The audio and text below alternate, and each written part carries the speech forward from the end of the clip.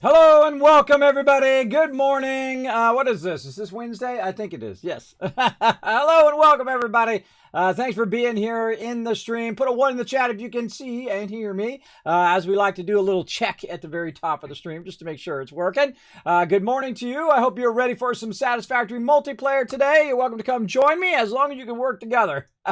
Make sure to be a good communicator, work together. We're going to keep working on our factory today, playing the update for, man, was that fun playing Astroneer yesterday? Man, those quests really make a huge difference in that game. It was already a great game before the quest, but now even better with those quests. Had lots of fun playing it. I didn't want to stop playing it yesterday. I wish I had more time to play it yesterday. That would have been a lot of fun. Of course, we're going to keep going on the event on the stream. Raiders, I did not get to finish my new feature I was hoping to roll out today. A lot of IRL stuff going on. They're banging on the house again, trying to get the stuff fixed. It seems like it never ends. Like it's been going on for like a year now. They're working on the house. Still don't have any shower doors. Lowe's dropping the ball like big time. Months and months and months waiting for them to pull their head out. But hey, you got to do as best you can do in life, right? A lot of stuff is up in the air right now. I'm just trying to get some shower doors, everybody. I just like, it seems like the most simple thing to me. I'm at this point, I can probably put them in myself. It's not like it's rocket surgery or something. it ain't the hardest thing to do, It's like comes in a kit, and then you attach it, and you put the thing, you screw it in, and then you put the things on. I mean, it ain't that hard, but, I paid someone else to do it, so I'm not certainly doing it. When I paid somebody else to do it, that is for sure. That is not going to happen. They're going to do it, and they better do it well, because now all this time waiting for them to do it, they better do a really good job. Thank you, Darren, for that 1 in the chat on your behalf. I'm going to go ahead and show some love to the entire stream for you having my back and let me know that you can see and hear me in the chat. There's 1,000 kids capturing you guys all fired up this morning. Now, again, we're going to play some Satisfactory and some Stream Raiders. Good morning to you, Subi. I see you there in the chat. I was a little worried there. I didn't see you until just now. A little worried. I was hoping you were okay, but you are. You're in the chat, ready to rock, get some battles going on. We're also going to, of course, do stream avatars down below. You can earn those gold pieces and get it fired up. So let's go ahead and I say just get right into it. I'm ready to play some Satisfactory. Let's go.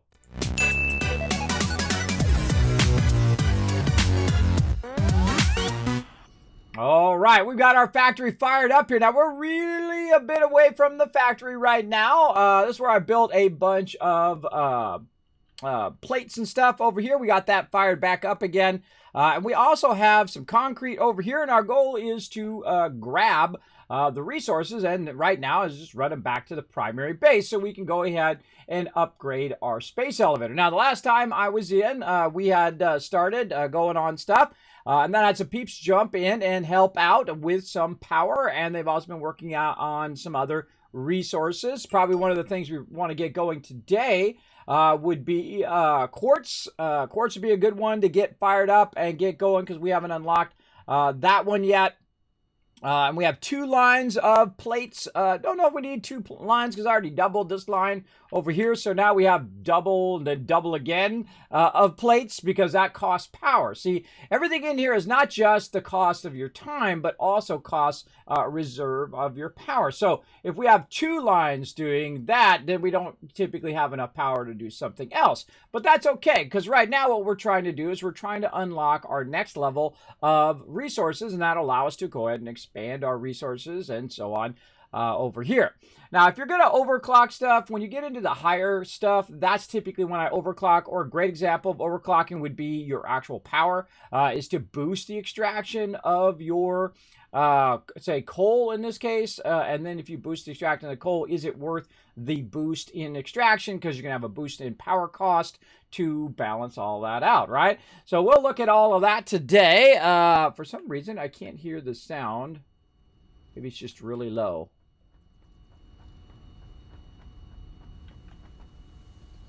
Why is it really low? That's always something, everybody. It's always something. All right, let's go into the game sounds. Maybe I have it turned down. Maybe because I had it boosted before. Let's see. I do have it turned down. All right, awesome. I love, there's something like wonderful about the whirling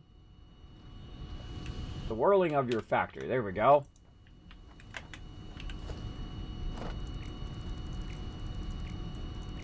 Got to rebalance my sound. I guess this is the one game I didn't balance my sound in.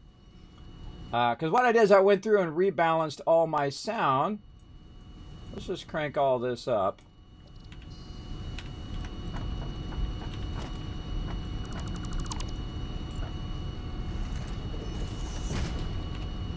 Yeah, all right, that's good. Because what I did is I balanced it in OBS versus in the game itself. So I just turned the game all the way up, and then I can just control it using OBS's audio mixer, which is one of the greatest features of OBS, by the way. If you are a streamer, master that audio mixer, and you've mastered the game, bro. You mastered that audio, at least audio volumes as well.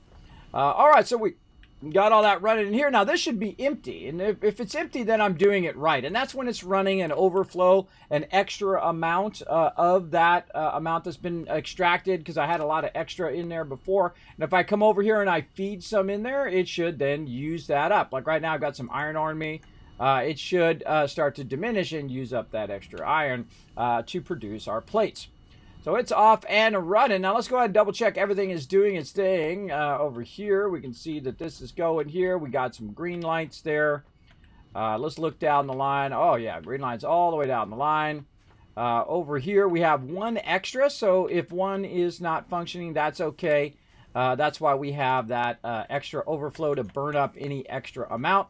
And that's one of the things that at first I didn't do. I didn't create an extra overflow because I tried to build it to exact specs, which is great, but what happens is you have a tendency to have a backflow like that, a backflow of stuff.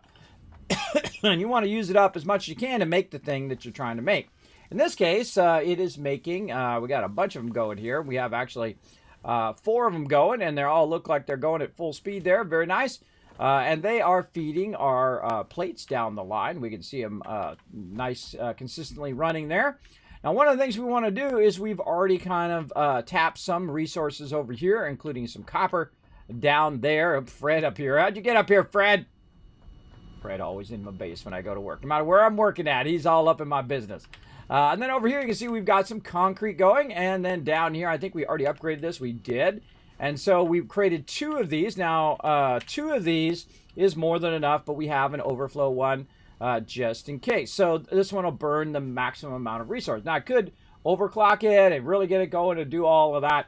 But all we really need to do is to take this resource and we need to run it all the way back to our base. So it'll run into the boxes over there so we can use it later on.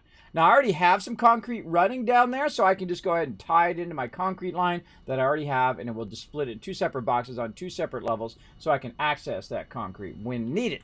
All right, now before we do that, though, we want to go ahead and get a battle started so we get those going all day long. I may or may not do battle mode later because I wasn't able to fix that feature because I had to process a bunch of stuff more to reduce the size of stuff. So it will help us do that. So I will probably not have to do battle mode today. Sorry, everybody, and I will try to fix that feature and get it working for next time. But let's go ahead and do a battle. Let's go. To battle! All right, time to go to battle, everybody. Here we go. We're going to go ahead. Oh, look at this. We're going toward this blue chest right here, which has a 15% chance of getting you guys a captain's skin there, or getting a skin. Now, we also want to go ahead and check out our store. Now, I've already gone in, purchased a little bit of stuff here. I'm really working on my archer. I'm going to kind of ease off on these other ones while I'm working toward my archer here. And see if I can try to get my other 3. I think I need 3 or 4. I think I need 4. Get my other 4 so that they are all the way up because I'm trying to get 2 rows of 30. And once I do that, I unlock some more quest items. Now, we got some stuff done yesterday here, so we go ahead and collect ourselves some flag bearer scrolls. That's nice. Then we need to earn 50 event tokens to get that one, get 25 kills, win 10 battles. I don't think the 10 battles problem is going to be a problem, and then earn 50 event tokens. So we still got a lot more to do there. We got to get some mutant monsters. We got to wipe them out, and this is the one I'm working on right now, the tough one, which is get 10 units to level 30. And once I do that, then this one automatically will unlock, and that one will automatically unlock. And then the hardest of all of them is the 15 units to level 30. That's going to be pretty tough. We also want to get our legendary stuff going here. I was really slacking on that. I need to put 2 more of those down to get that done, and then 1 more monk. So let's go ahead and get that. It does say 2 over here, so 2 of these can be upgraded already. What can be upgraded? The bomber and the flag bearer both look like they can be upgraded, but don't have enough cash right now. So let's go ahead and get started on a battle. There we go. Battle is underway. Speaking of archer, do we want to use it? No, we want to go ahead and do our quest first. So let's go ahead and get our bomber in there, because he's the one that takes the longest to cool down. I'll put our bomber in there somewhere. There we go. And then he'll go in there. Our balloon buster will go in there and blow up. And then we'll try to get him again in, hopefully by the end of the stream. We'll get him in there one more time. We'll get that quest going. All right, back to, go ahead and place down some units. If you look in the chat there, there's a link to come and join me. It is a free-to-play game. You can play it on both mobile and desktop. We play it all day long. Super fun. You go ahead and unlock better units. You can unlock your epics and your legendaries, uncommons, all of that stuff, as well as the ability to do a larger units as well. Of course, the more you play, the more loot you get, and the more units you put down, the more chance that everybody gets more loot, right? So you want to put down 1 unit every 5 minutes. You want to find your captain. That's me, Kismet, Kismet, pretty easy to find, and come and join us as well. So I also put in for Sparkle Dog, by the way. The choice of Sparkle Dog is Flying Rogue. So Sparkle Dog is going to be a Flying Rogue, and we'll have a brand new Flying Rogue skin for the Sparkle Dog. That's going to be awesome. They'll let me know when they have it done. So let's get back to it.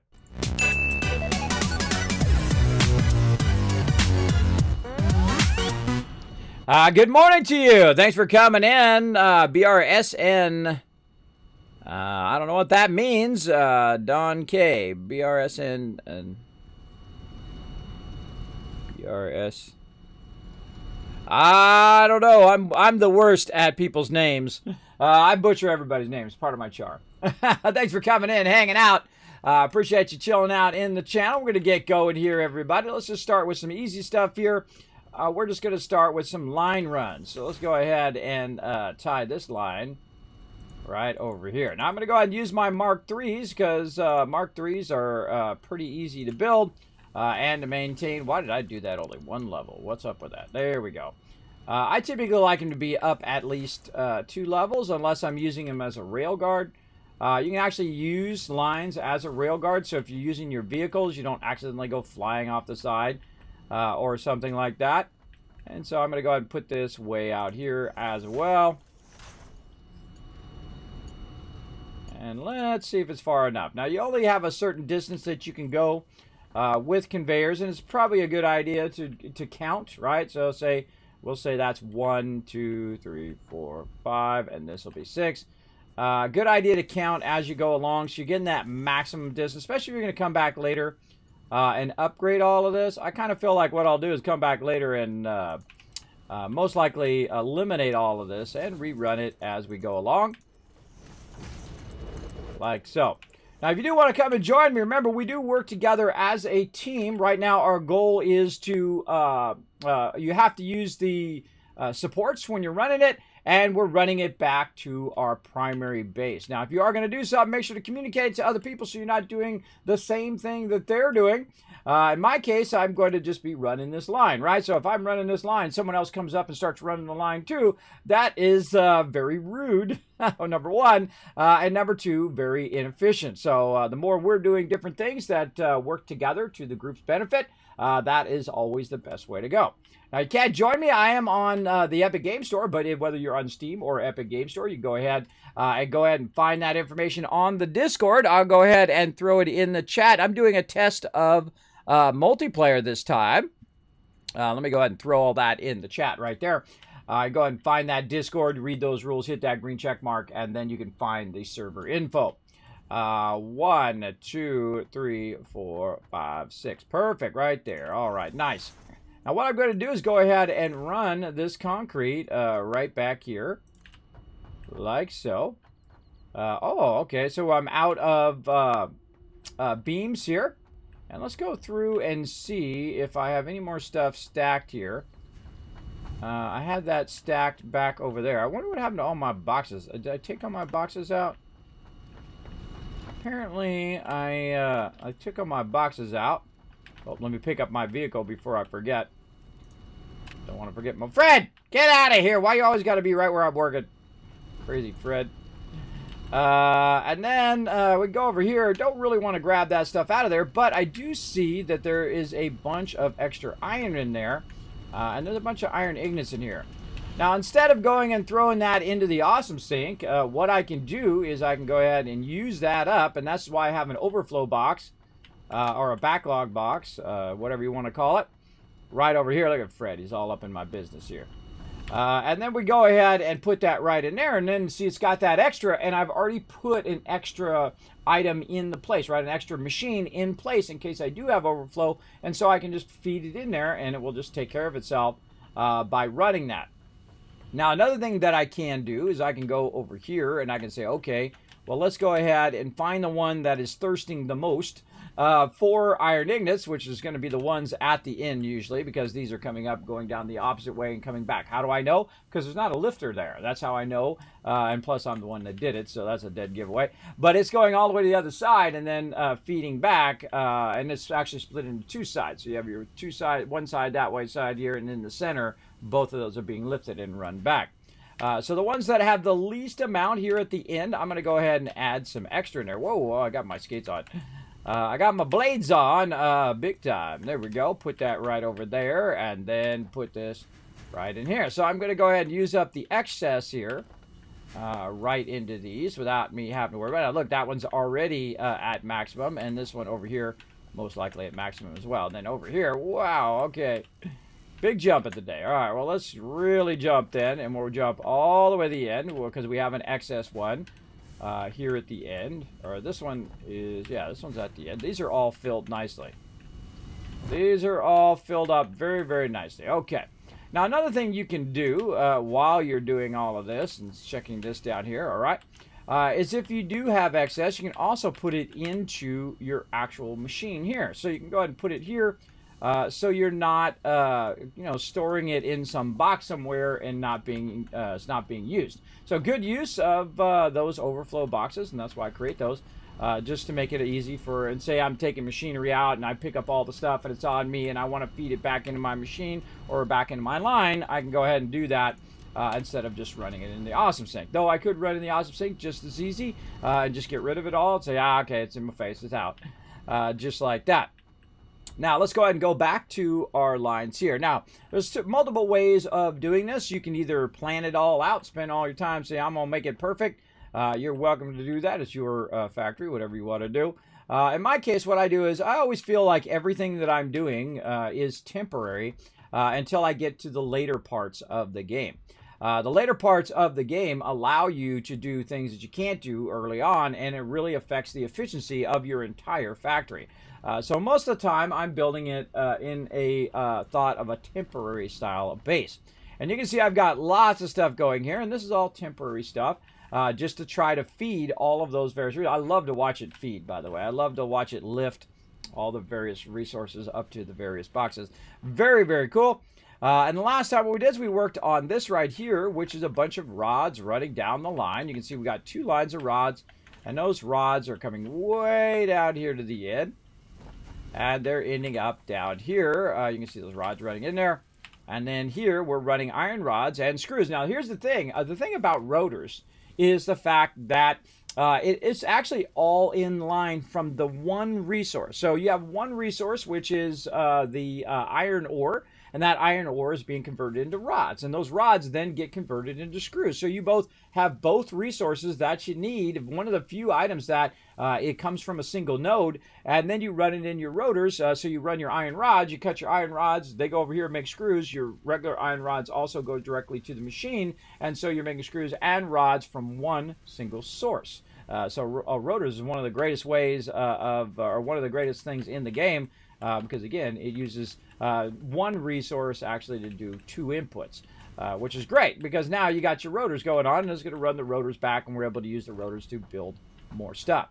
We're going to get that going. Now we really need to scale up our deal here where it's running. They've gone in and made a single thing for modular frames there. That really needs to be scaled up. Same thing over here. Our assembler needs to be scaled up. It's using up our steel beams there. Hopefully we still have a nice box full of steel beams. I would think so. I would think we have enough that we also have it for us. So I always do a balance between what I'm using for my factory and then what I'm using to build stuff. In this case, we're running our lines. So we're going to run up here and we're going to look at our various resources we have all squared away. You can see we've got concrete, and we're going to up that concrete here today. We're going to get that nicely filled up. We have a whole box of it over there. It's going to go ahead and push it all the way over here. We've got our other resources going. So our plates are looking nice. Our rotors are starting to fill very nice, but they're also being fed out to the space elevator right now. And we've got that running in. Now, sometimes you'll see the number not change. And the reason why it's not changing is in a split second, it puts it in and takes it out, puts it in and takes it out. Like right there, it changed, went down to 8. And that's because, again, it's being fed out into our space elevator. Now, right here we go. We've got plenty up in here. Now, as you can see, as I'm taking it out, what's going to happen is you're going to have what I call the small stack. You're going to have the small stack, the one that's like 2, 5, 10, 20. In this case, I have 21 steel beams. There's no reason for me to carry 21 steel beams when I could be carrying 200 steel beams, right? So you might as well get rid of this, what I call the small stack, and replace it with a larger stack. Great example right here, these beams. Let's put those beams in there and grab another couple stacks of 200. Now, I do have some other extra items on me here, and you can see that some of this stuff is just going straight up into the coupon thing here, the awesome sink. My brain wasn't working there. Into the awesome sink itself. And we've also got a bit of stuff here. So any overflow, any excess is going to go right into the awesome sink. It's good to run that overflow for sure. Now, one of the things you also want to do is you want to have the ability just to get rid of stuff that you're currently not using. And so I'll go ahead and just create myself another little box here. And then I'll go ahead and merge this. I don't remember if I set this up or not. I don't think so, but I will go ahead and go with it anyway and run that into there. Now, what should happen if I go, you know what, I don't really want to have these particular items right here. I want to go ahead and run those into here. Now, what happens if you have it going the wrong way, it's going to backlog. Oh, like a little glitch there. It's going to run into there. So we don't necessarily want it to run out. We want it to run in. So instead of doing a splitter, what you really want to do is you want to go ahead and do a merger, right?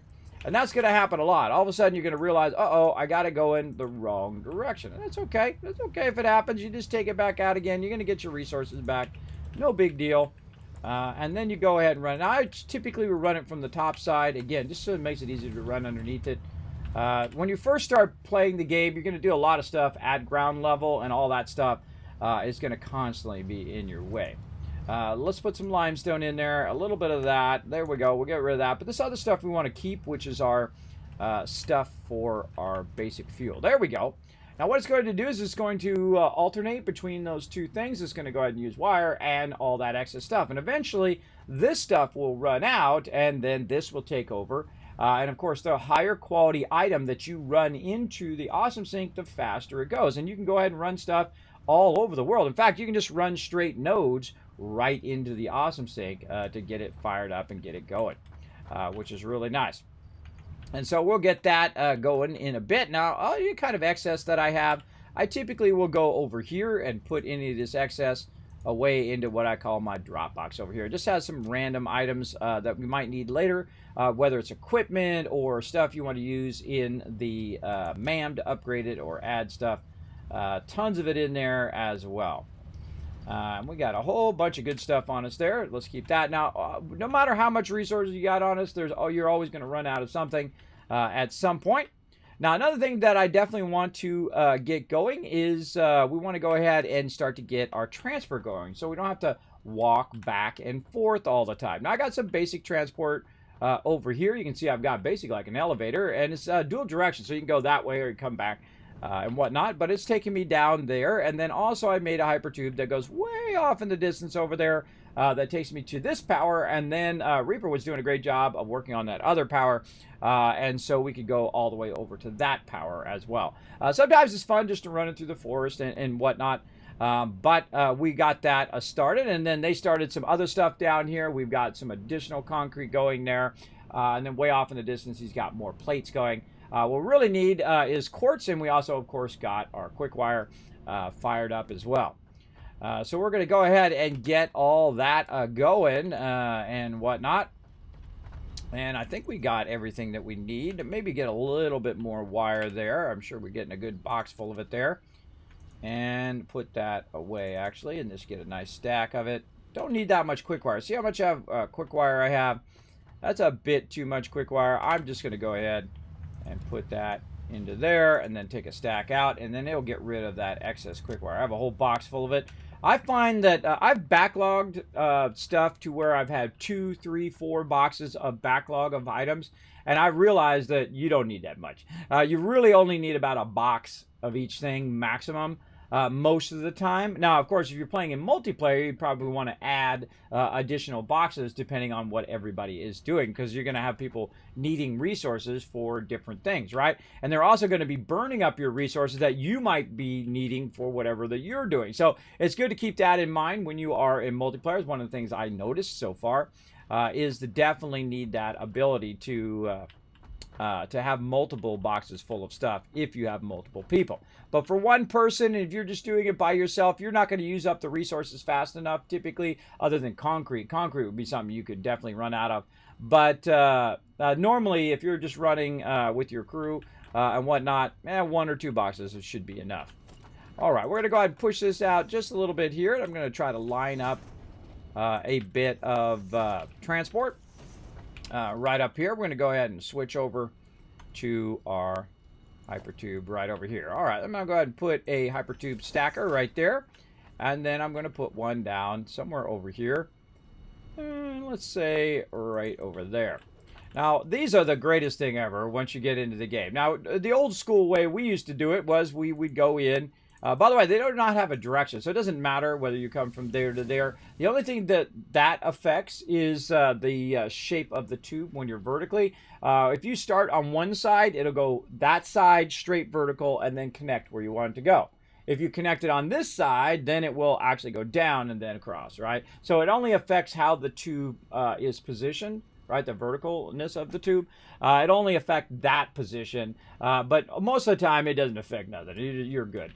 You're good, especially if it's in an angled tube like that. That's going to be like that.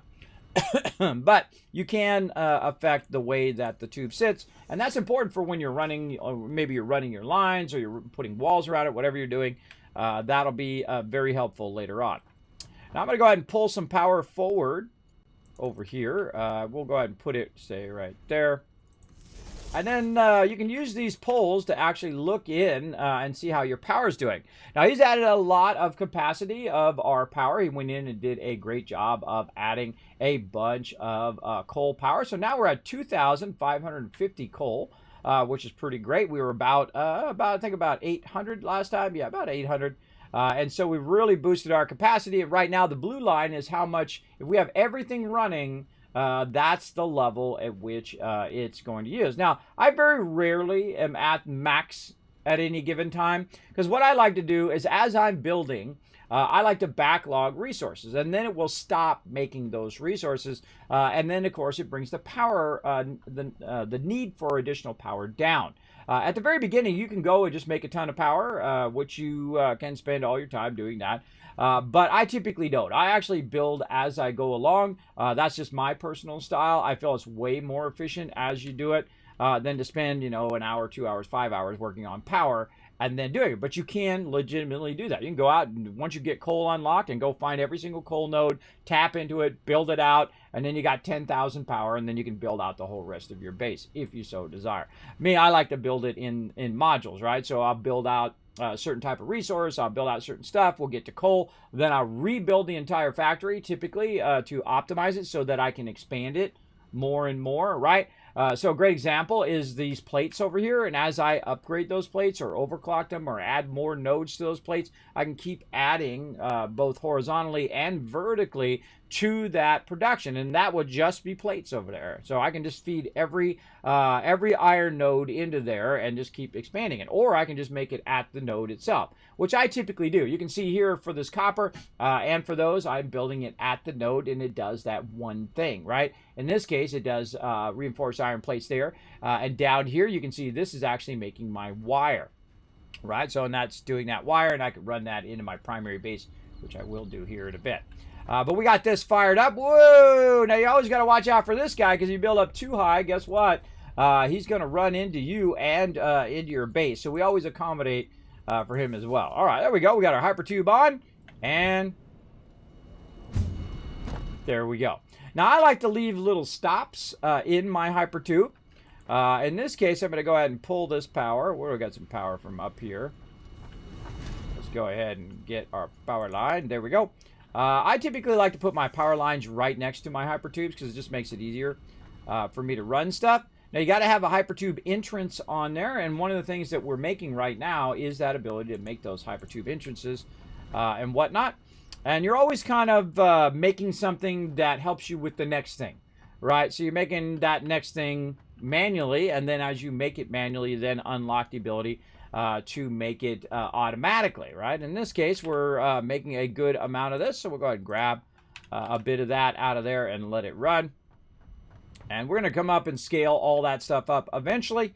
But for right now, we're going to go ahead and just work on our transport so we don't have to walk back and forth. And we can use our vehicles to get back and forth as well.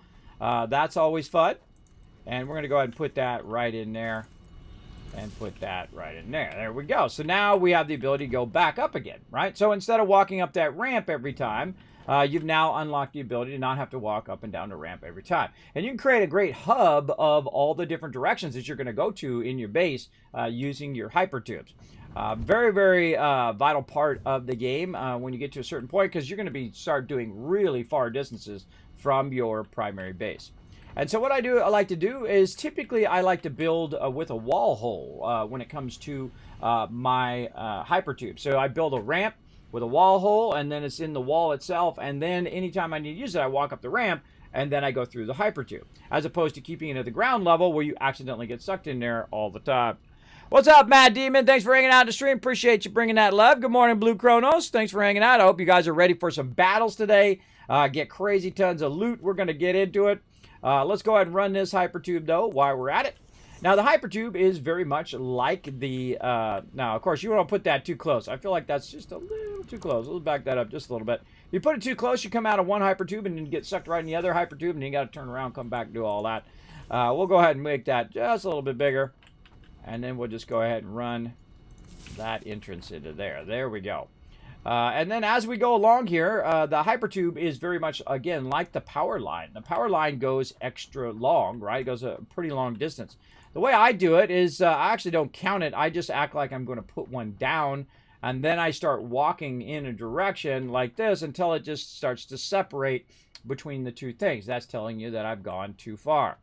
And so I also don't want it to run through something either, so I want to go ahead and try to figure out my nice safe area. So let's say right there looks like a good idea. And so we'll go ahead and put that stackable there. And we can go ahead and do it. Now we can also use the other side that we're running right here. We could use this, but we're actually going to run our lines along there.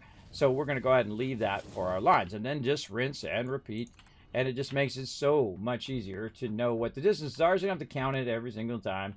And so on. You can do the same thing with conveyor belts. Now, of course, we've got our conveyor belt coming across there, so we want to think about that. Okay, how are we going to do that? How are we going to turn this corner? All that stuff. But we'll go ahead and just put this in for now, like this. Now remember, nothing is set in stone in this game, and you get all your resources back should you do something that you don't like. And there we go. Now I'm going to run this in tangent instead of running it on that. I'm going to run it underneath it, just so it can kind of turn the corner. Now, the pipe shape is invalid there. See that? Now, we do have different build modes down there. You hit R, and notice now it is valid, right? And then you hit R again, and R again. Why is it invalid? It's invalid because the default thinks it wants to be vertical, which is not right. You can do conveyor 2D, which sometimes does some funky stuff. In there, it makes it so it clips to the side. I'm not a big fan of that. The noodle typically is the one that I like, because then it looks more legit, right? When it's going around that corner, it's more curved. Thinks something that you might actually get in there. Now, we also were running our lines over here, so we go ahead and use some more of this now that we got some more beams here, steel beams, and we'll run that up there. And we want to run this up and over the top of this. Now, we want to run it to our next line here, down here. But here at the end, it's a little low, but we can probably get away with it. So we can try to climb up here on this thing, or we can try to get it from underneath. Let's go ahead and get it right there. Now, this is real awkward when you have other items in your way to try to get that going. But we'll go ahead and start lifting it up. And if I see it clipping through there, and I knew that wasn't going to clip, but just in case it does clip, I look anyway. I go ahead and I will adjust it. I'll raise it up another level just to keep it from clipping. I don't like any clipping ever if I get away with it. And some stuff, there's nothing you can do. You can't shape the land. It's not like Astroneer where you can go and shape the land out and take rocks out and stuff. You can take some items out using your explosives. You can take out rocks and certain plants and animals and stuff with that. But if you don't have that explosive stuff, then it's best just to do what you can do. Fred, why are you in my face, bro? Do what you can do as best as you can do. Now, I find also the power lines are very often in your way, as you can see, animals also in your way as you're going along. Now, what I've tried to do here is I'm just trying to get this from way over there, way back to this area over here. And I feel like that's probably good enough right there. Let's go ahead and do that. Now, I can create multiple directions for this all to end up and whatnot. But I feel like if I'm coming back here, for one of two reasons. One is to work on my plates down here, which I've doubled up now, and I've got double the plates. Or I'm coming back here to work on my concrete or upgrade my concrete or figure out why the concrete is not working. I feel like that was probably my purpose if I run all the way back to here. So I'm always thinking about that too. What is the purpose of that line that you're running, and why would it start and end in that particular spot? And so we'll do this, and then we'll tie in our entrance, and then boom. Now, if you start going, you go, oh no, I don't really want to go that way. I really want to just go back the other way. You can actually stop it in its tracks.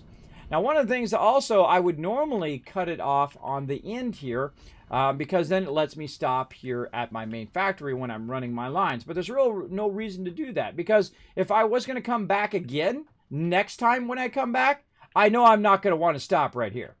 The reason why is because I don't need to come back and work on that, because that's already functioning and working. So if I were to come back, it would be something with the power or something with the expansion of the overall thing. So I want to be at the source nodes way over there. So that's why I didn't bother to put a stop right there, because I know once I run this line, I'm not going to come back here for a while unless there's something specifically I need to do.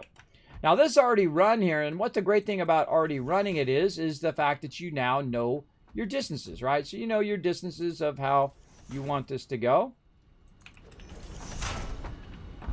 What's this doing here?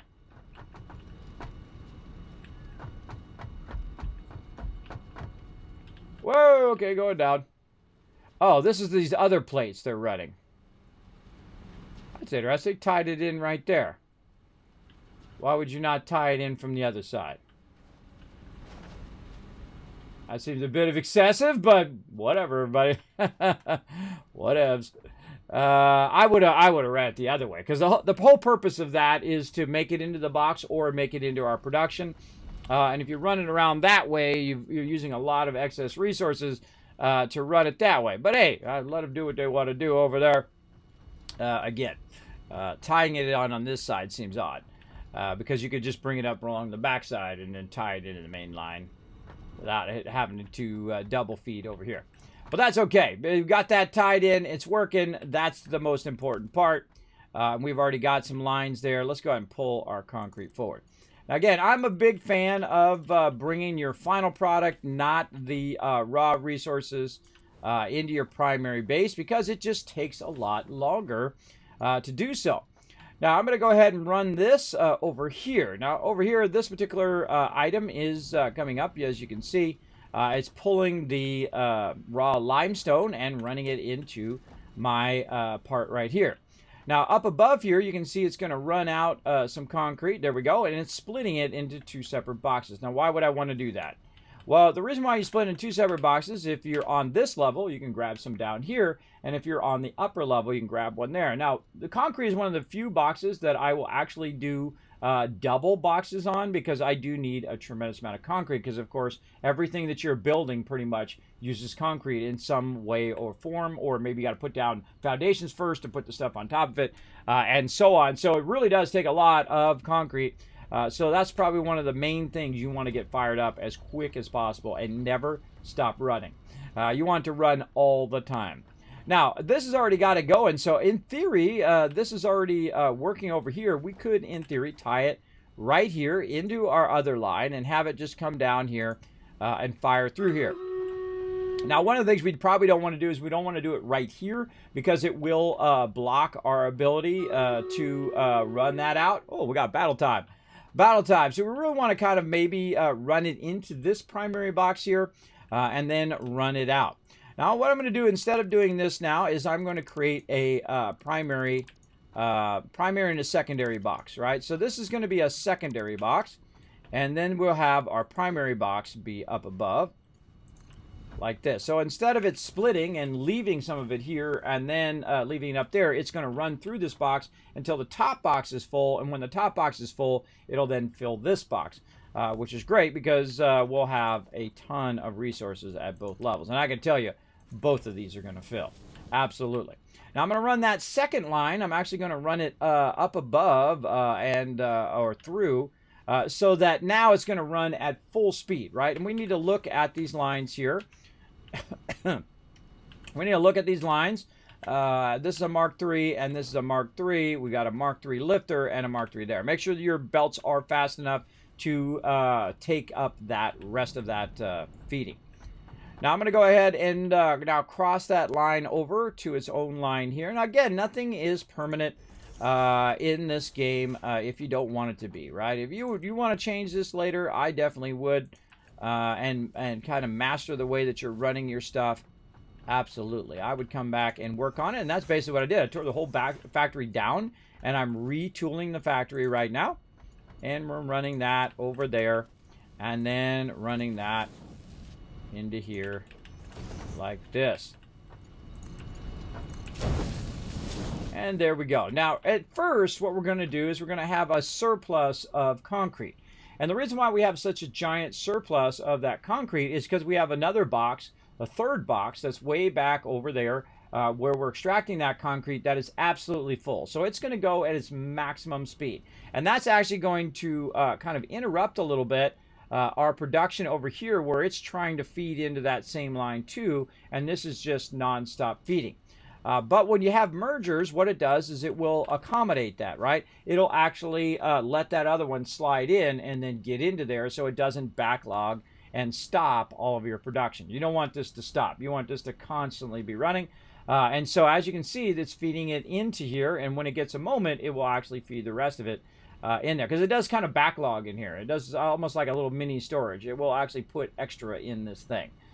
So that is now running, and so we're pulling all of that concrete over there. Now we can walk over there, we could get it out of the box, we could bring it back, we could put it over here, but why do that? Why not have it do it for you? That's what I'm going to do. I'm going to have it do it for me. Now we also got another item that we want to work on, and let's go ahead and make a second hypertube here while we're at it.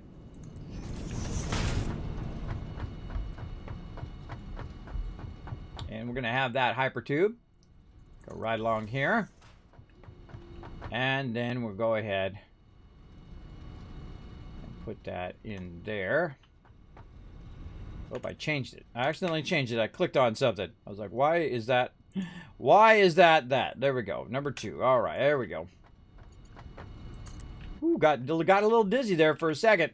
Sometimes my vertigo does like a little spike, and I go, whoa, whoa. Do a little bit of that action.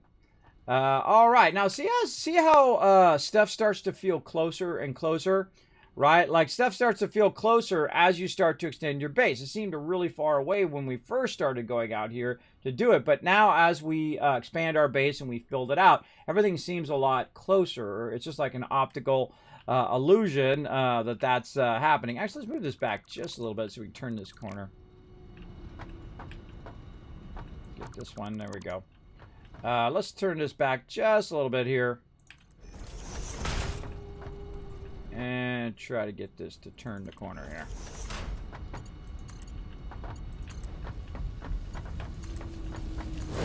There we go. And then we're going to send this one down to there so we don't have to jump down every single time. And this one I'm just going to go ahead and put on top of this one. And then we'll go ahead and run this here. Now the first time you do this, obviously you're doing a lot of walking. And I have the blades on so I can jump down from high distances. That really does help a lot. And then we're going to go ahead, just use that as a temporary spot. And then our goal is to get back here. Now I would probably just put one right down here just to make it easy for you to get in and out of there. And then connect it up there. And we'll finish this off, and then we'll go ahead and get our battle going on here. Let's do it. All right, there we go. And then we can go up or down from our main base, which is awesome. Anytime you get in the hypertube, I find it turns off your light, which really irritates me. This game is still in early access. When I turn that light on, I want that light to stay on 24/7. I don't want it to ever go off. Because I have to keep turning it back on again and turning it back on again. It gets really annoying after a while. But there you go. So that's what happens when you're in early access. They're still working on all that fun stuff. All right, let's go back through the hypertube. We're going to work on our other line here and try to feed that back in. Now, remember, I tore everything down, and we're remaking it and rerunning all of our lines. Let's see what happened. See it fire me out of there. The faster you're going through that hypertube, the more it blasts you out of there at full speed. Very fun. All right, let's go ahead and start up our battle. Let's do it. To battle! I'm going to go ahead and grab and put the spell in there. I'll put a spell on you. Let's do it. Let's see, Rotisserie G coming in, saying afternoon, a happy beer and no housework day. Oh, really? I don't think, when you have 3 kids, there isn't a no housework day. It's like every day is a housework day. That's why I get so few things done, everybody. All these things I want to do here in the stream and videos and all that stuff. Always doing housework or doing the lawn or dealing with my kids. That's an everyday thing for me. Gotta keep it up, though, otherwise it gets way behind.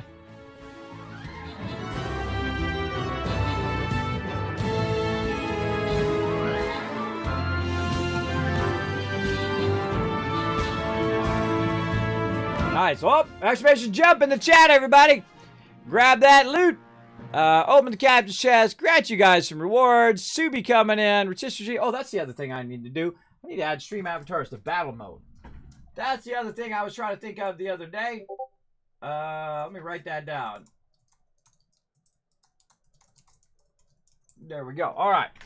So when I'm doing battle mode, sometimes I do bonus streams called battle mode where I just run battles all day long. For my Stream Raiders peeps, I need to add my stream avatars in there so you guys can see that when I'm in that battle mode. Always more technical stuff for me to work on. Let's see, Subi, Rotisserie G getting some love, and Rotisserie G, MVP. That's a good battle. Oh, very close, Blue Kronos. Very close. Keep at it. Keep at it. Wait for it to come back your way. Remember, it's about 10-second delayed because of the Twitch compression. Do what you got to do. All right. I feel like I think we can get the monk on this one. Let's go ahead and fire up the monk. Get that quest done. I don't know. Let's say right there. Let's say right there. And that's going to get our monk quest done. So let's go in and collect that gold and unlock. All right. Now we need 3 bombers. All right. And we're still waiting on one more on this. Now that's going to definitely take a while. Let's go in. Oh, I can't see the... Can I see the cooldown? No, not until the next battle. Your legendaries take a really long time, like 3 hours for them to cool down. So definitely we'll come back, hopefully by the end of the stream, try to finish that other quest up. All right, back to it. You got it that try? Yeah, you did. Look at you go. You did get it on that one. Yeah, congrats. 5 gold from that Super Loot game. Remember, you can do a whole bunch of stuff in the stream with those stream avatars down there. Those are custom avatars just for my stream. I have some more on the way. Let's see. Where is it at? Right here. Boom. There we go. All the light purple ones there have to do with the stream avatars down here. You can make them jump. You can drop bombs on them. You can do boss battles. All sorts of fun stuff right down there. Earn golds to unlock new stuff, which is being worked on right now, and hopefully eventually we'll get it going on here in the stream. All right, so over here, what do we got going? Now, one of the things that we've been doing, and the reason why we've been retooling the factory is the fact that we have gotten to our level 2 our Mark II extractors. Now this right here is a Mark I. So that one's only extracting at half of its potential right now. Right now it's doing 60, which means it's a normal node, right? So if we double that up, we're going to get double that amount. We're going to get that 120. So we're going to take that out temporarily. We're going to go ahead and choose our Mark II. We're going to try to put it down, but we don't have enough of our items. So we're going to go in and create more. And again, I drop these everywhere because there's no reason to walk all the way back if you can just literally just make them wherever you're at, which makes it really, really nice. Really, really nice to let that keep on keeping on. Now we're going to go ahead and make a nice little portable miner here, get this fired up, and we're going to double up our production. And that's really what we've been doing. Instead of going and tapping new nodes and doing all of that, I typically will just take my time. I'm not really in that gigantic of a hurry. I'll just take my time doing whatever it is that I'm doing. Now we've already got a 2 going here, so we know that basically that's 30 and 30 there. So I'm just going to go ahead and double that up right over here. Like that. And then we know we want to split this. Now, one of the things you can do is you can double split, right? So you got this in the center and you got this over here. But at this point, we want to definitely do some inline stuff. And we'll come back to that power there, whatnot. Because it's just easier to run the resources that way, and it uses a more compact setup where you're not going to constantly be adding more splitters before the other splitters and so on.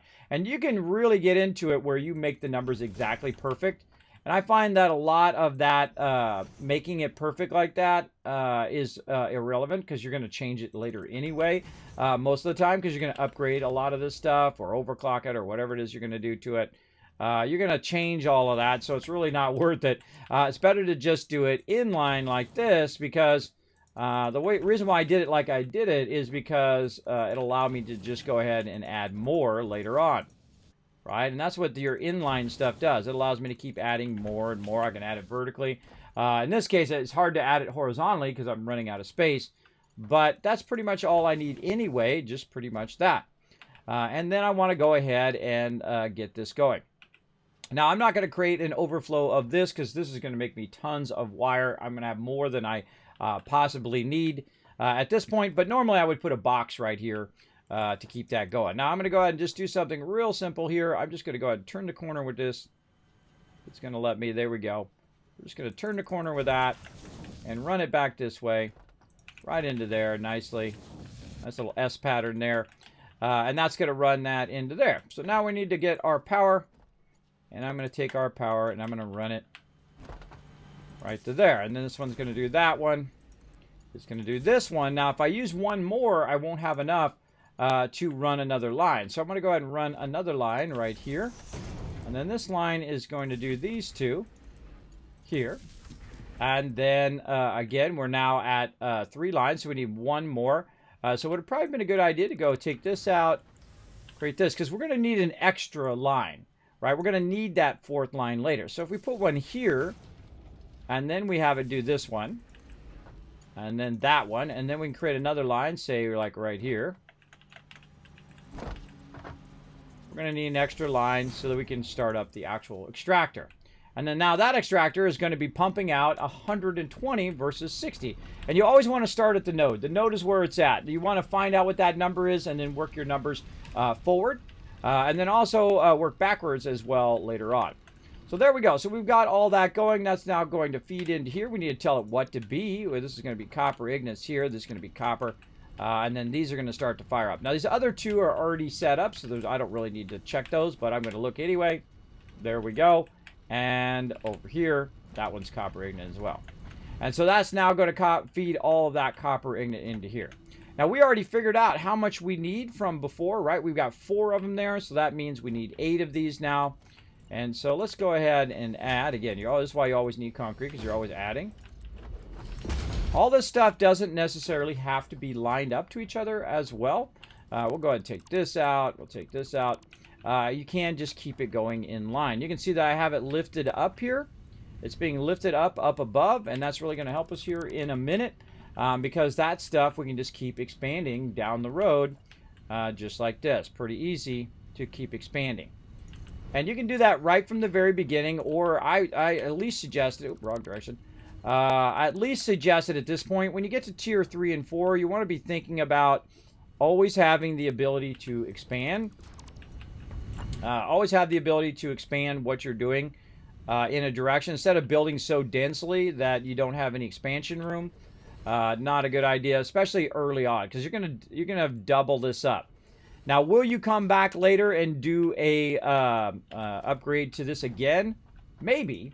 Maybe. I feel like by the time you get to those tier 7s and 8s and whatnot they have now, that you rarely ever come back and upgrade this to a tier 3. That's because you're busy collecting and getting more nodes, or you're off doing nuclear power, or you're off doing other things.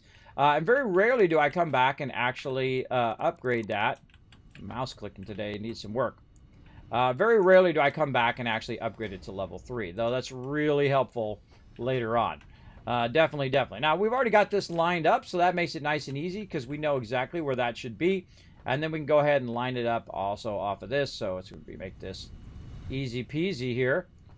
Like that. There we go. And then we're going to go ahead and lift it up and then just do the same thing all the way down.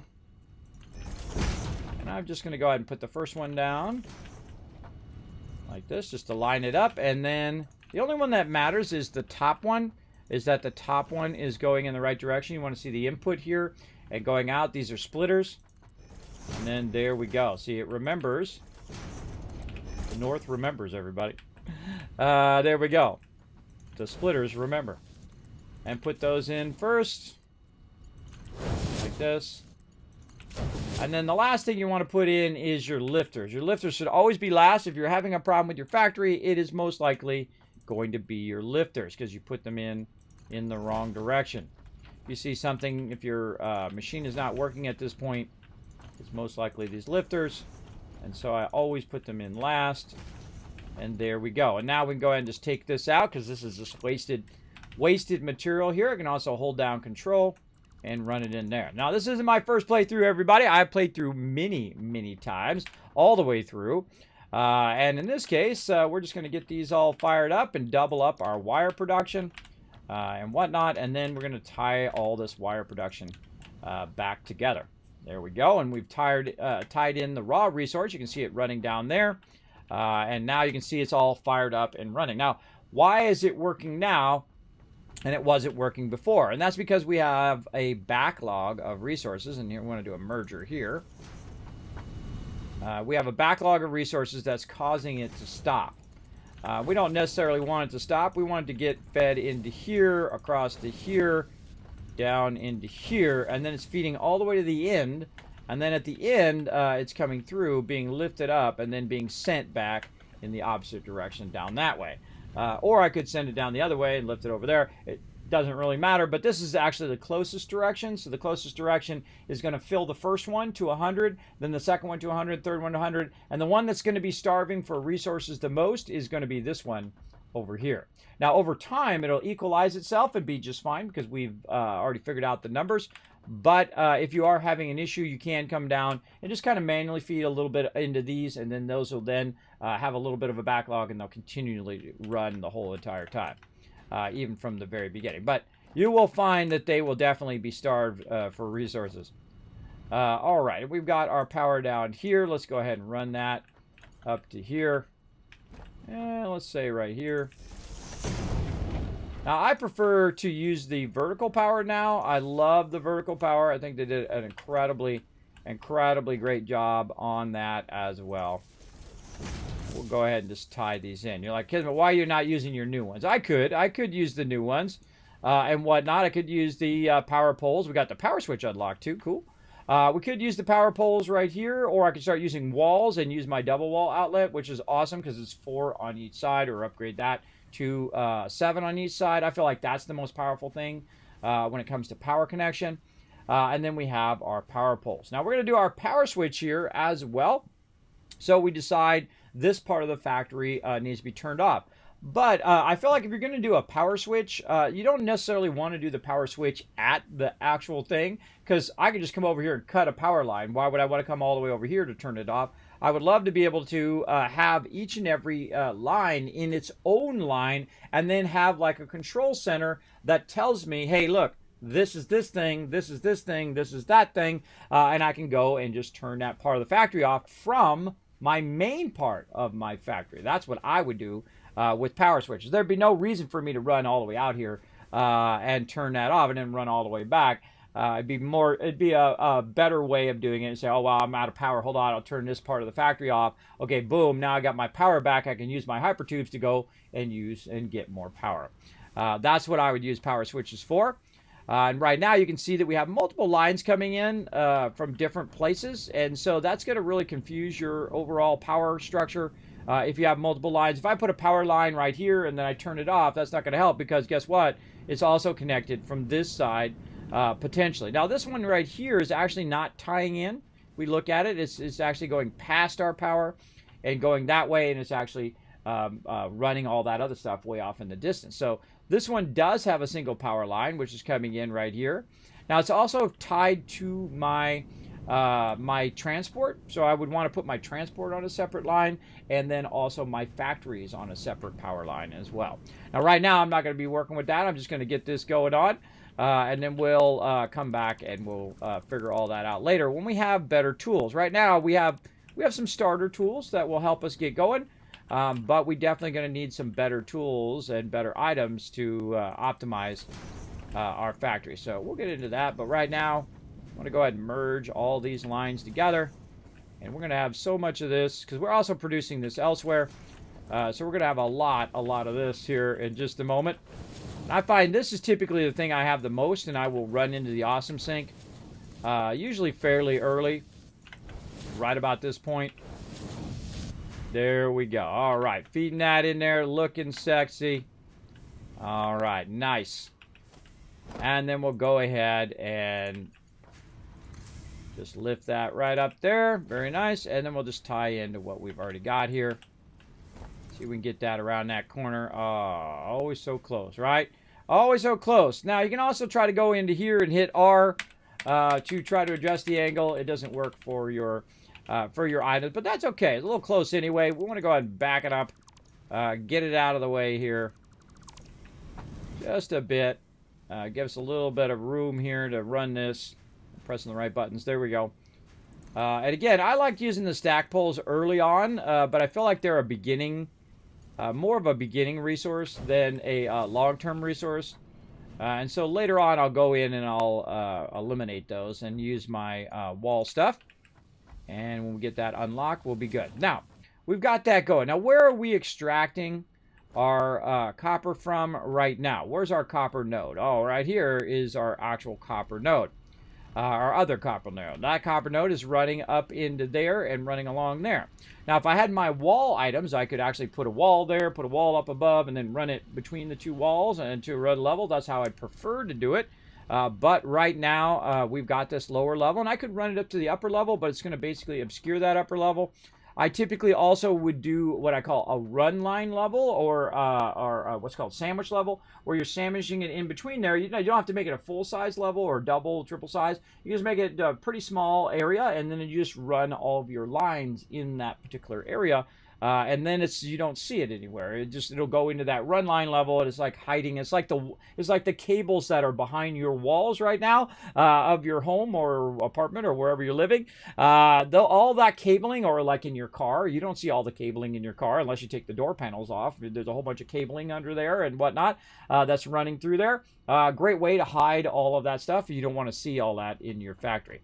So typically that's what I'll do is create a run level. We'll go back to all of that. Again, we just don't have the pieces and parts that I typically like to use in that higher level stuff. And it's really fun to come back and retool your factory later on to add that stuff in there. I'm going to take their thing out here. It's blocking my road. And then we'll go ahead and run this back right up here. I definitely would readjust that. And let's go ahead and tell this we want it to run here. Now, the more you do this, which is what I'm doing right now, the more the factory is going to get what's known as spaghettied up. Hopefully you like some good spaghetti, because we're going to do some spaghetti, and then what we'll do later on is we will eliminate that spaghetti. And also, one of the things you'll find later on, is right about where we are now, is you're not running as many lines. In the early game, if you're running tons and tons of lines, what's going to happen is you're going to be running 2, 3, 4, 5, 10 lines of all those raw resources unnecessarily. And then later on, when you get, a little bit further back, when you get the faster belts, like I have the steel belts, so I don't bother running the raw resources, because what will happen is I'll only need one line as opposed to needing, 3 or 4. And there we go. Now all I'm trying to do is just trying to get this right over here where I already have an opening, and then I'm going to try to run it vertically. Now, one of the things you can do is actually attach your lifter like this, and if you do it just right, you can go ahead and get that up there, and we'll just guess. Let's just say somewhere right there, and if you see it going up the thing, then it's working. All right, so we got that up to that upper level. Let's go ahead and run back up there. We got all this going. And we still got a bunch of resources down there still to resort. And now we got it coming up right here. All right, now we have a whole bunch of production going, including the production of wire right over here. And you can see we actually have a backlog of items going in this last one here. So we really need to get this fired up and get this going in there. Let's make sure that we have this running, because I kind of feel like this is not running. I got to iron plate somehow. That is definitely not the right thing. There we go. That backlog is telling me that this is in the wrong thing. Right, this is set to the wrong item. That's a dead giveaway right there. Somehow I must have misclicked or whatever. And that's okay. That's what you want to look for. You want to look for the visual clues. This game gives you lots of visual clues as to if things are working properly. And that'll burn up all of that excess resources. That's okay. And so we're going to get that wire fired up, and it's going to fire it across there. Now I want to tie in my other wire line from behind here into this line. So I'm just going to go ahead and just do this nice and easy. Now see this thing right here? See this yellow on the ground? That's a road. We do not do stuff on the road. And the reason why is it leaves us a nice road for us to use later on. Like this. We're going to go ahead and choose the yellow. We're going to make sure to hit select color. And then we'll reload. And so we want to block our ability to... Now, of course, we can still build on the road. It'll still work just fine. But I always have a primary road in which I do not build stuff, right? Sometimes I might build stuff temporarily, or I'll build stuff on the sides of it. But the main primary road, the middle road here, typically I don't build anything on. And that just leaves me lots of space to run back and forth with my vehicles, whether it's a smaller vehicle, the dune buggy, or whatever, or the larger truck. It allows me to kind of go back and forth. It sets the precedent of, hey, that is a road, do not build on that road. So we can't necessarily take this and bring it around the side, because it's going to obscure our road. And of course, this road right here is really your primary road, because it's offset from the ramp. So this is actually a really good road to keep clear. So we want to go a bit above and beyond. And so that's what we'll do. We'll go up and over the top of that. Now another thing I can do is I go in and add another lifter to lift that up. But really easy here, I can just take this out. And now that I'm up above, I can better see the height of where I want that to be. Now, I would use this box as a guide and go ahead and lift it up above that box level like this. There we go. And that's going to hopefully allow us to get clearance over the top of our other items here. So we're going to go ahead and run it as far as we can until we see that it's starting to separate, which is right about there, right behind the item here. So we're going to go ahead and go back behind it and just try to lift it way above here. Now, why don't I feed it right into the production line? Because it will actually diminish my production line. So we'll lift that way up. Again, this game allows you to build from really far away, which is just awesome. We're going to lift that way, way up there, right? And I'm just going to guess how high that is. No biggie. And then we're going to go ahead and put in a merger on this particular line. And then we're going to lift that up again, just taking a guess. And you can fine-tune all of this. You can rerun all of this. Again, nothing is set in stone. And so we'll run that. And then we'll try to run that into there. And there we go. And so now, in theory, in a second, we should see it start to come down into here if it is running in the correct direction. Get this thing off of me. There we go. So we should eventually see that come through there. Now, if we don't see it running, then there's something going on with our directions, with the original thing, right? Like, I don't see anything going there. I don't see anything lifting here. What is the issue, right? So we'll go down here and say, uh-oh, it's our lifter, right? Our lifter is in the wrong spot. So when you have a problem with your lifter, you definitely need to take out your line too, because running it to the line is really awkward. I typically will take it out. And that's okay, you make a mistake. You go back, you see the visual clues, and it says, hey, look, you know, you missed this part here. And you want to see it come up the thing. There we go. Now we know it's working. And then we go ahead and we run it across. And then it should go ahead and do the rest.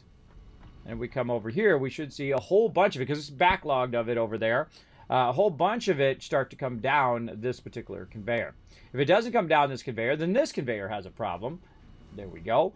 And that will then take all of the excess that's over there now and then automatically run it over here, just like we did with the concrete. It's going to do the work for us. So now we've got another node ready to go. Now, we've got all of that done. That was kind of our mini mission for today, to get that fired up as well. Morning. Good morning, Reaper. How you doing, man? You going to come in and join me today? Give me a thumbs up in the chat if you're going to come join me today. You did an awesome job of that power, bro. I appreciate it. Appreciate it. So Reaper did the smart thing. He went and he worked on stuff that is not the exact same thing that I'm working on. We did have a little bit of problem with that, but you know, we try to you know, say, hey, look, we're working it out. Hey, Jessica, we're working it out, right? Working out what type of teamwork we're working together. This is the first time we've done Satisfactory together.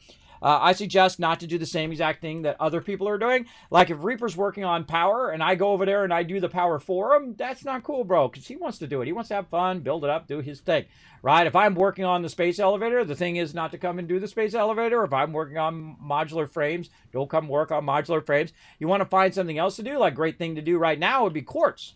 Get quartz going on. Now look at this. Look at this. See this? See if we see these two backlog? That's telling me that those two things are ready to go. But look what happened here.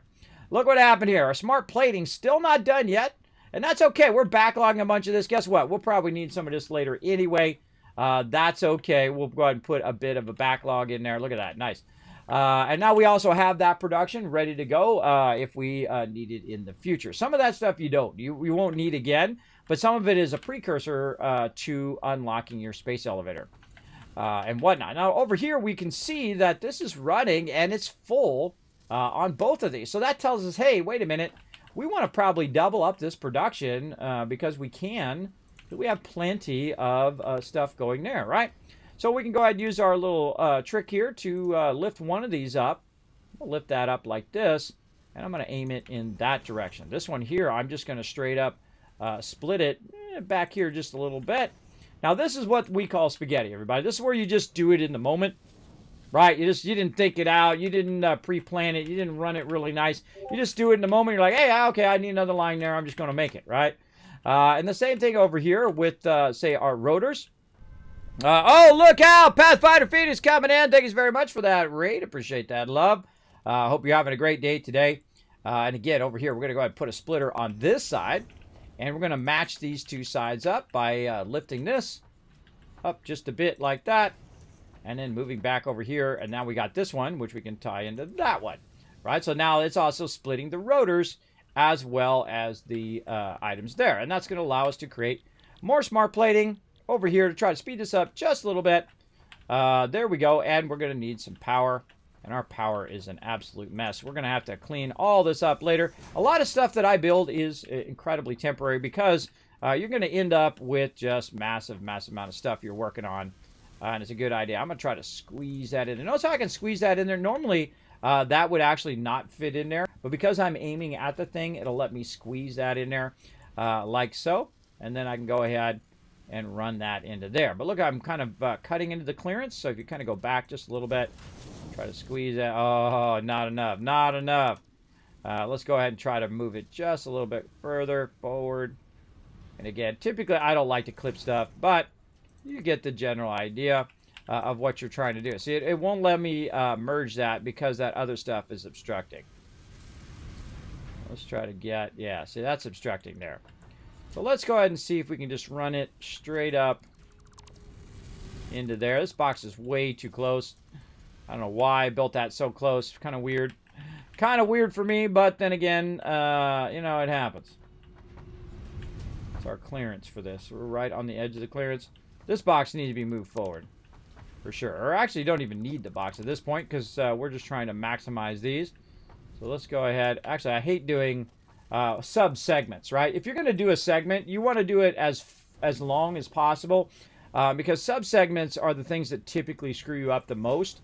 And when you have sub-segments, you know, you're going in, you're updating all of your lines to make them faster, and that one little segment you missed, and so the whole entire belt runs at the slowest level, right?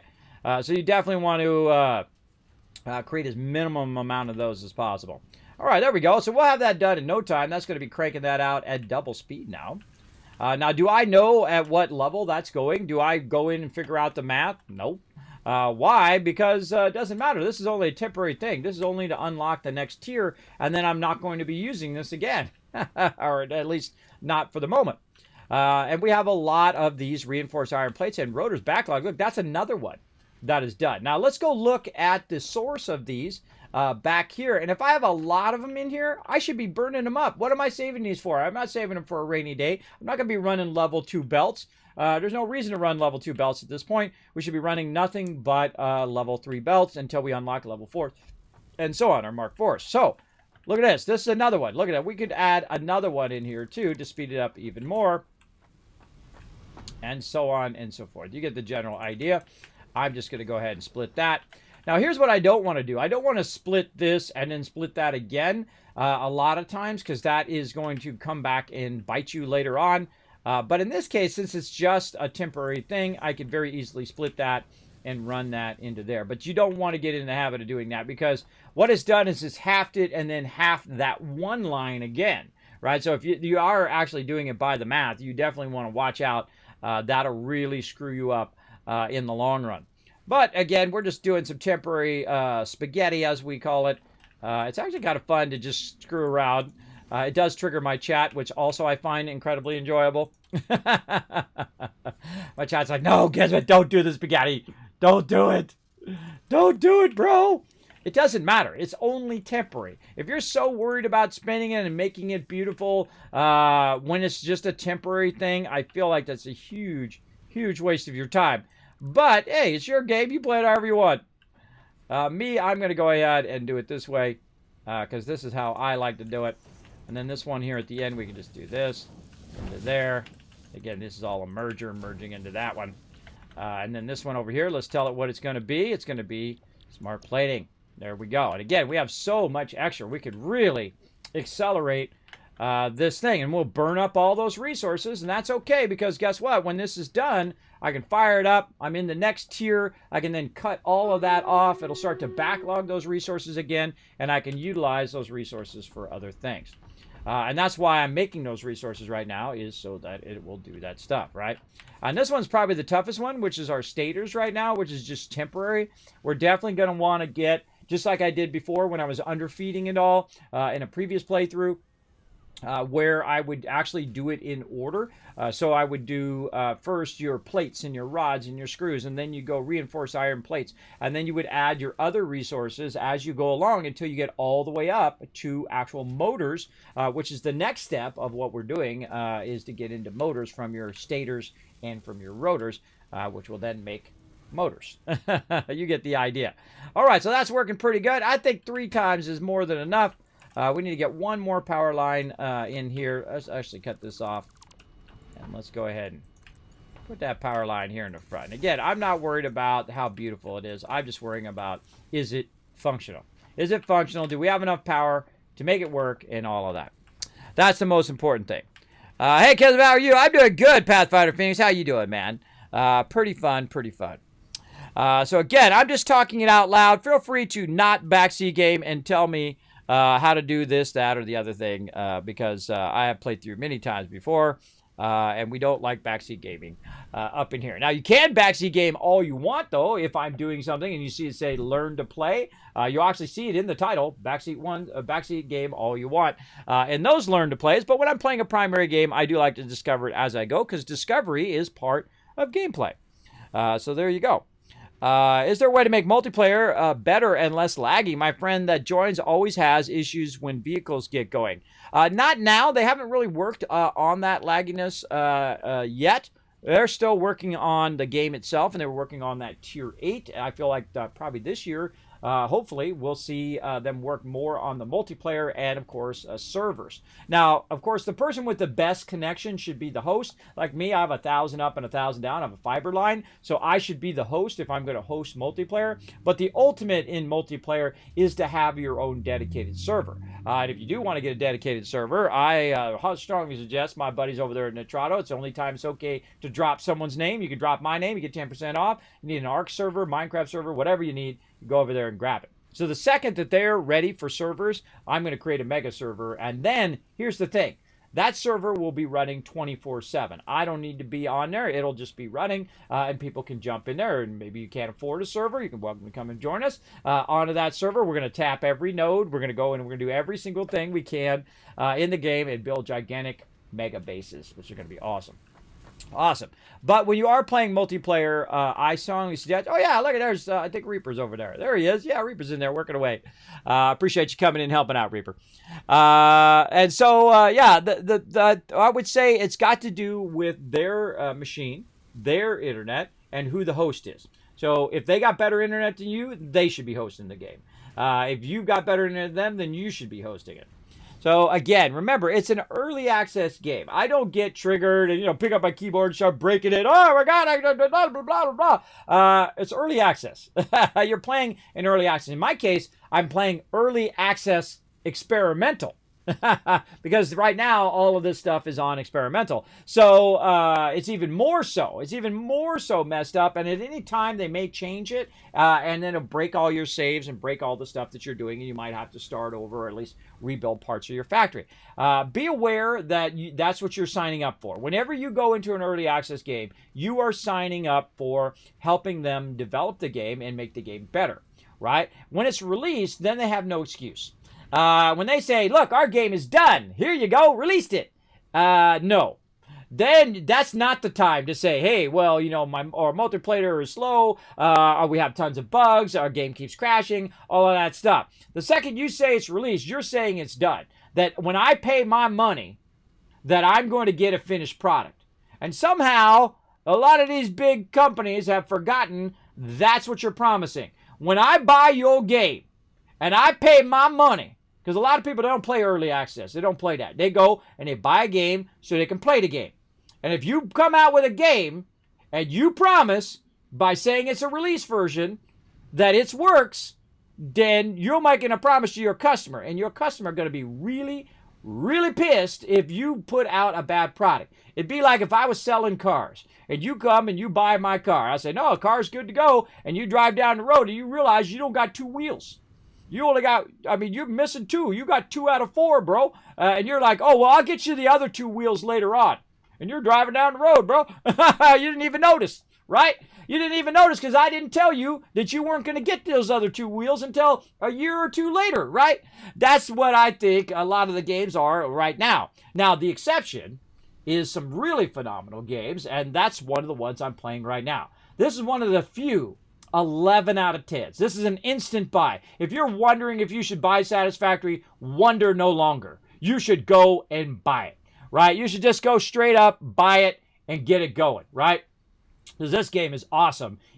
This game is better than some release games that have been out for years in early access. It's that good. It's really phenomenal good. As you can see, I played through 30 times, and I still love playing through every single time because, again, they come out with tons of updates, even in early access, which is phenomenal in this game. It's one of the best builders in any genre. If you love some Factorio, dude, you should fire this up. You will have some Astroneer, fire it up. Get yourself some Satisfactory on Steam or on the Epic Game Store. Now, of course, whenever I mention the Epic Game Store and whatnot, people are like, Kismet, is it on console? It is currently not on console, but they're doing the smart choice. Instead of making it for 53 platforms and spreading your developers thin, here's what you do.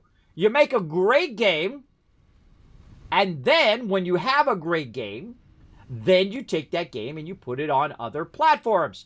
That's how to do it, everybody. Do it the way Satisfactory is doing it. Don't do it the way that those other people, and we know some recent examples of that, right? I'm not going to mention what it is, but you know what it is, right? The PC version is still a piece of crap, but the other versions were even worse. Those were really bad versions, and they said, guess what? It's released. We finished it. Here you go. Play your game. And then you're like, I can't play the game, bro. The game sucks. I paid big bucks out of my pocket during a pandemic, and I can't play the game that was going to, of course, bring me out of my terrible depression that I've been stuck in because I've been stuck in my house for the last year, and you're telling me your game is finished, and it's not finished. It is not done. Right? Now, one of the few examples of coming back from that is, of course, the awesome No Man's Sky. And see, I like people who say something, right? And then they stop saying it. They say, hey, we're going to make it better. And then what they do is they stop saying, hey, we're going to make it better, we're going to make it bigger, we're going to make it better. They just say, we're going to go make it better. And then they go off and they make it better. And then they don't say another word. And then all of a sudden, out of nowhere, boom, new update. Whoa, okay, they are working on this game. Oh, man, that's a good update. Oh, man, I could build my base and do all this stuff. Oh, whoa, new update again. Oh, awesome. And then another update, another update. They just put out another one. They just put out another update. I mean, they're putting everybody to shame. Because you know what they did? They stopped saying they were going to do it, and they just went off and did it. Now, one of the toughest things, and I can tell you, I've worked as a graphic designer for 30 years. One of the toughest things is to work with people who say they're going to do something who never end up doing it. Right? They say, hey, I'm going to go off and I'm going to work on this project. I'll get it done by Friday. Friday comes around. How we doing? Oh, I'm about to start on that. Okay. You're one of those people I have to follow up on all week long. There's nothing worse than that, everybody. It's so aggravating. It's really tough to get anything done when people don't follow up on their own. When they don't say, hey, I'm not going to be able to get it done by Friday. Look, I'm even going back into manager mode. There's nothing more worse than that. And the same thing with game companies. When game companies say, I'm going to do this thing, you know what? Don't tell me about it. Just go and do it. Or you can tell me, hey, we're going to go work on it. And then don't say another word and do exactly what No Man's Sky do. Just go and do it, right? You definitely want to communicate to your community that you're working on it. But don't sit there and keep saying, oh, we're working on it, we're working on it, we're working on it. No.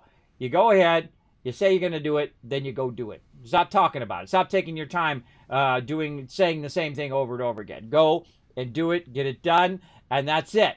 But here's the thing you should stop doing. Stop releasing games that are not ready to be paid for. If you want me to play your game, I'll be happy to play it for free. I'll play it for free, awesome, until you make it where it works. It's just like you're buying a product. You wouldn't buy a refrigerator without a door on the refrigerator, right? Because it would be useless, right? Because I could cool down the house with my air conditioner and just put my food right by the air conditioner, right? Because if you had a fridge without a door, all the air would just come right out of there and it wouldn't stay in the fridge to keep your food cold, right? That's what they're selling you. They're selling you a fridge without a door. That's what games are like. Now, the smart people are like Satisfactory and Valheim. They come out in early access and they say, look, hey, everybody, this is what we're thinking of doing. Here's what we got. What do you think? And then they listen to feedback and they say, okay, we got that feedback plus what we want to do with the game, right? They have their idea of what they want to do, plus they're listening to feedback from the community, and then they kept adding and adding. Now, this game was already an 8 out of 10, right from the first time I played it. It was absolutely incredibly great. They worked on it very, very hard, did an incredibly great job. And then it rose to a 10 out of 10 with trains, and then they added fluids, and then they added even more stuff here in Update 4, which we haven't even got to yet. Incredibly awesome stuff, including drones and all sorts of fun stuff. I don't want to spoil it yet. We'll get to it as we go along, and zip lines and all sorts of fun stuff, and so on. And added even more value for your money that you already paid. This is like the greatest deal going right now, is Satisfactory and also Valheim. Valheim even more so. Valheim is one of those games that you can play for hundreds to thousands of hours for $20. Now, I know you paid $60 and probably more for games. You bought collector's editions like me and never got your $60 worth or your $120 or your $200 worth out of that game. I have some games that I bought that I have not even played yet. They're still sitting over here, like Horizon Zero Dawn and other fantastic games like that, which I just don't have the time to play. And I know you guys got a backlog of games too. But if you're going to play a game and you love building and like to collect stuff and run factories and do all the stuff like this, like you would in Factorio or other games like that, this is one of the greatest factory builders ever made. I'm telling you, it is incredibly good, and its building is second to none. Because it has the very subtle and genius moment that they had, which when I take this, I can tell it exactly where I want it to go. Do I want it to go forward? Yes. How about left? How about right? Now that seems simple, right? But making something that's difficult simple is the most important thing you can do. I used to work for Apple for many years. They're the masters at doing that, right? You don't need to know how this thing works. You don't need to know how your iPhone works to make it work, right? You don't need to know all the technology and all the stuff that makes this print and be able to get to the access to the Wi-Fi and how to get access to the cellular network and how all of that little technical crap works behind the scenes. You don't need to know any of that. You just pick it up and intuitively, you know, press the phone, type in the number, call your friend. Right? That's all you need to do. Just like you would in the old school days where you're like da-da-da-da-da-da, da-da-da-da-da-da. Some of you know what I'm talking about. The old rotary dial phones. You don't need to know anything about it. You don't need to know anything about it to make that technology work. And in here, all you need to know is that you aim this little thing to the edge.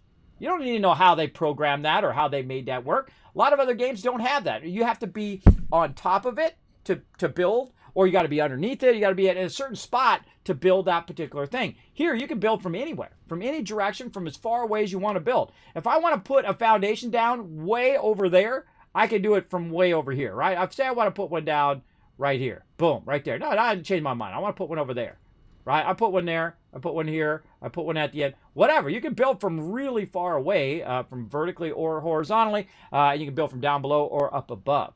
One of the greatest things about this game is that you can stack stuff vertically, right? So I can just keep stacking and stacking and stacking from down below, right? Normally you'd have to, like in 7 Days to Die or even in Valheim, you have to get up on top of it to actually stack it. Where in this game, it doesn't.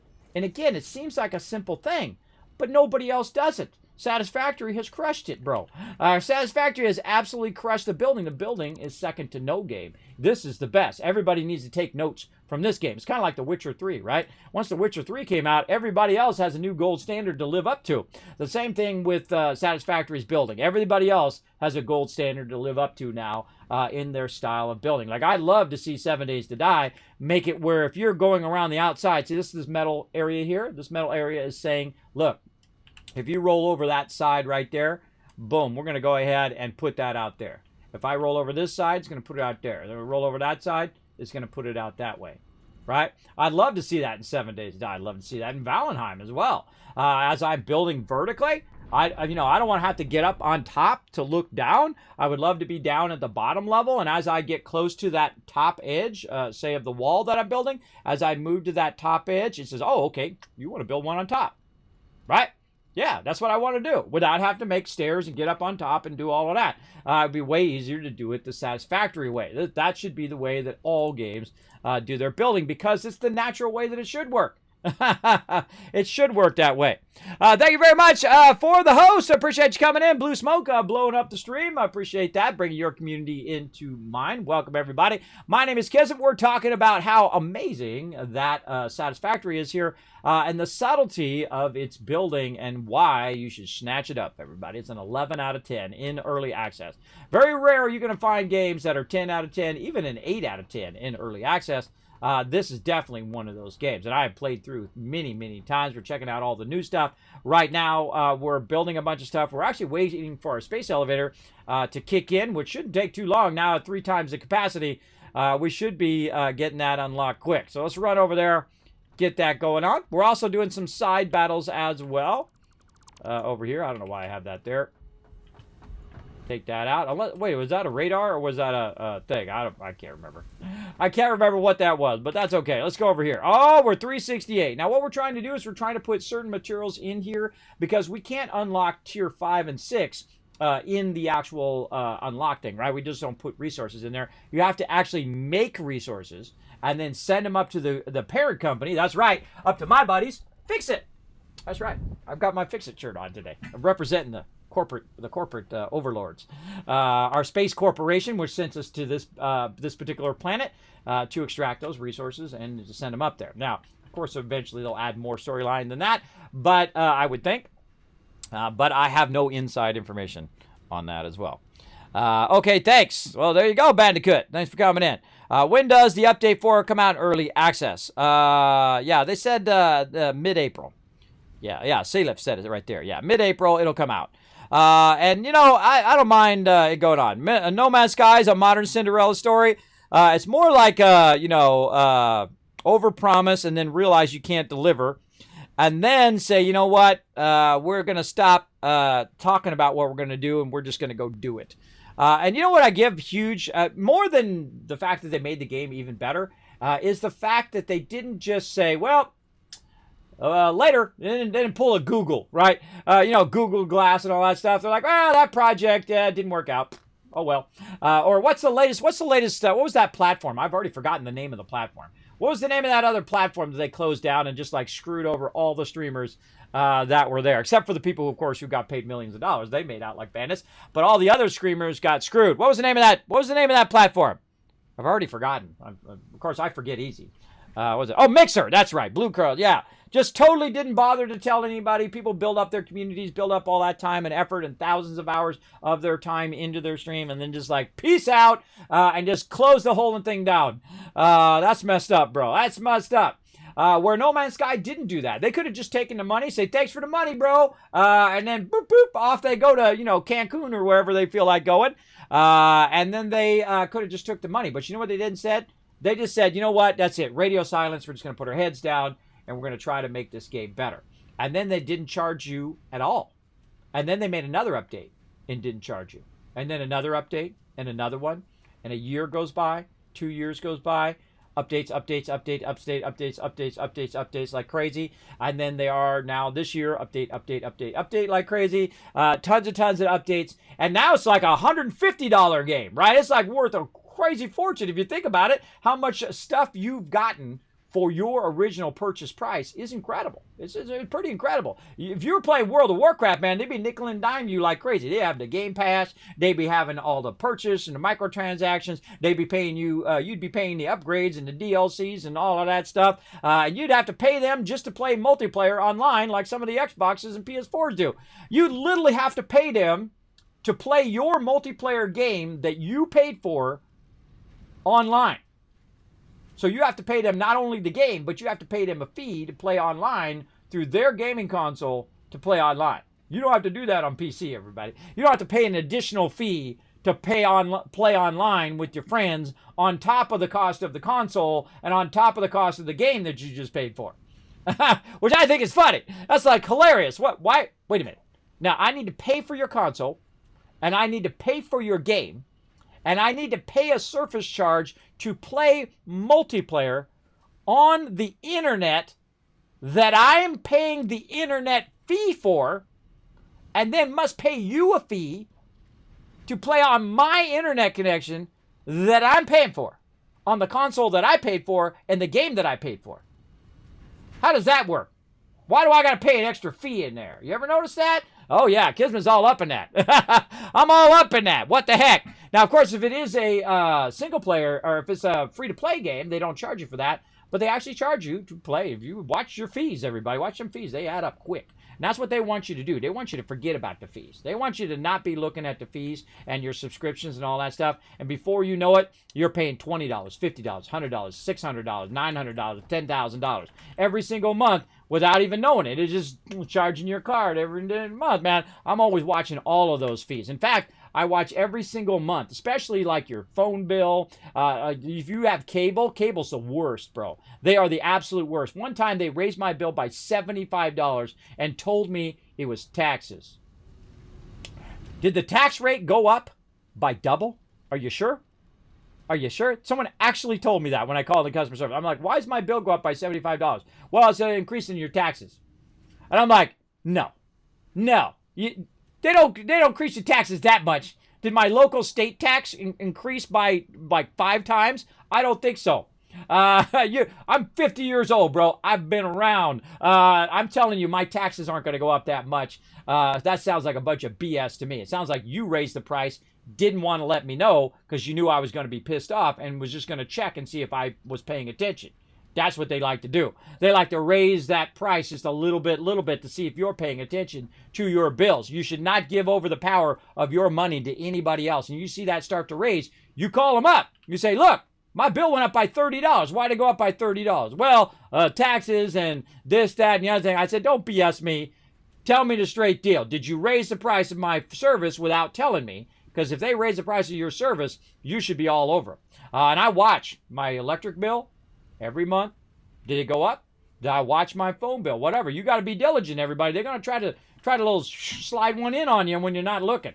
They do it all the time. Believe me. They do it all the time. They're thinking, well, we raise it by, $20. Nobody will notice. $20 is a lot of money to people right now. It may not be a lot of money to some people who got millions of dollars, but everybody else who's like, scrimping for change to get to work right now, or don't have a job and who are scrimping to have, that change and using that change in their change jar.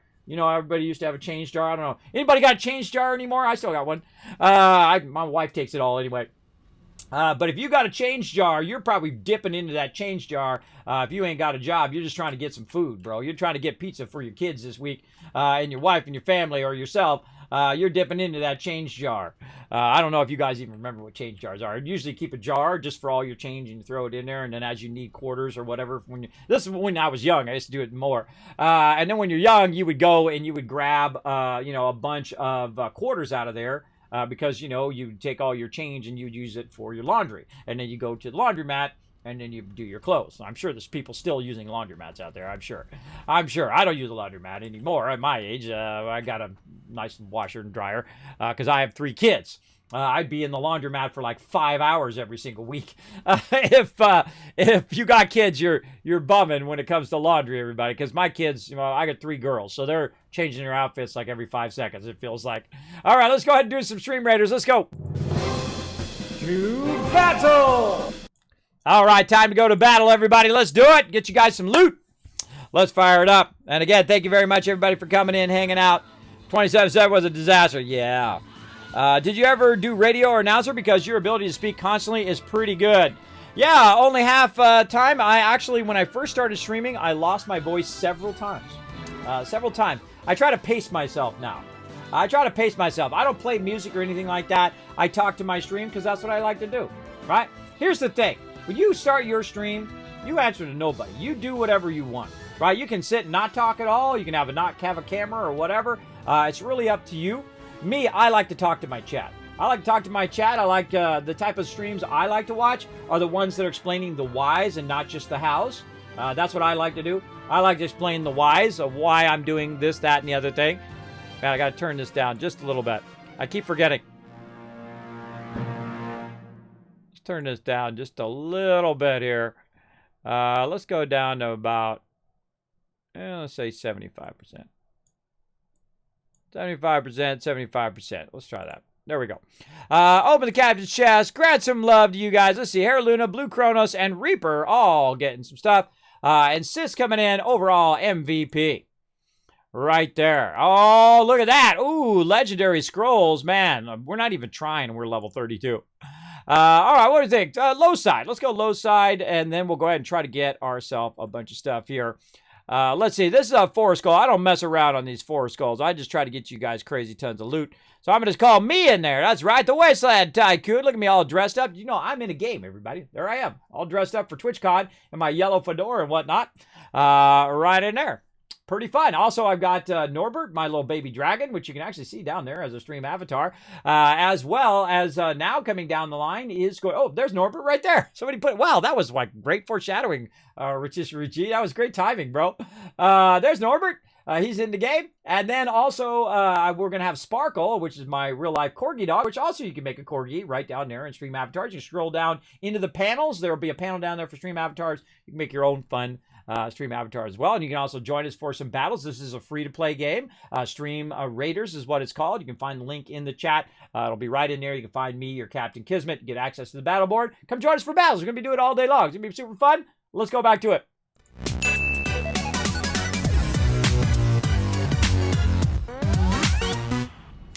Yeah, I've been a graphic designer, by the way. I've been a graphic designer for 30 years. I have 100% achievement in real life. That's right. I've done every type of graphic design you can do. I've worked for the top companies in the world. I've done posters and billboards and t-shirts and comic books and star scrolls and magazines and all of that stuff.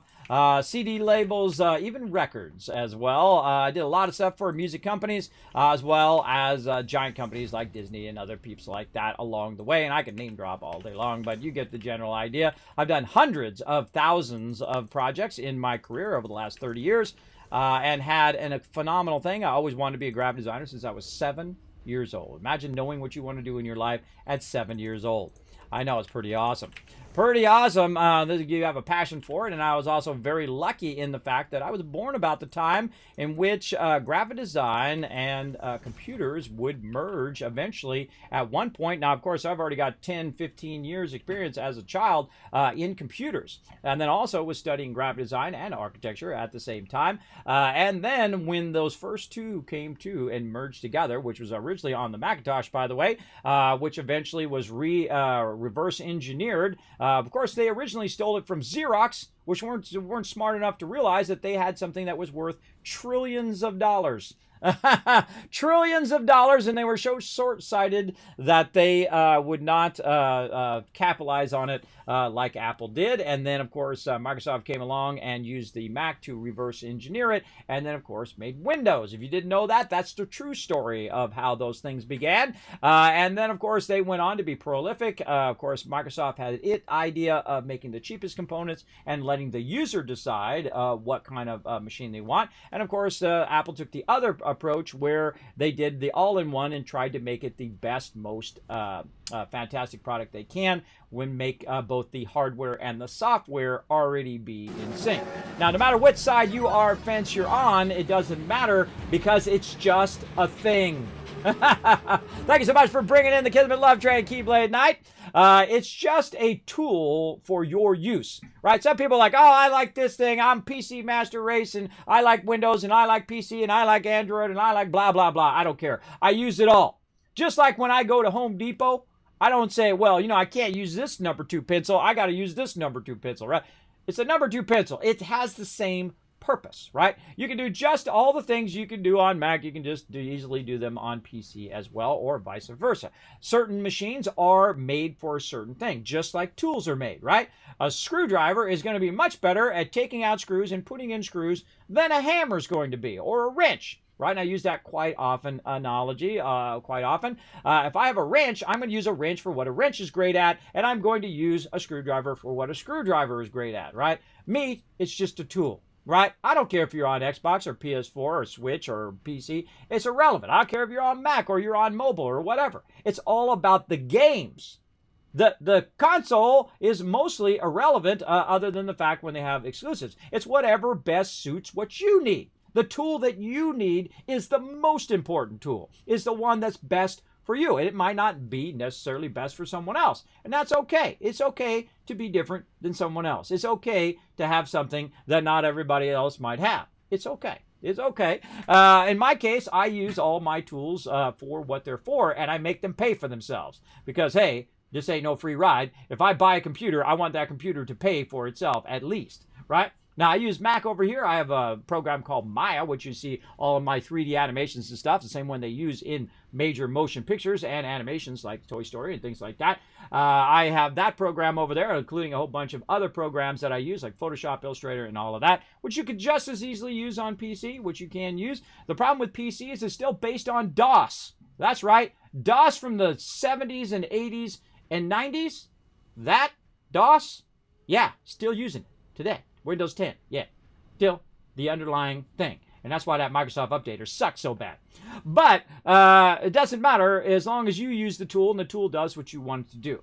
That's the only thing that matters to me. And I see people, Mac versus PC, Android versus iOS, and blah, blah, blah. It's irrelevant. It's irrelevant, the platform. It only matters, does it do the thing that you need it to do? If it doesn't, then it's the wrong platform for you. If it does, then it's the right one for you.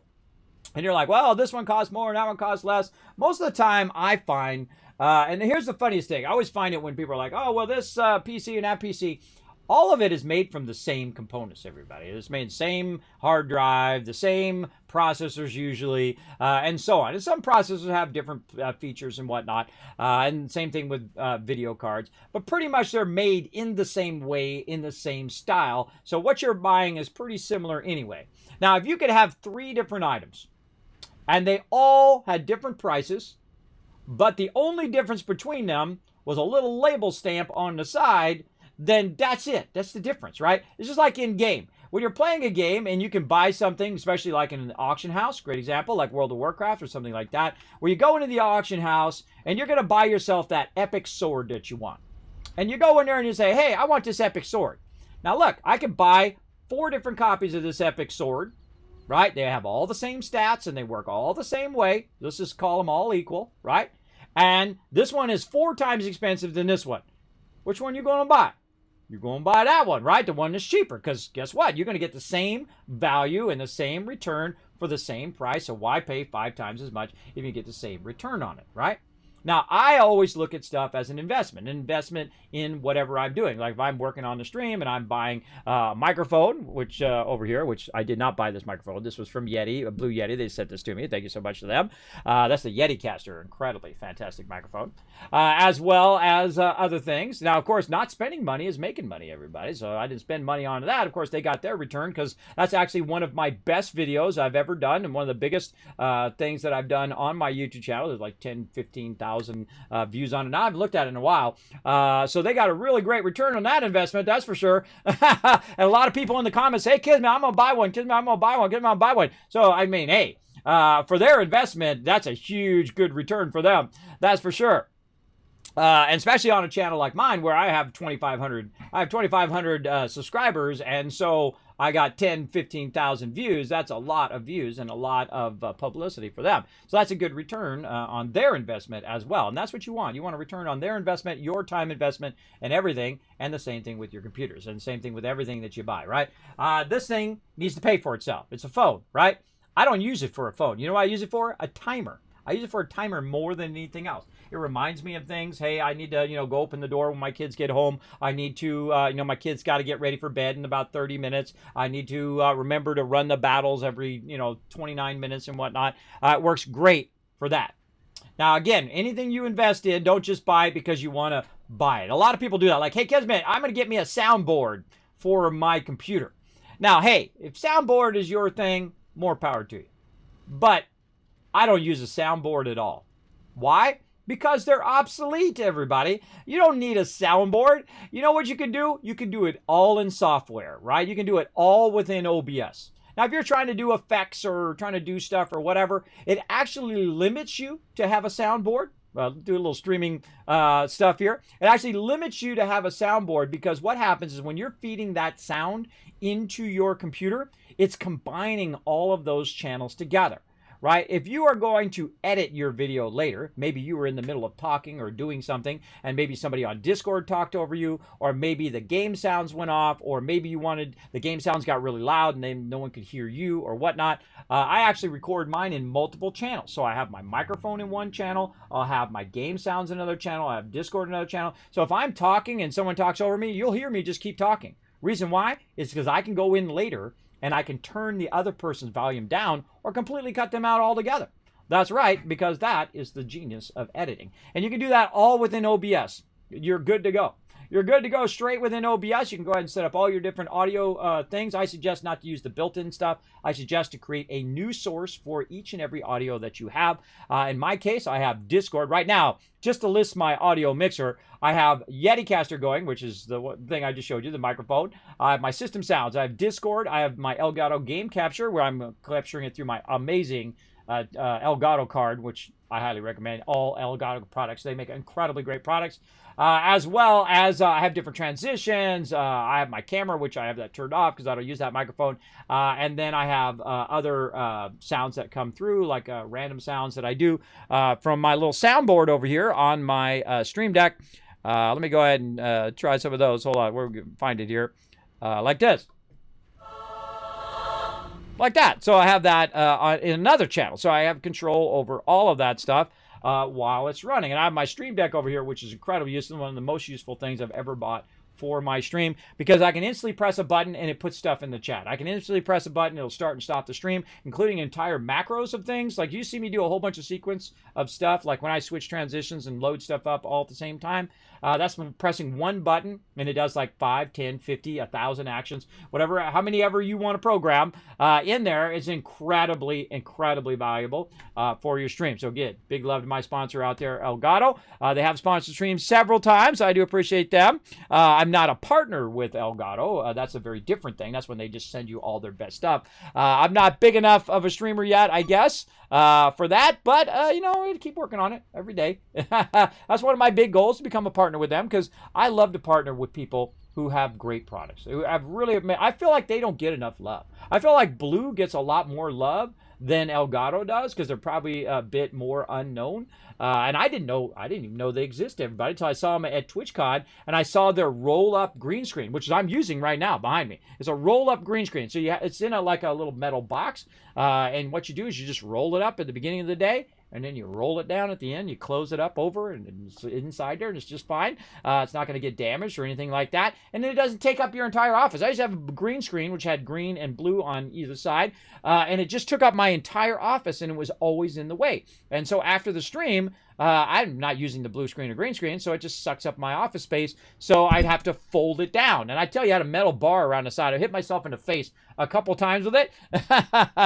Really annoying, but that roll-down green screen is the greatest thing, because after the stream, I'll literally press a button. It'll do a macro on the Stream Deck where it goes through, it plays my end screen, it stops the stream, it stops the recording, it'll start up raids and all that other stuff, and then turn off my Elgato lights as well. My key lights, it'll turn those off. And when my Elgato lights go off, they'll instantly tell me that the stream is stopped.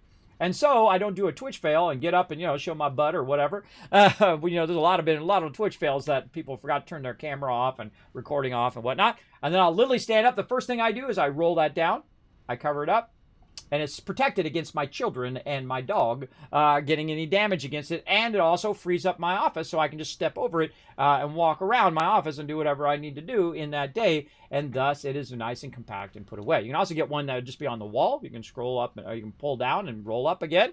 You can put it over a window or something like that. So some big tips for you as a streamer. I have some videos up there. Did you know that YouTube screwed up all of those videos?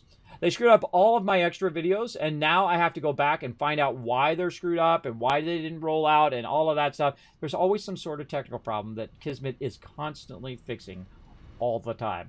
All the time. I'm telling you, I was fixing my kids' phones yesterday, and that's why I didn't get my other thing done.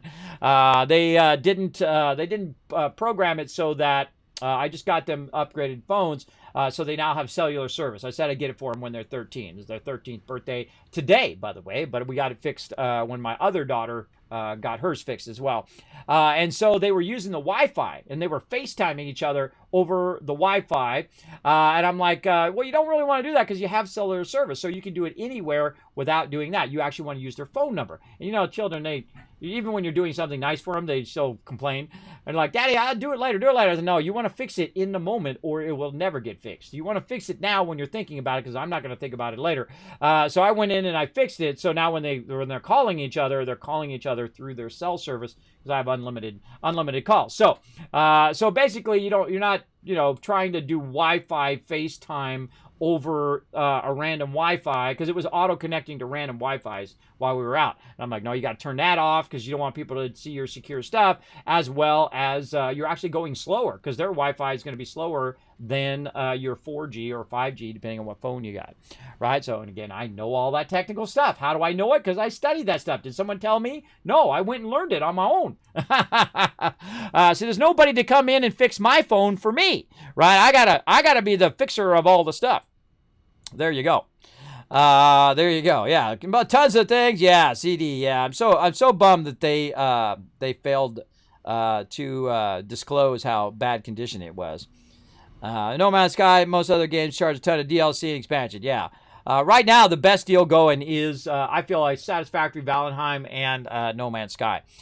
Those are all incredible, great deals. And Astroneer. Astroneer is also another great one because you are getting those updates for free. You can buy stuff in their store, but it's only cosmetic stuff. So if you want to get bedazzled, which I like to do from time to time, I don't mind supporting them that way. In fact, I feel like that's the better way to support them is through their thing, is through their shop.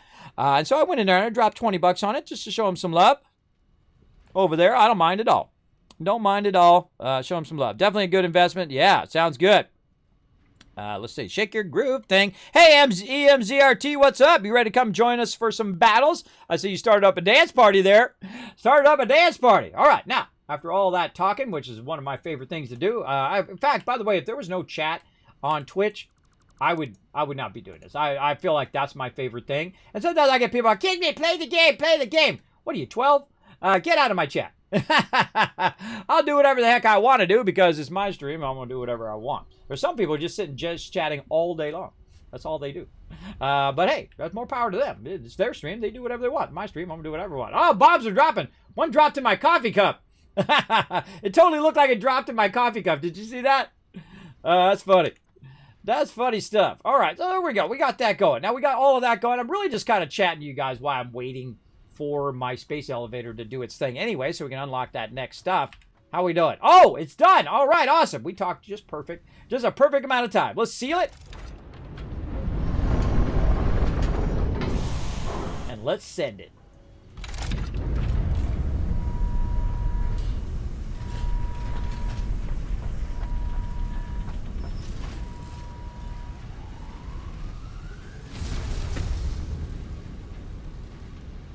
All right, now we're sending it into outer space, into Fixit, our mega space corporation that has sent us down here as a little worker bee to build the factory and collect resources and send it to them. Now, the more resources we send to them, the more they trust. Whoa, what the heck was that?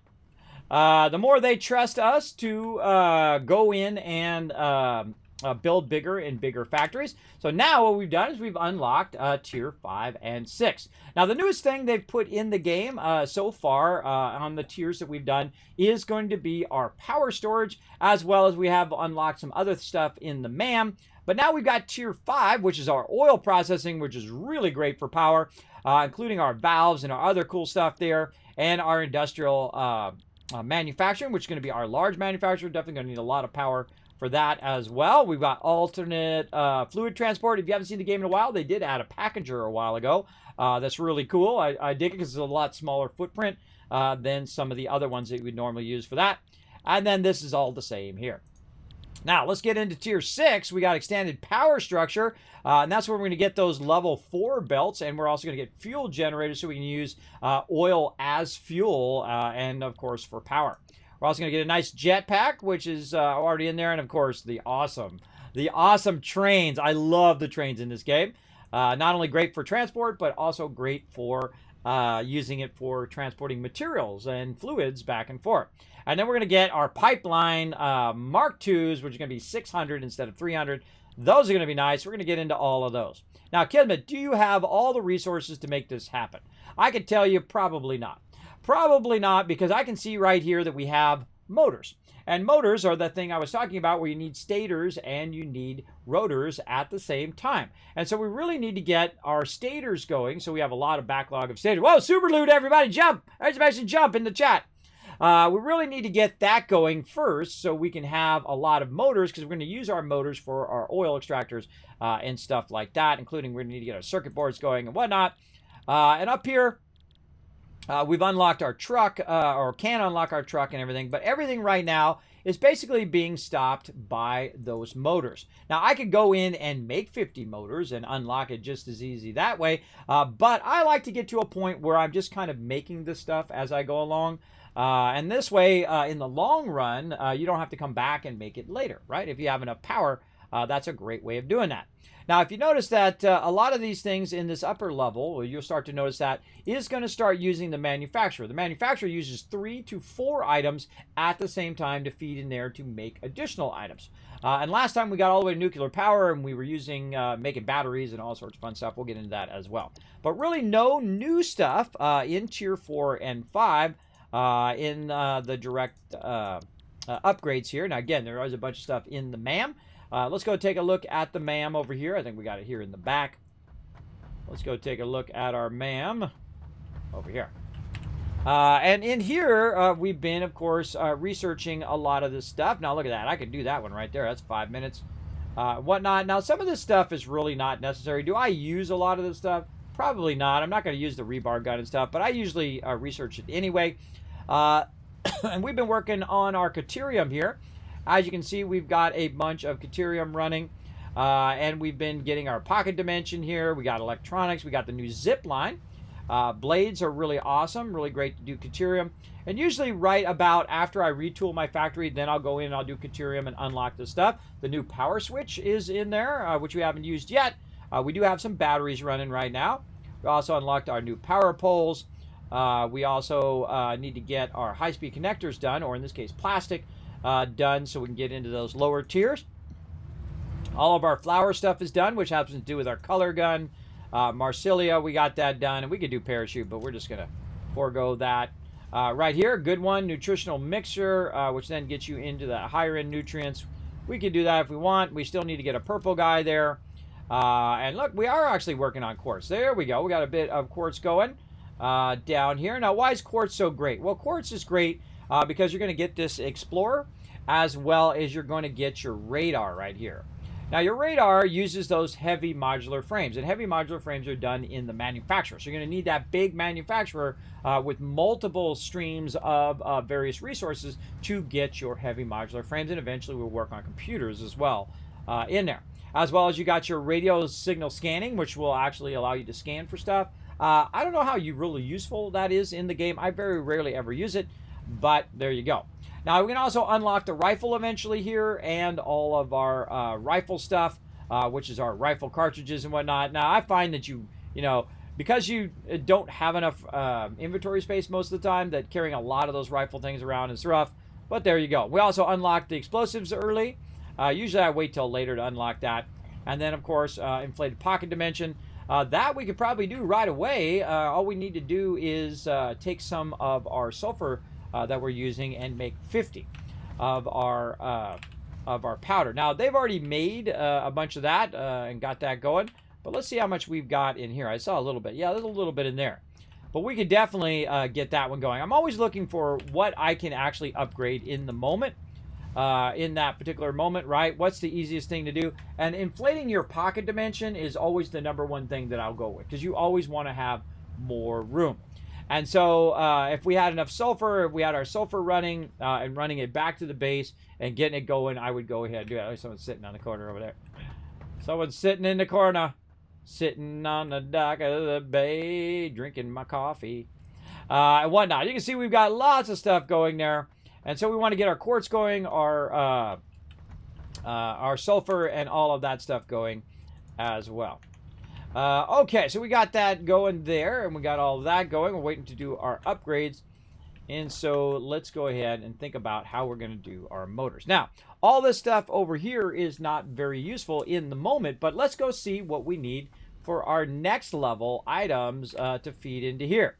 Now we need to get these. Now look, we already have Versatile Framework already set up. So that one we don't have to worry about. And it's already put 388 of them in there for me.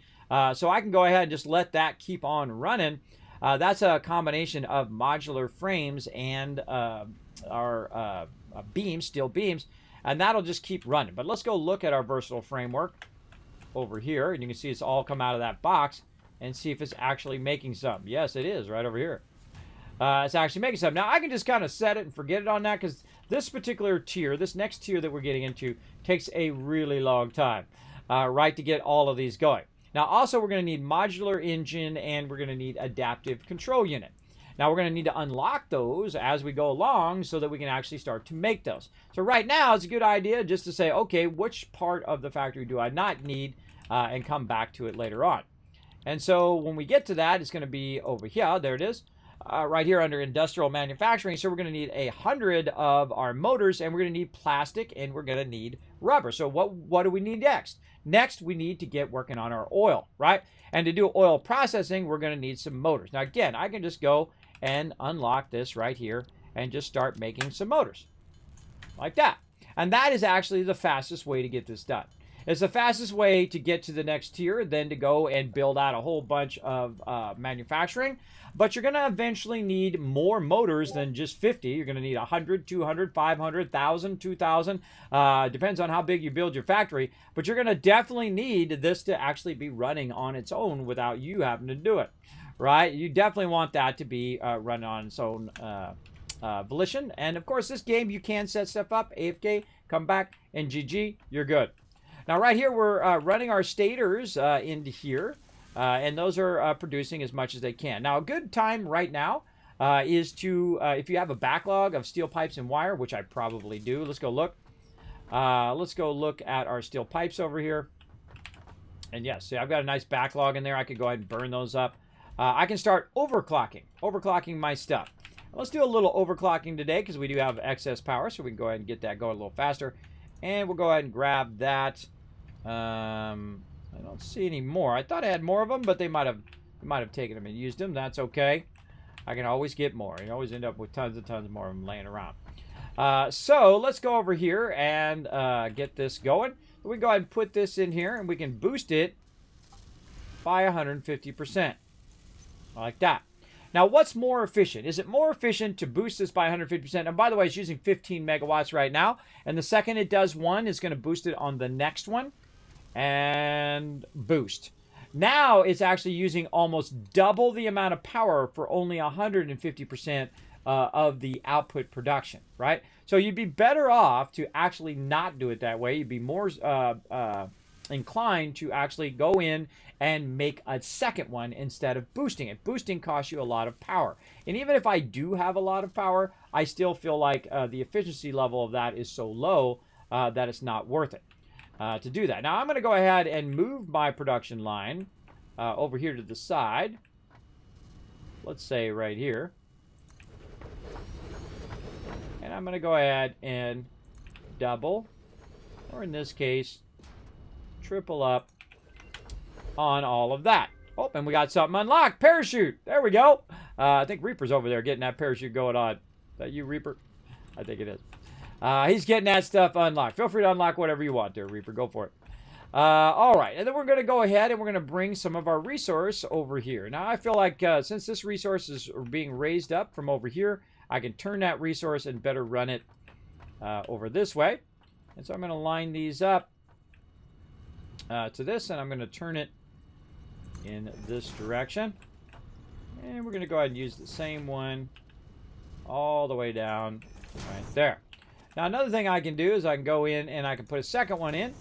Now, that second one is going to be going from this other direction. I don't even need to really look at it other than the very top one.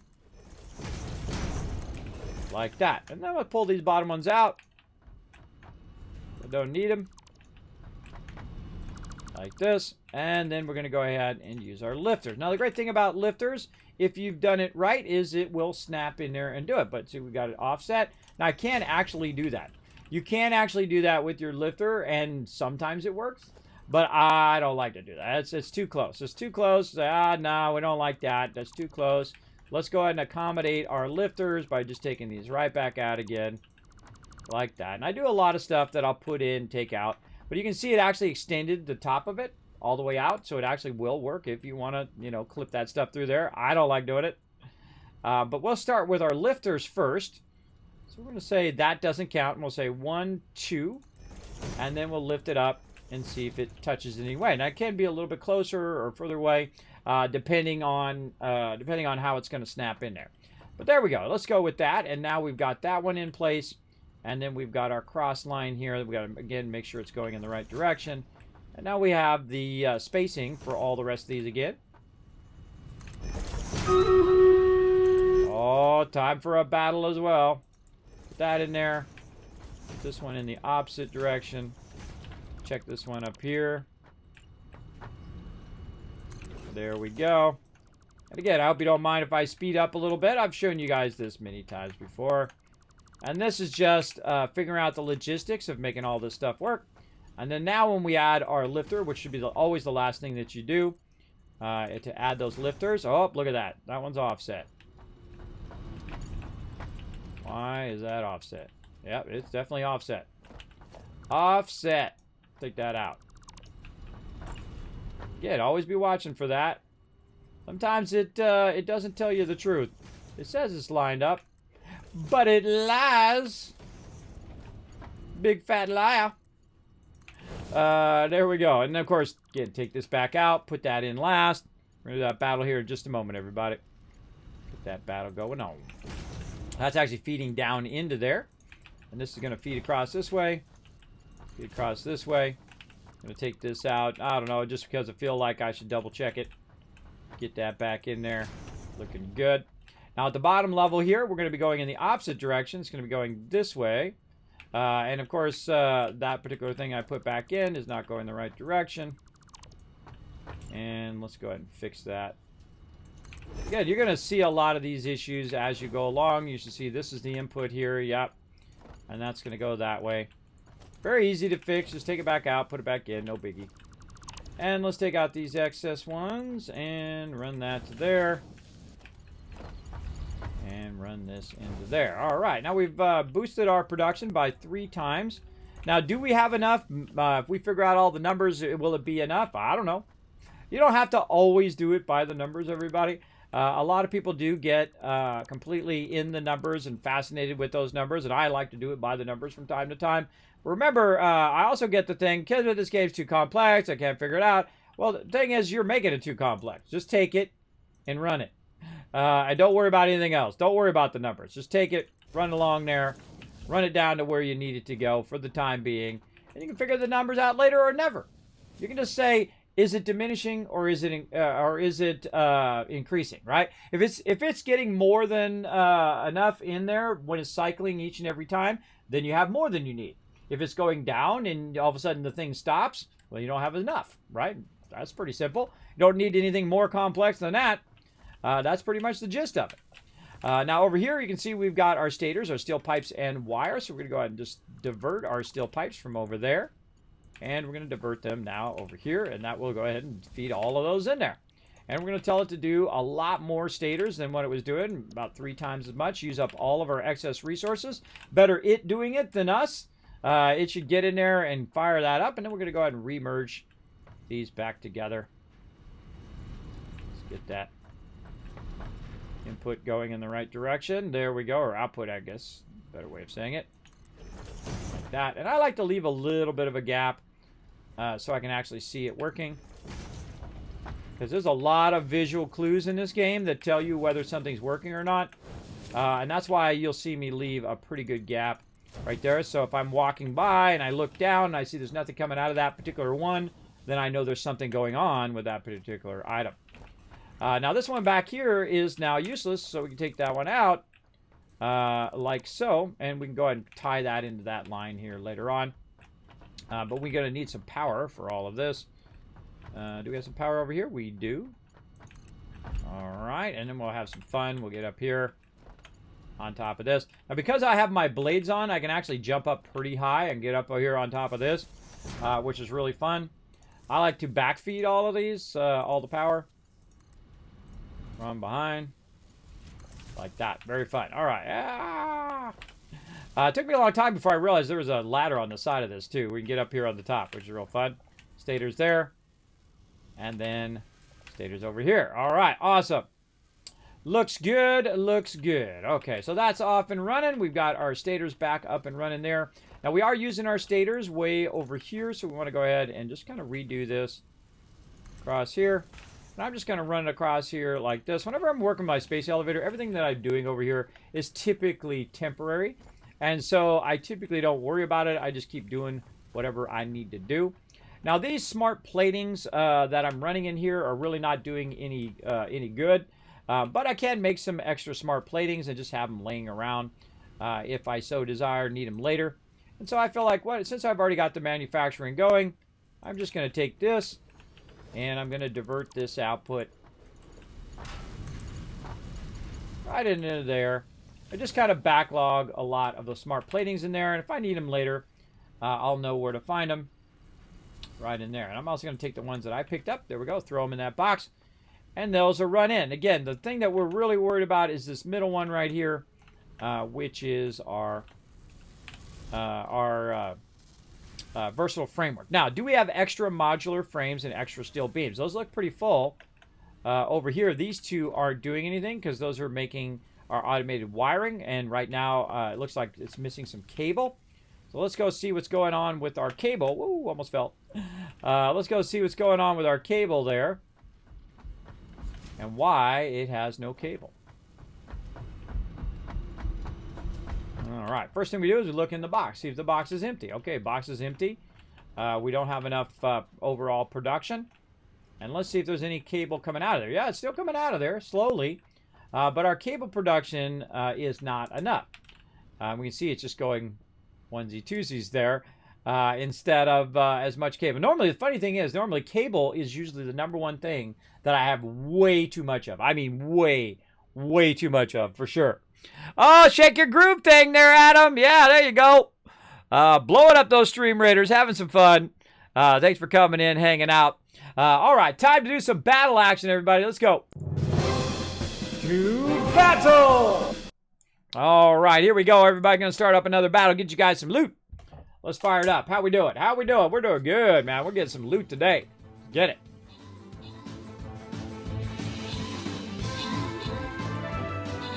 Also, let me go ahead and catch up on this thing from Keyblade Knight coming in for that 9 months of sub love. Thanks so much, Keyblade Knight. Hope you enjoyed that new sub badge that you got. It says, Kiz, thank you and the mods for bringing a great stream together. Thank you all for your hard work and so much fun keeping up the amazing job. Thank you very much. Appreciate that, Keyblade Knight. I'm going to put that in my nice things that people say, a.k.a. my inspiring quotes that I read every single day. I have actually literally hundreds of them, or thousands of them, I think now, from my stream, and I record every single one, put them in there, and then eventually we add them to the master list of them that we have. So thank you very much for that. Appreciate it. Inspiring quotes. Put that right in there if it's going to let me. Did not copy it. Oh, it's always something. Copy, copy, copy. There we go.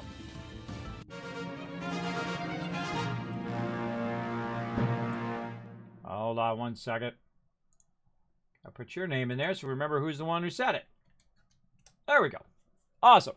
Thank you again, Keyblade Knight. Appreciate that support of the stream. Let's go ahead and open the captain's chest, grant some rewards. The Last Splash, EMZRT, Subi, Blue Chronos, all getting some love. Storm Queen coming in MVP with 21 kills. Way to crush it. Hey, we got 100 units. That's 100 units right there. Whenever we hit 100 units, you guys get 1,000 Kiz Caps. There you go. Fantastic job, everybody. If I remember. We're going to go ahead and give you guys some extra Kiz Caps for the giveaways in the future. You never know. We might win some epic loot here in the stream. Let's see. Did we get our bombers done? No, we got 109 minutes on those bombers. And I don't want to use anything else here. I want to go ahead and try to get you guys to win. Let's go ahead and use those epics. Use your best units in there, everybody.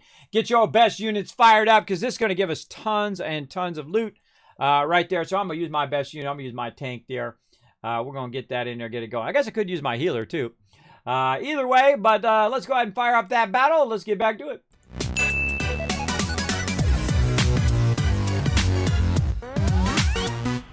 All right, now we got all this fired up, got it running. We've got that now feeding down into there, and we saw a little bit of a problem with our wire. Let's see if we have an excess of cable. We do, or wire in this case. So this is wire, and the other one is cable. If I have an excess of wire, then that's telling me I should be making more cable, right? And converting that wire into cable where I can use it. Now, because, again, I have the blades on, I can jump down from up above. Or we can use our zip lines. Oh, I should have done that. Hold on. Let's go use our zip lines just for fun. Just for fun. They do have a new tool, a zip line tool, as well. Let's go ahead and put that down here, and we'll test it out. There it is. So we go over here, and we can find our line, and we want to get down from Though we do know that we can just run down like that, or you just zip along a line, I guess, even when you're just walking. That's fun. That's fun. Do it in between here? Oh, yeah. Oh, it actually knocks you off when you hit the pole. I think I've tried that before. Cool. A lot of stuff being run into there as well. Getting those rotors going on. Man, we really need to spread this stuff out. A little too close right now. A little too close on all of that. What do we got going over here? This is me. That's my stuff I have running. Those are plates and screws. Okay. So let's get down here and let's take a look at our production. Now, we're also running wire from another area. So we don't really need to do wire anymore over here. We can go ahead and use this node. We don't have to do wire over here. We want to turn these into cables instead of wire because we already, look how much wire we have running from our other wire production. And so we could probably bypass that and just go straight to cable production, which is what's being produced right here. Now, in this particular one right here is it's got an input of 60 per minute, and this one back here is producing 30 per minute over there, 30, so that's 60, and we want to do the same thing over here. But we're using this bypass right here, so we need to think about that as we're going along. And so we'll want to take this out, actually could have probably left that merger in there. Left that merger in, but that's okay. We'll work on that in a second. We'll go ahead and get our other item in here, and this is going to be in the way. Just got to take all this out for right now. Come back to that. So let's go ahead and make some additional wire here, because that's going to help us a ton. And let's go ahead and line it up to what we've got. There we go. And then we'll put a merger right behind that. Try to line it up to our other merger. Why is that not snapping? There we go. All right. Sometimes it doesn't do the green line. You have to kind of finagle it. Try to finagle it into doing what you want it to do. That is... Where's our output? We got to adjust the output so that it's going in the right direction. There we go. Get that in there. This into here. Okay. That into there. That into there. This in here. All right, and then this is going to go ahead and start doing cable now. And so we're going to need some power. And we'll go ahead and run. Again, you see I just grab power in the moment. I always revamp my power later. Anyway, when I start using my wall connectors. And I'll start using vertical power as well. There we go. Run that over there. Run that into there. Okay, so now we got those going. Now, we've already got a line going over here, so we can very easily just grab this, put that onto there, turn it this way, and then go in and merge it.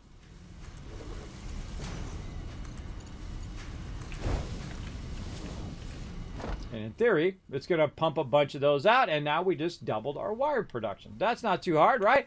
And that's what I call retooling the factory. Retooling the factory to the thing that you need in the moment. Sometimes you need wire first. Sometimes you need cable. Sometimes you have wire coming from elsewhere that you don't need. So we're going to go ahead and also run this wire to that other spot. So we'll take that out. We're coming up and over. And let's just try to get it to go, let's say, right about here.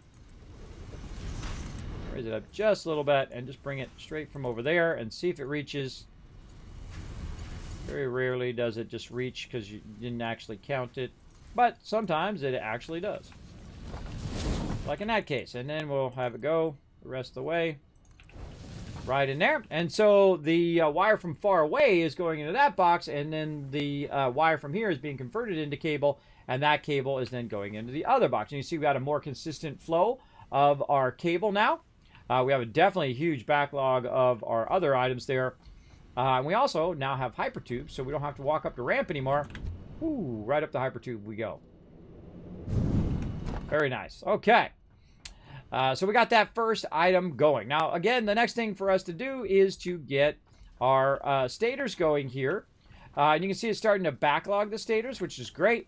And then we want to go ahead and combine some of this stuff. Now, we would go ahead and make an extra start plating while I was doing stuff, but I don't necessarily want this to make smart plating anymore. What I really wanted to do is I wanted to make some motors. Now, motors are already set up to run into here because the stators are already running in there. So all I need, I mean, all the rotors are already running in there. So all I really need to do is start putting stators in there, and I should be good. Right? Now, how much stators am I producing over here, roughly, out of here? It's producing 5 per minute. Now, is it going at full capacity? Let's go look. Let's go look. Well, that's going pretty good. That because you're looking at how much it's backlogging into there. That's going pretty good there. How about over here? Yeah, it's going pretty good. So we're going about 15 per minute. And over here, how much do we need to input? We need to input about 10 per minute. So we've got more than enough to get that going. So we can go ahead and use 2 of these. We're going to use this one and this one over here. Like so. Now it's doing smart plating and rotors, but we're going to say, nope, we want you to do just motors over here. And that's going to stop that production because we have some items in here that we don't need, right? So we'll take this out, take that out, take this out, and we'll keep that one over there doing smart plating. This over here are going to do motors. Now, how convenient that it just happens to be right there, right, where we're going to feed it in.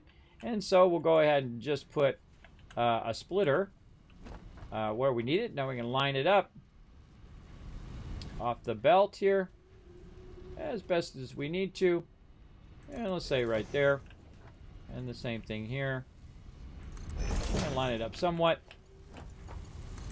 And doesn't matter which way I run these, but it's a good habit to get it running in the right directions. And there it goes. It's going to start making those motors now. So again, we retooled the factory to make those motors. Now I don't want them to go that way. I actually want them to go in the opposite direction, that way. Right? So we're going to go ahead and take these out. Take this out here, that out here, and we're going to go ahead and merge in this direction. Now, this is a lot of fun, everybody. If you have not figured out or played the wonderful Satisfactory, this is an instant buy for me. This game is really, really good. As you can see, a lot of fun figuring stuff out. And you don't have to be a math wizard. It's okay. You can go in and just visualize it by whether you're getting a surplus or not. Right? In this case, now we're making our motors from the machines that we were just using to upgrade our space elevator. So we don't have to remake the entire production line again. We want to use up the resources that we already have getting going. Now, because I'm only producing 15 stators, one of the smart thing to do is to reduce the amount in here, so you can try to figure out what half of 15 is, right? So 7 times 2 is 14 plus an extra 1. So it would basically be 7.5. But you don't have a thing where you can just go in and type right here 7.5. That would be awesome if you could type it right here. You can't do that. But I can go over here and say, you know what, here, make 3 per minute instead of 5. And then let's see what the input is after it makes one. It's got to make one first. Once it makes that one, it will tell us what the input is of that particular object. In this case, it's now down to 6 per minute, right? And we need 7.5. So let's go ahead and say, okay, make me 4 per minute, right? And not 34. Make 4 per minute right there.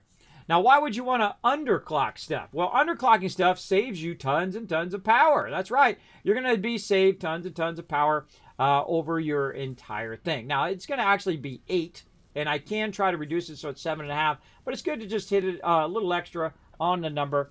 So that's going to be 80% reduction over there, and it's also going to reduce our power. So same thing over here. Instead of just putting in the number, I can just type in 80%, or I can use the slider. Either way, and that's just going to be more efficient for my power. Instead of using 15 megawatts, these are now each using about 10, almost 10.5. So I'm basically saving 10 megawatts between the two. Now you're like, Kismet, you got tons of power. True, but as I'm working through, what I like to do is I like to make everything super efficient as I'm working through, thus less power I have to create, and thus less work in the overall playthrough of the game. Now, if you have other people play with you, of course, they can go off and produce power and all of that stuff. Now, we need to get about, well, look, it's already done 23. We need to get a whole bunch of this going. Now, if you really want this to go faster, and you can crank this up to max speed, you can go in and manually feed those in there, right? And then just overclock it all you want, and then it will make it as fast as it possibly can in that particular object. But I'm just going to go ahead and feed that into that one. And then over here, see if it's got a backlog. Yeah, it's already got a backlog. The stators is the thing it's usually waiting for. And so we're going to let that run for just a moment. And while we're letting that tool away on that, I'll let you guys watch that. I'm going to go ahead and take a quick break. Now's a good time to get that fired up. Hello, thanks for the raid every day. You're welcome, Hollis the Satisfactory. You're welcome. I hope you had a fantastic stream. Thank you for coming into mine. If you're not familiar with my stream, my name is Kismet. I'm a partner streamer here on Twitch. I do raid people. I've raided people for thousands of times here on the stream. I've been a streamer now going on 6 years. I've been having lots of fun, of course, playing one of my favorite games of all time, Satisfactory. And I love to do what I call the Kismet Love Train. When I first started streaming everybody, raiding was being a jerk. That's right. People would come in your channel, they raid your channel, and tell you how much you suck all the time. And I said, I'm not doing that. I'm going to do the exact opposite of that. I'm going to go in and tell people they're awesome and to keep at it and keep doing what they love to do every single day because I'm living proof, everybody. I'm 50 years old. I'm partially disabled, and I'm a partnered streamer on Twitch. If I can get that kind of achievements in real life, so can you. You can go out and do anything you want to do in your life. I've also been a graphic designer for 30 years. I've worked for the top companies in the world. I've done everything you can do in graphic design. 100% achievement unlocked in real life. Also been with my wife for 28 years, trying to get that achievement. That's a tough one. And I have 3 daughters. My oldest daughter just turned 16 at the end of last month, and then my twins are turning 13 today. It is their birthday today as well. I have twin daughters as well. So yeah. I do a lot here in the stream, and I try to support other streamers as well. I don't need to go in and, go in and raid the large streamers. They don't need it. I've been on the homepage for several times. I've had up to 5,000 people in my channel before, but usually I have an average of between 600 to about 200 here in my channel. I typically don't stream during the day, by the way. I've been doing that, of course, during the pandemic as well. Thank you for the follow. Appreciate that.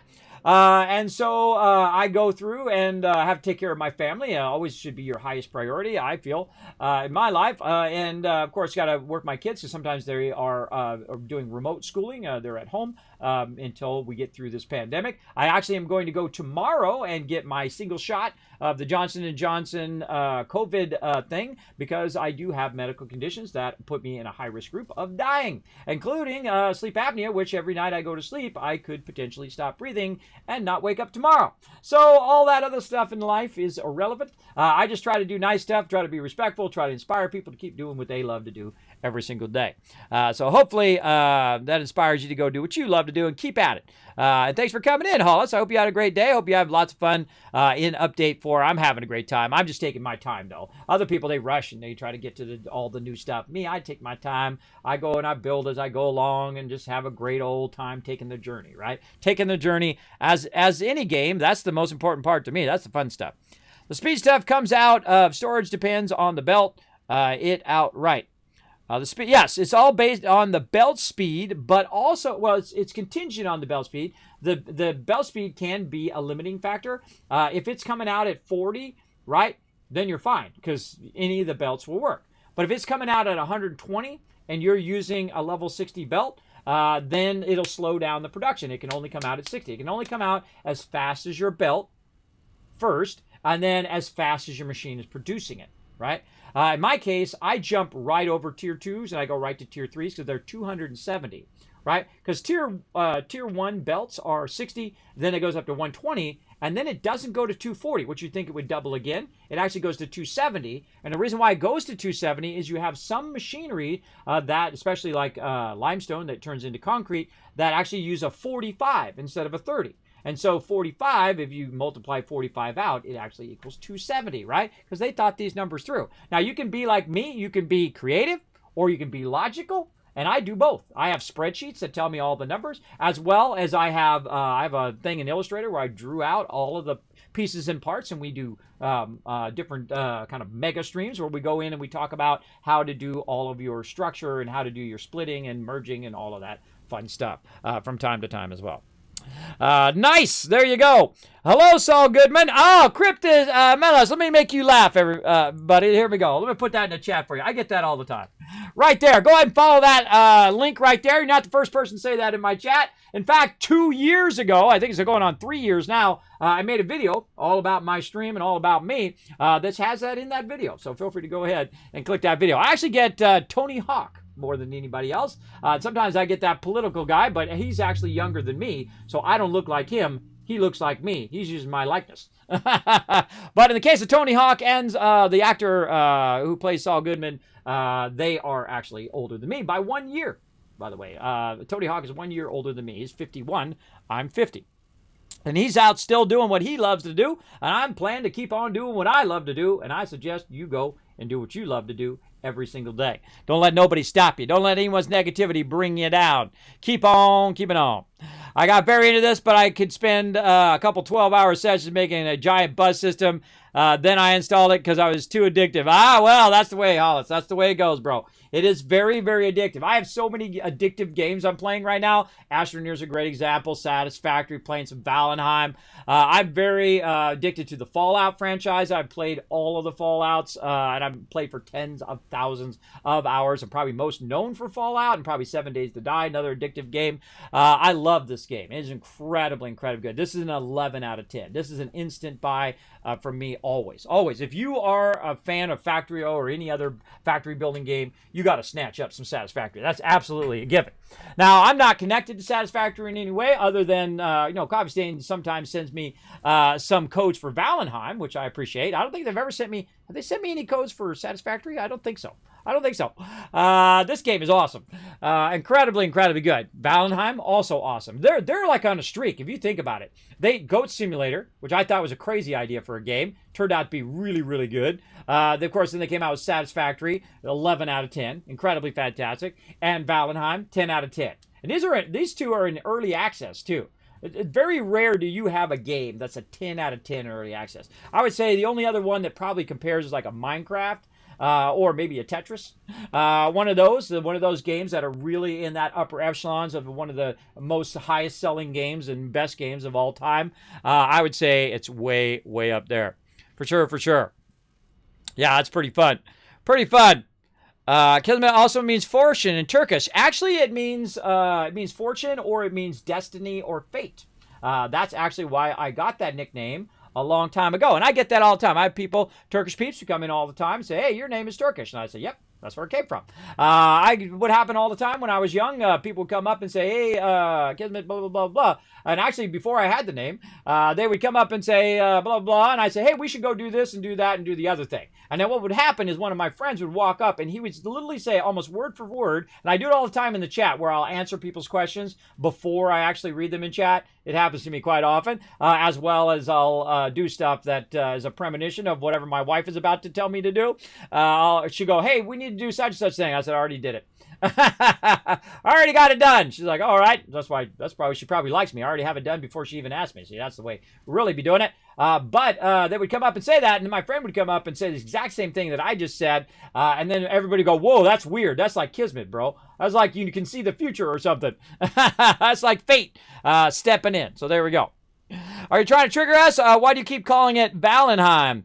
I don't know, because I feel like that. There's no EN in there.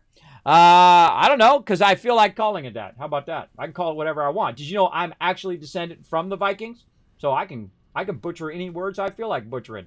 By the way, everybody, you answer to no one. If you make a mistake in your life, don't let people beat you down for mistakes. Guess what? People who call you out for your mistakes are also flawed as well. Because everybody in the world, spoiler alert, that person that you think is perfect, that perfect special someone that you think about and say, wow, man, I sure wish I was with that perfect person. Guess what? Spoiler, they're not perfect either. No one who's ever lived has been perfect. No one who lives now is perfect. And no one ever, until we're replaced by robots. And even though they won't be perfect either, because they'll be made by us until the robots make the robots. Then they'll be perfect, maybe. I don't know. But people are inherently flawed. They make mistakes. And it's okay to make mistakes. Give yourself the freedom to make mistakes in your life. There's a certain point in life where people will stop giving you the freedom. In fact, they'll try to take it away from you. They'll try to put you down. They'll try to tell you, oh, you made this mistake? Hold on, I'm going to call you out on that mistake because I'm perfect and you're imperfect, and I'm going to call you out on it. And I'm going to make myself feel better by tearing you down.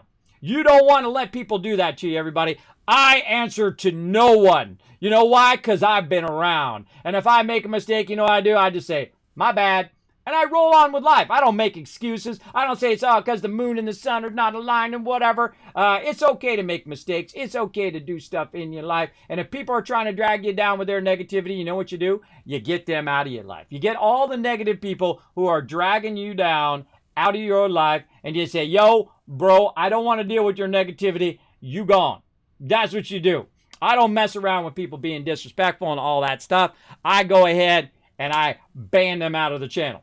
So watch that respect level. That's always rule number one. And I appreciate you coming in and being in the chat. There you go. There you go. How did you find your name? I was given my name. I was given my name by my peeps. It's a nickname. It's a nickname, and that's how I found it through that story I just told you. I would always be foreshadowing whatever we were about to do, and my friends would come up with the same idea about 2 minutes after I did. And so on. And so that's how nicknames get started, everybody. And then people start calling you that. And sometimes people, they use my name, and they go, oh, well, no, this guy copied my name. I'm like, dude, I had that name before you were born. By the way, also in Finland, by the way, they have a candy bar called the Kismet candy bar. If you didn't know that, it is super delicious. How do I know? Because they're one of my official sponsors. You're like, Kismet, how do you get an awesome sponsor like that? All I did was email them and said, hi, my name's Kismet. I'm a streamer. I'm about to go to TwitchCon.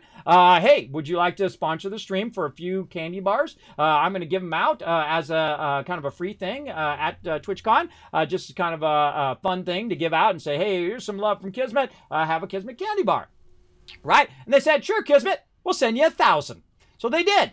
And then they sent me another 1,000 the next year and another 1,000 the next year. That's right. I've given away 3,000 free candy bars. And I'm not talking about the little baby candy bars. Of course, they do have the minis, which are also really good. But I'm talking about the $4 candy bars, the big ones, the really nice ones. And they are so incredibly good. In fact, you want to get some, you can follow the link right down below there. Snatch some on Amazon because they are delectable. I could eat a whole box of those things. In fact, they're like the Willy Wonka of chocolate infections. They have all sorts of stuff, or confections. They have all sorts of epic stuff over there, malted milk balls, and all sorts of epic candy. I have a huge sweet tooth, everybody. That's my only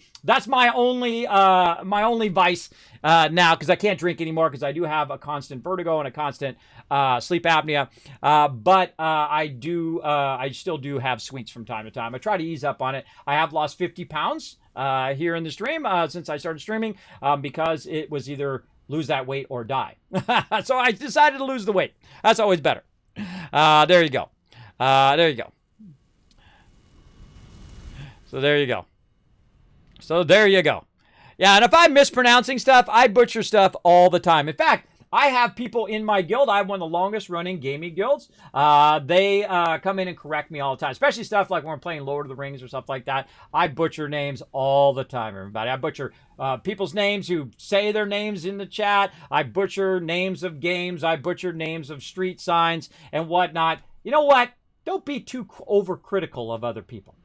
Don't be too overcritical and act like you're so perfect and start to put other people down. Now, if you're just coming in trying to help, I understand. I appreciate that. You come in, you're like, Kismet, this is how you say it right. And I'm like, all right, cool. I'm down. Appreciate that, right? But if you come in and you have like a little chip on your shoulder and you have to prove how much smarter than you are than other people, then I feel like you failed. You failed as a human being. Because here's how Kismet rates human beings, right? You have this lowest level human being. A level 0 human being who cares about no one else and doesn't care about if anybody else lives or die. They only care about themselves. And you're going to run into a lot of those. In fact, I used to be one of those. That's right. I used to be that guy who didn't care if anybody lived or died. I'm talking about family too and friends. I don't care if they live or die. All I wanted was money and I wanted to be a graphic designer. That was it. That's all I wanted to do and play around on my computer and play games. That's all I wanted to do. I didn't care about if anybody lived or died. And then in life, you know what you do? You level up at least once. You level up at least once and you start caring about other people. You start having empathy for other people. And probably the most revolutionary thing that I've learned in my entire life is it's not all about me. It's not all about me and what I want and how I feel every minute of every day. And to make myself feel better, I don't need to tear down other people. We used to call it burning back in my day. Like we go along and say, hey, look at that guy over there, man. Look at those pants. Why they're up to your ankles, man? Flood coming in, right? That kind of thing. That kind of tearing other people down so that you can feel better about who you are and you can make your friends laugh. And then they feel like you're a part of their group, right? In my day, you had to do a lot of fighting, too. I mean, I've been in a lot of fights. I'm telling a lot of fist fights. Because in my day, you had to prove you're a man all the time. You know what? You don't have to prove nothing to nobody. You don't have to prove you're a man to no one. You can just be the amazing person that you are and like whatever you want. You like to go out there and you want to go to the Renaissance Fair, you go to the Renaissance Fair. You like Star Trek, enjoy it. You like comic books, go for it. You want any of that stuff, you like to sing even though you're a terrible singer, do it anyway. You know why? Because you enjoy it. It's for you, not for someone else to tell you what you should be doing in your life. You want someone to tell you what kind of socks to put on every day? You want someone to tell you what kind of music you can listen to every day? Then don't be telling other people what to do. Don't be telling other people what to do if you don't like people telling you what to do, right? That's what I find is always funny. Now, I give you the choice, right? I'm just telling you from my point of view. They're your life choices. They're all on you. So that's on you. Like, here's what I always look for in respect, too. When someone says to me, Kismet, you got to earn my respect. No, I don't. I don't have to do a dang thing. I give respect, and if you don't give me respect back, that's not my problem. That's not my fault. That's on you. What other people do is on them. So if they're trying to drag you down, they're trying to make you feel bad about you, that's on them, everybody. That's something wrong with them. And that's something else I discovered about myself a long time ago. That's something wrong with me. If I have to tear other people down, that's my problem, not their problem.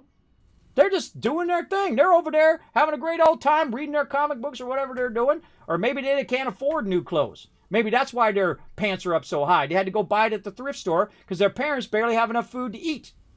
Right? That's called empathy. That's called caring about other people more than yourself. Right? And that usually happens at some stage in your life. Some people never level up. They never level up in real life. They only care about money and about themselves, and everybody else, the whole world can burn, and they don't care. Which should be more apparent than ever right now during a pandemic is the fact that we're all interconnected everywhere in the world. I don't care what you look like. I don't care where you come from. I don't care if you're overweight or skinny, male, female, tall, short. It doesn't matter. It doesn't matter. We're all interconnected in that human race. And so the main thing that I worry about when I'm talking to people is how they treat other people. Because that is what you're going to answer for in your life. Called karma, right? It always comes back to you in some way or another. And a lot of unexpected ways as well. This is something I have to teach my kids too. When you treat someone else horribly, guess what? It's going to come back to you one day. Well, one day you're going to need a ride. One day you're going to need some help. One day someone's going to need to have your back, and they ain't going to be there because you were a terrible person. And a good friend of mine, and I appreciate him, a good mentor of mine who I looked up to my entire young life, came to me and said, Kismet, you'd be a great guy if you weren't such an a-hole. And he was right.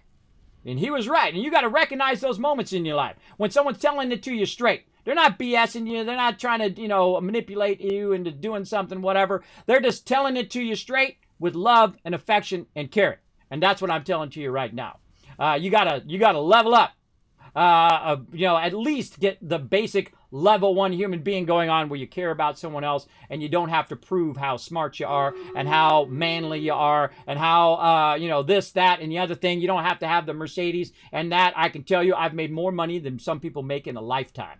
The average person makes about $10,000, $20,000 a year. It ain't a lot, right? The 5% of the entire world only makes that lot of money. Everybody else makes not so much, and they get by every single day, and they start to sink further and further in debt throughout their lifetime, right? That's the average person. Some people walk into the water hole right now. They got a bucket, and they're walking from their broken down hut to the water hole right now. And a lot of people don't like to think about that, but I always keep that in perspective in everything that I think about. These things right here, these are luxuries. Luxuries. Food, water, and shelter. Those are the basic 3 things you need in your life. And if you're not enough without all of those fancy things, because believe me, I can tell you, I've made lots of money and I've spent every single dime, especially on these doctors, which didn't help me at all. And now in the bank, I got like $10. But am I just as happy without that money? Sure. I've got wife, family. I've got a whole bunch of stuff here. 6 monitors running, a whole bunch of computers, and playing games and talking to you guys. And I'm not dead. That's the most important part, right? Because my doctors basically told me to lay down and die, and I told them to go screw themselves. So stay inspired, everybody. Stay inspired that there are great people out there. There are great people out there, and it's hard to get by sometimes. And I'm going to do some kids talk here for a little while. And it's okay. We'll get back to the game and we'll do a battle here in a moment. But I really want to talk straight to you guys. And that is, you're going to run into a lot of people who you think represents everybody in the world. People who are terrible people, who tear other people down, who have not leveled up. That's why they call them zeros, because they're level 0 human being, right? They're the people who need to tear other people down to fill that emptiness inside. And I can tell you from experience, it doesn't work. You just feel more and more empty because more and more people don't want to be around you. They don't want to deal with you. They want to deal with your negativity and your constant beratement of them and treating them poorly. They don't want to be around you. Not only just your friends, but also any future love interests or any of that stuff. They don't want to deal with it because they have enough stuff to deal with in their life. They have to go to work. They got to deal with all these other people at work who they may or may not like. They got all this pressure on keeping themselves alive and getting fed and all of those other things. And then additional pressure that people put on themselves because they have to feel like they got to get the status quo, right? I got to get the big house. I got to get the Mercedes. I got to get the fancy stuff. And I've told you before, but I've gone out and I've spent money like a crazy man. I've gone out and bought a $4,000 TV with cash in my wallet. I'm talking thousands of dollars out of the wallet and bought it. Big deal. I'm not showing off. I'm not trying to impress you. It's a big deal. It's a TV after a while. And the same thing with fancy cars and all that stuff. You know what it does? It gets you from here to here. That's all a car does. And it's great to have the luxuries and all of that stuff in your life. And if you've earned it, then hey, go for it. Go for it. But if that's your all-consuming thing and it comes at the cost of your relationships, it comes at the cost of your children and your time you've spent with your children and your family and your spouse, right? Even The Godfather, if you've watched The Godfather, says that you can't trust a man who doesn't spend time with his family, right? Something like that. I'm paraphrasing. Something like that. You always got to reference The Godfather, everybody. Incredibly fantastic series, by the way, back in the day.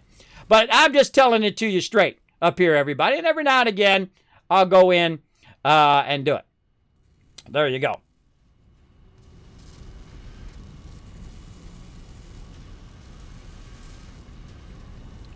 Yeah, well, Google it.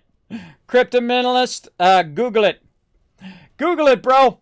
Look it up in the dictionary. In the U.S. dictionary, it means destiny or fate. You're welcome to go check it out.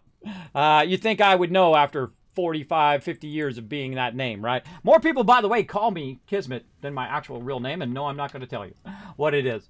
So people call me Kismet. I actually look. Like if I'm at a TwitchCon or whatever, it says, hey, Kismet, I'll be like, hey, what's up? But if they yell out a random name, then I'm not going to answer.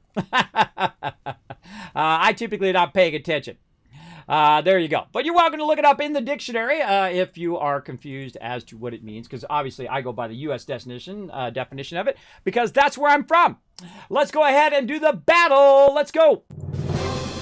To battle. All right, let's do it, everybody. Start battle. Let's go.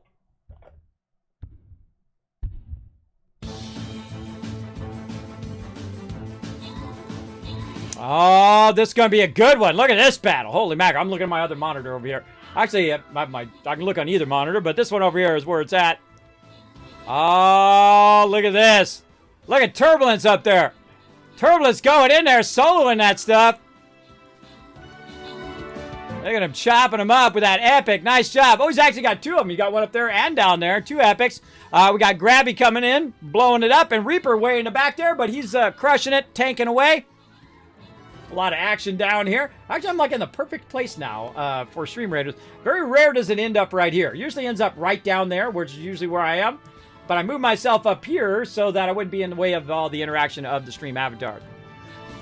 That's usually a good spot, too. It's usually away from most of the interface of games. Oh, coming down to it. I think we got this one. How many units was that? That was a lot. Holy mackerel. 86 units. That was a good one.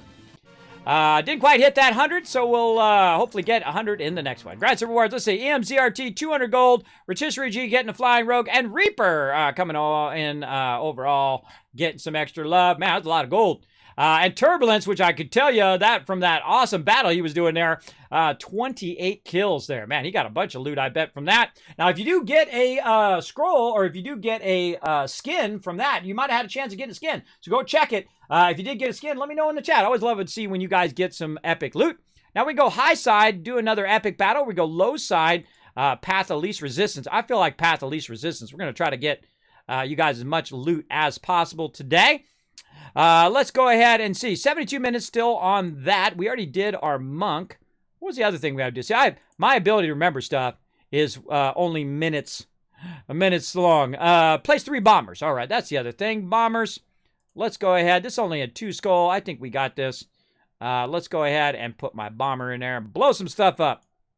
We're going to blow it up, everybody. My bomber almost leveled up, too. There, a couple more scrolls. All right, let's get back to it.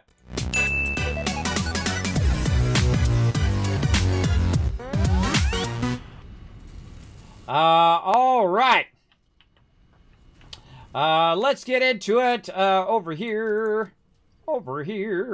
All right, copper ore. We got some extra of that on us. And while we were busy, by the way, while we were doing all of that and talking, I do like to fill the moments while we're doing other things. Boom! Look at that, everybody. Making those motors. I'm always multitasking. You know what I'm doing right this moment as a streamer? I'm playing this game, running those stream avatars. I'm watching my redemptions. I'm watching my activity feed. I'm also watching my Discord where JC Hunter is backing me up in the chat, as well as I'm running Stream Redders. Again, running stream avatars. I'm watching my chat over here, as well as I'm running over 300 videos over here on the side. They're processing and also uploading onto YouTube, and then also copying over and backing up stuff all at this very moment right now. So if I seem distracted, you know why. You know why. And thanks so much, Crypto, for the follow as well. Appreciate that. Dropping that love on the stream. Becoming a Teamwork Tycoon. Appreciate you hanging out. Let's get into it. We've got our motors fired up. And again, that's why sometimes I just take a moment, take a ring. We are running stuff in the background. We get that running. And now we have the stuff that we need to go to the next level of the game. And again, what's so great about this game is you can't just AFK. And I just come back and I have a whole box full of that stuff filled up in no time. But I needed a bit of motors so I could unlock oil processing. And we need a bit of pipes. Now, of course, we have our pipes pumping back over here. We might grab them before they burn up because it's going to burn them up here in a moment. We better grab some of those out of there. And we're definitely going to need to make more pipes coming up. So let's go ahead and get this going. Just control click. And we're going to control click that in there. Easy peasy.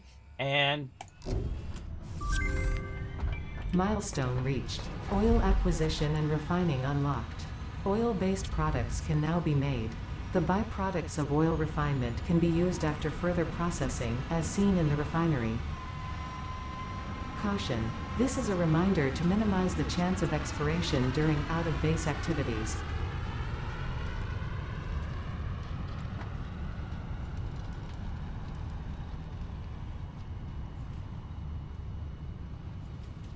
still going. Still going. I can just see it. It's a dot.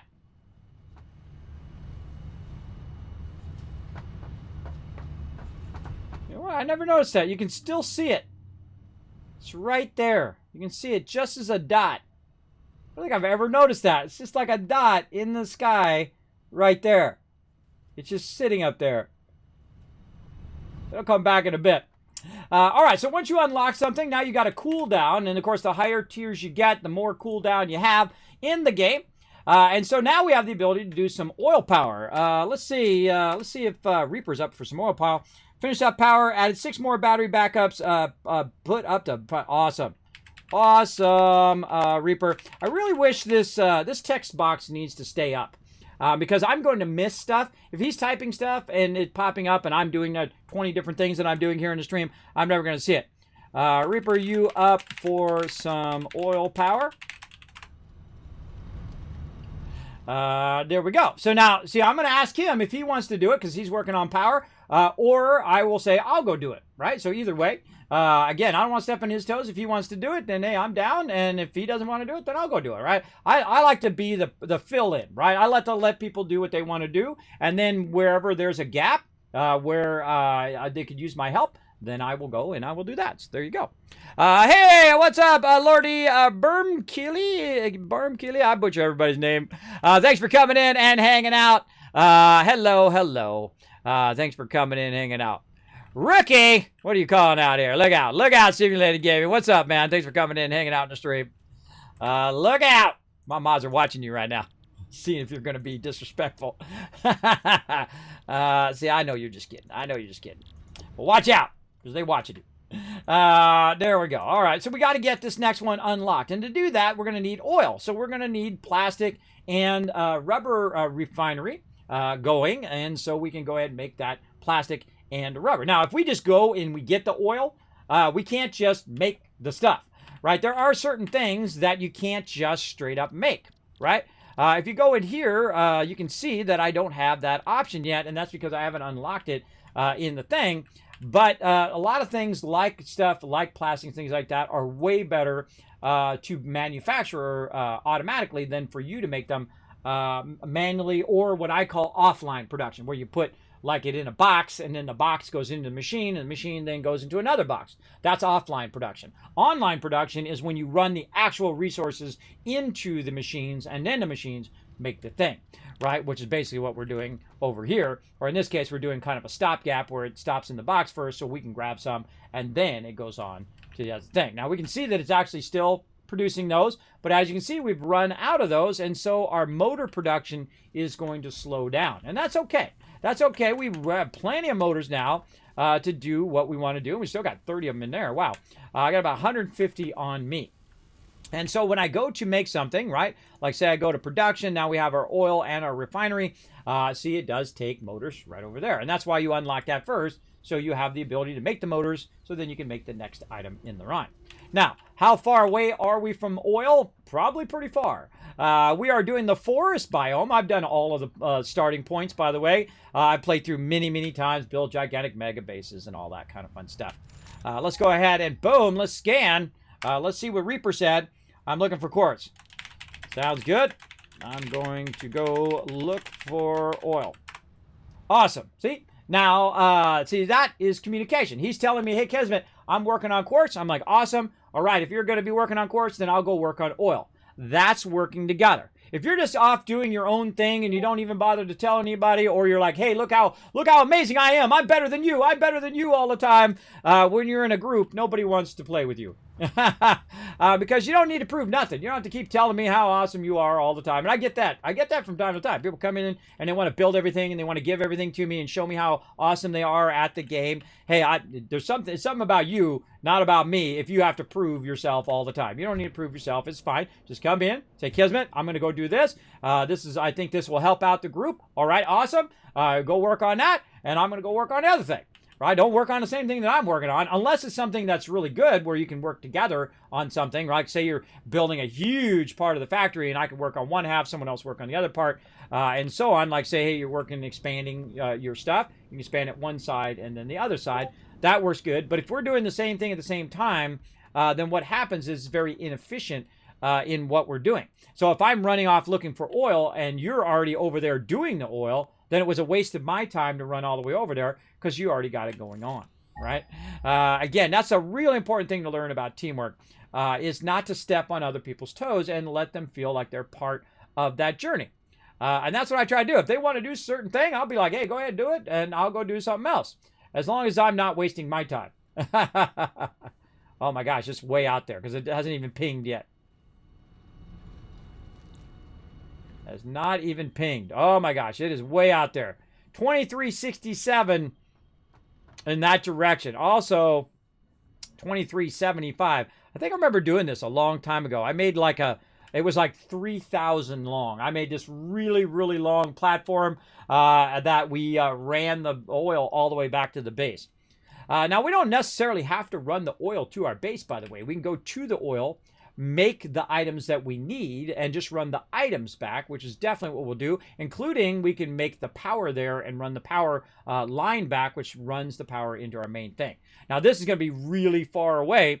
At least it seems far in the beginning. 2,700 after a while will not seem that far, especially when you have your hypertubes and stuff like that in place.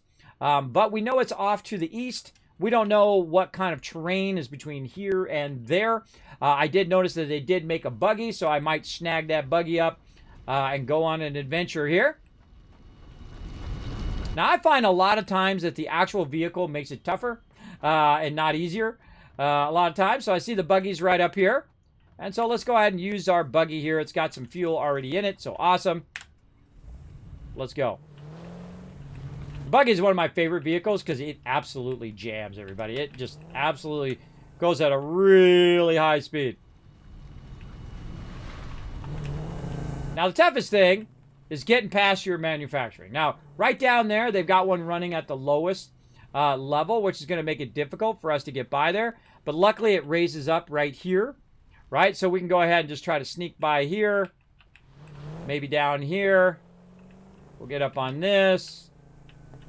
Try to sneak by that. Oh, God. Oh, God. Oh, boy. Oh, I didn't leave enough room to turn that corner. See? You're going to have that problem. Now, I feel like I probably work it back and forth here. Back and forth and back and forth. But what the heck? I'm just going to go over here. I got a little spot right here. I get up over this way. There we go. And then we're going to get free and clear of all this stuff. Now, watch out for that green stuff. That green stuff is going to be a problem. Now, every now and again, I'm going to pop out of my vehicle. I'm going to hit that ping ping. And off we go.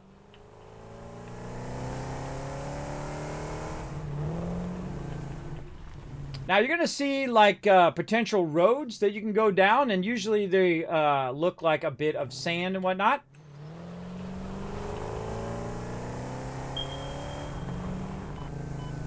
Took a little damage there. Ooh, got some limestone back there. And there we go. So again, just a little bit off east there. Right over this way. Again, this vehicle really jams. You can't really open her up unless you get out in the desert. Because a lot of times you're going to run into trouble. Look at this. Ooh, alternate recipes. Are we going to get any of that? Nope. Nope.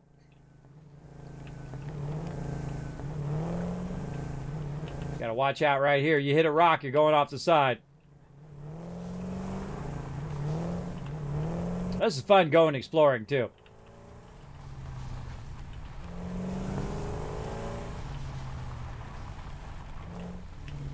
Now, sometimes, by the way, off the side means dead.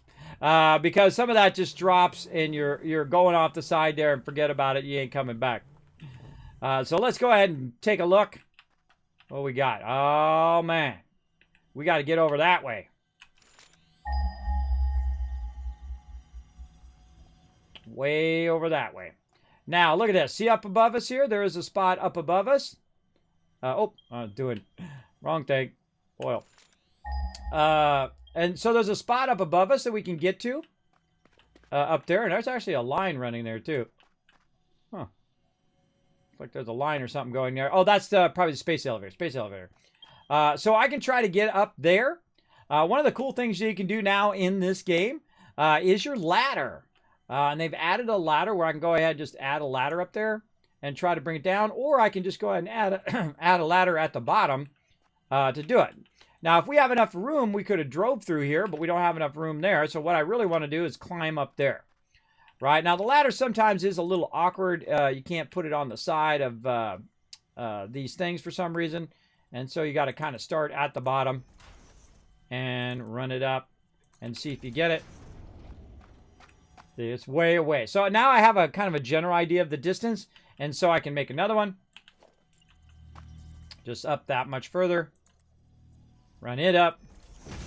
Maybe run a little extra.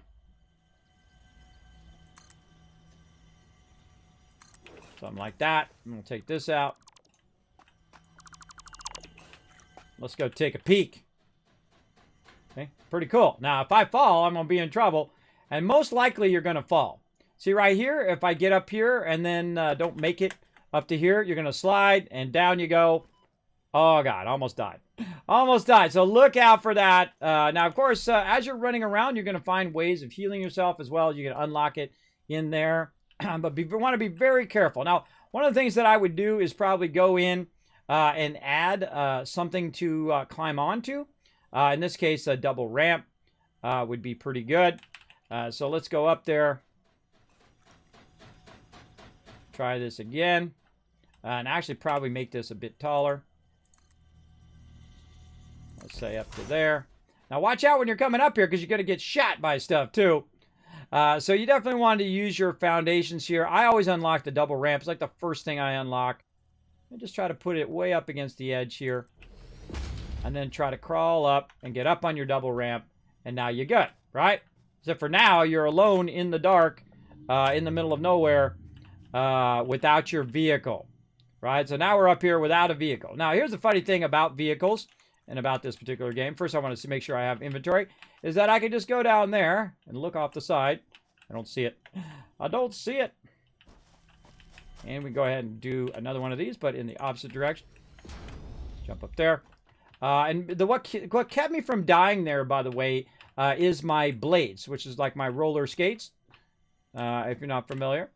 We want to go ahead and just get the vehicle. We want to make sure we don't accidentally get ourselves. And so now we got the vehicle. We can go up here.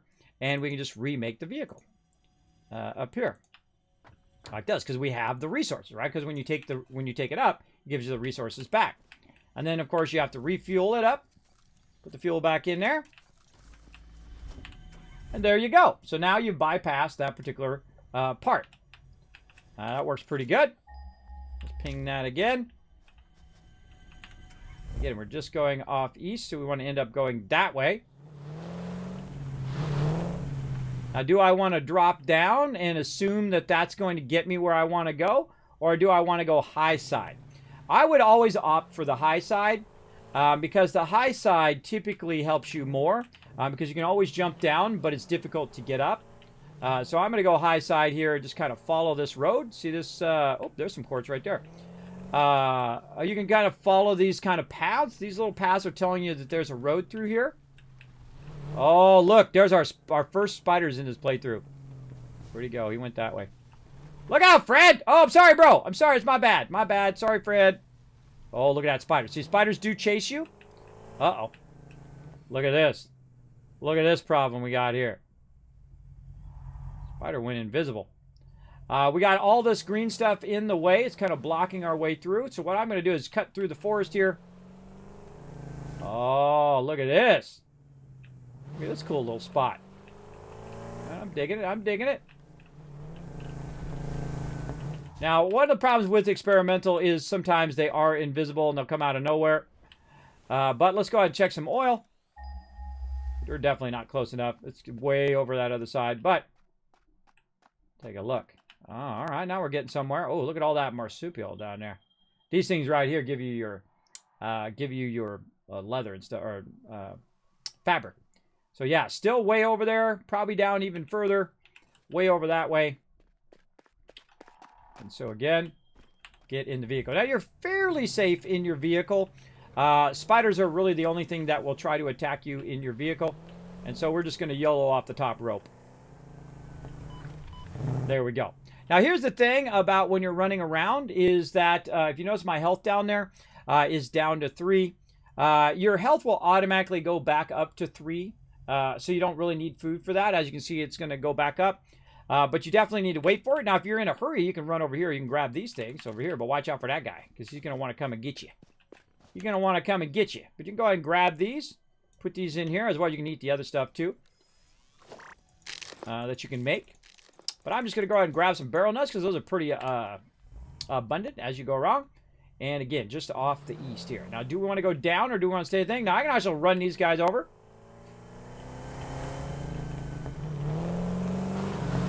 If I want, and then try to, jump out of my vehicle and knock them down. I find ghost riding your vehicle into it, and then as it runs over it, and then you can go over there and wipe them out.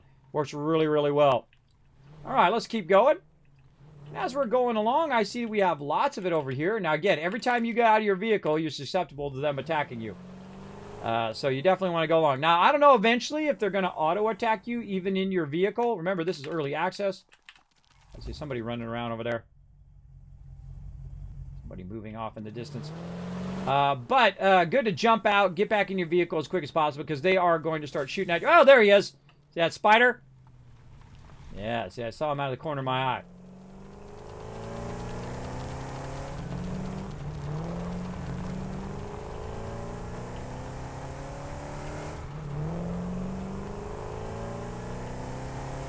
Let's get up here on the high side, see how we're doing.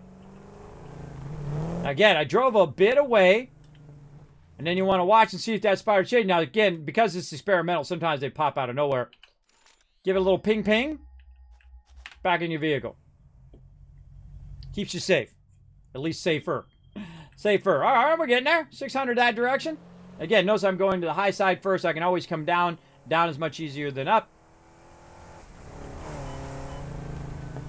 Uh-oh. Taking damage for something. I don't even see what I'm taking damage from. Could be radiation. Radiations or something. Now, I'm going to run out of fuel here at some point. We can always make more because there's always bushes and trees around to help us out. There, down that way. Now, if I do die way out here, I will have to make my way back over here to get all my loot back. Oh, that's just a rolling hill there. Ah, that's nice. That was nice of it.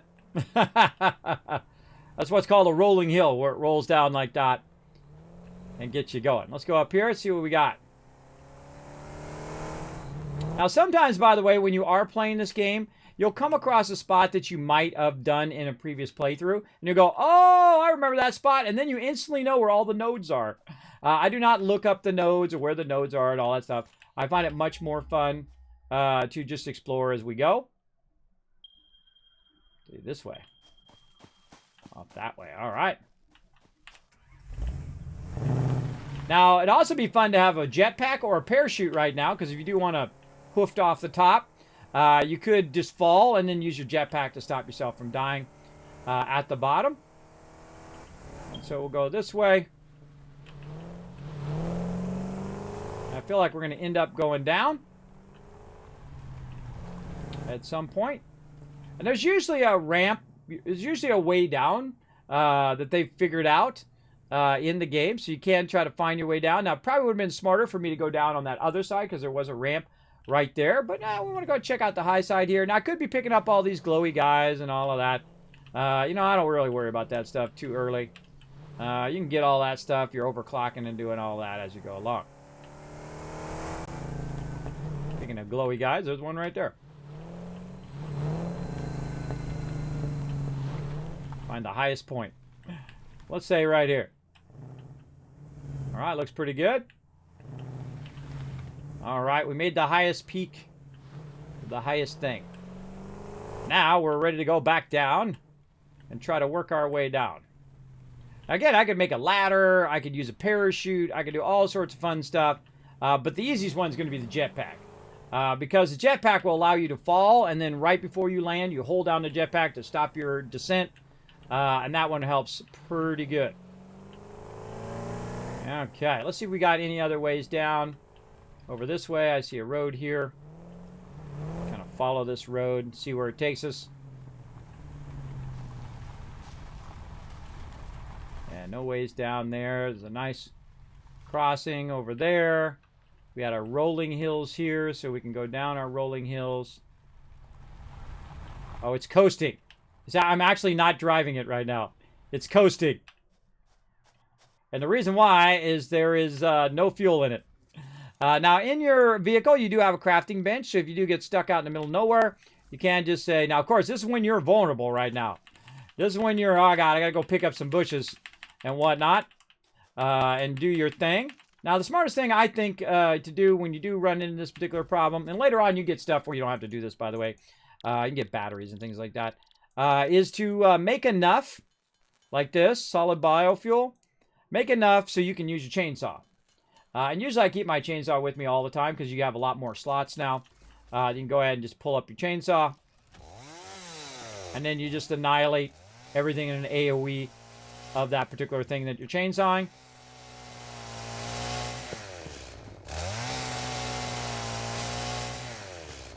Take out big old trees.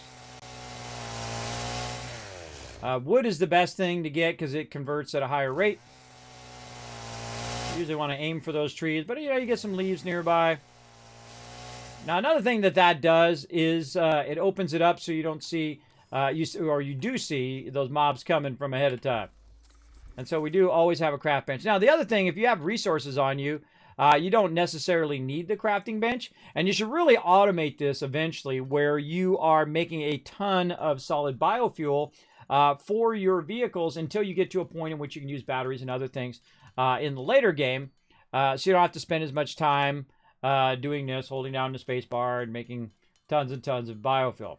But you always have that to fall back on just in case. And I'm going to go ahead and make, let's make a whole lot because we're going to be tooling around for a little while here.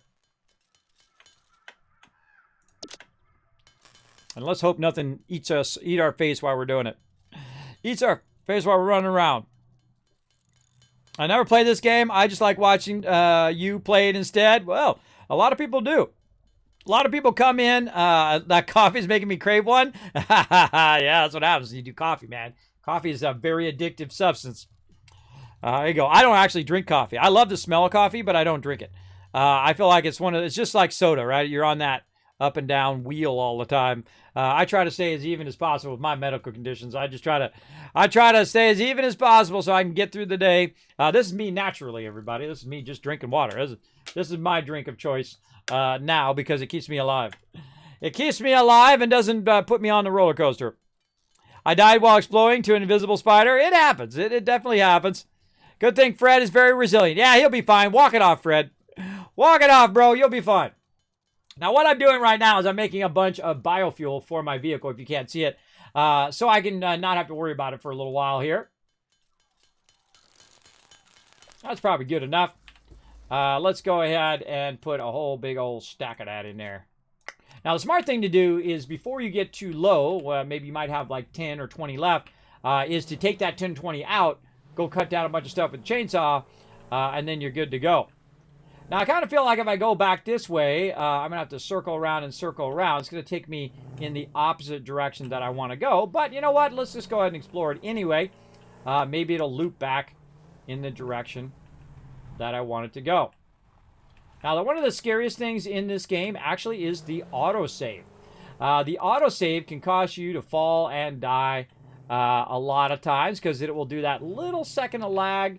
And that little second of lag, right off the side you go.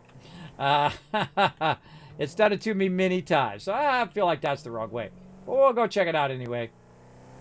Let's go this way just so we can kind of speed it along. Now see this green stuff here? You don't have to worry about it too much as long as the field doesn't go on forever. Yeah, it kind of feels like it goes on forever there. But it doesn't. It's okay. And we can go this way. I don't think there's a ramp down over there anyway. So we'll go up this way. And we'll go take a look. See if there's some way through here. We can ramp our way down. Get out of our vehicle. Now, always be aware of your surroundings. Always be ready for this, right?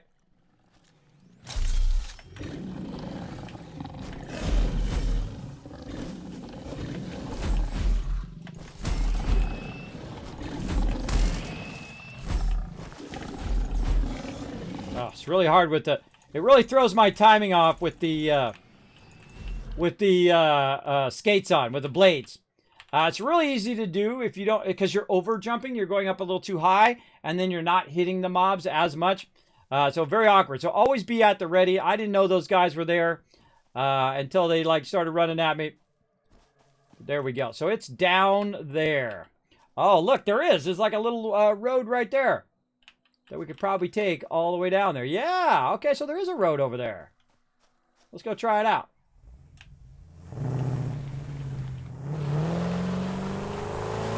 And this is the vehicle I highly suggest. It doesn't have a lot of storage. I mean, it has a little bit of storage on the back. It's not like the big truck where you have lots of storage.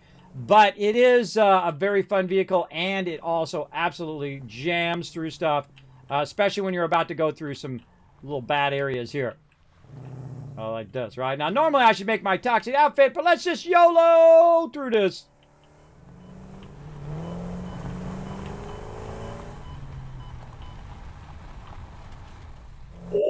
Look at that health, everybody. That's as low health as you can possibly get. Look at that health down there. You can't get any lower. I literally, like a butterfly runs into me and I'm dead. I think that was actually, I thought I was going to die. But apparently not. Fate has told me that not today. Not today. I actually was trying to die. Oh, well, fate said no. Let's keep going. All right, so we're going to go ahead and try to maneuver our way down toward the oil here. Look at that explosions there. We can use our explosive stuff there. All right, so we're getting down a little bit lower. Again, I try to pick my spot where I get off my vehicle as best I can so I can ping. It'd be nice if you could ping while you're on your vehicle. That would be nice. Oh, there it is, right back behind me. Hold on, we got to go back this way. Out of the way, trees. Except for that tree.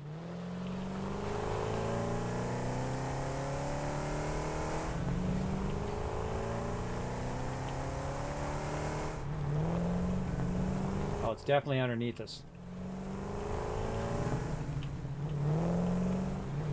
That is definitely right over here somewhere. Oh, we got a big boy, too.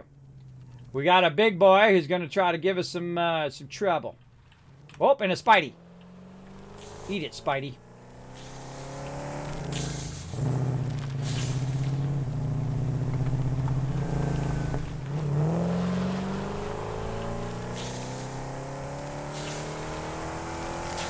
By the way, you can't push them off the side of stuff and lead them away from the area in which you don't want them to be, right? He'll follow me. Watch this.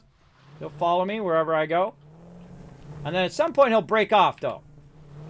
You'll see him break off. And so I can kind of bring him over here away from that other guy and try to kill him over here. Again, you want to run him over, pop out, try to... Oh, God. Nope. I went into building. I hit F. Oh, he's stuck under there now. Now, should we leave him stuck under there or should we kill him? I say kill him.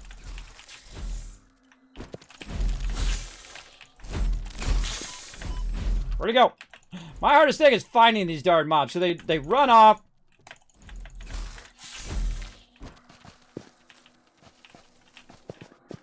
Always be where your vehicle is so you can get back in it. They run off and he'll come back and he'll try to get you again. And then I'll be low health and he'll come out of nowhere and get me. And so they'll run off sometimes and climb up and then come back out when you're not ready and get you. Now we also got another problem is there's another dude right here that we got to kill. And that's a big guy. And again, you can try to push these guys out of the way. You just try to push. Oh, he's back. See, what did I say? He's back. And just keep trying to run him over. It doesn't do much damage to him, but you try to push him out of the way. Try to push him off a cliff and whatnot. Hopefully you don't go off the cliff too. Well, let's give it a try.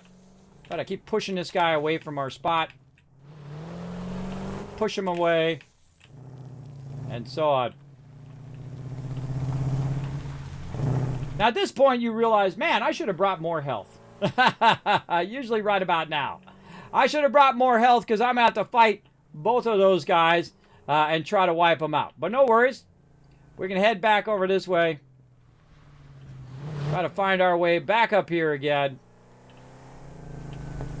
And see where the spider's at. Now again, watch out. They're very sneaky. And run up here and grab one of these. Have your weapon out because you never know what's over here now. It is a dangerous world in which you are running around in. Now you can also try to eat these over here. You can try to put those into there. Nom nom nom nom. I can have some of these berries. Now usually I find while I'm doing this, that's when the mob runs up on me.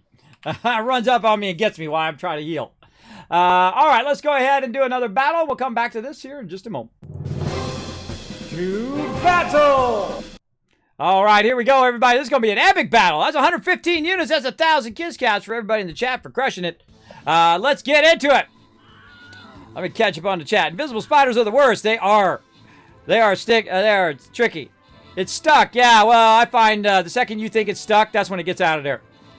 I'm good, man. Hand me the sub rebar launcher thingy. I know, huh? That's rebar launcher thing is pretty fun. As well as you get the rifle later on. I've used all of them before. They are pretty fun to try to shoot them from far away.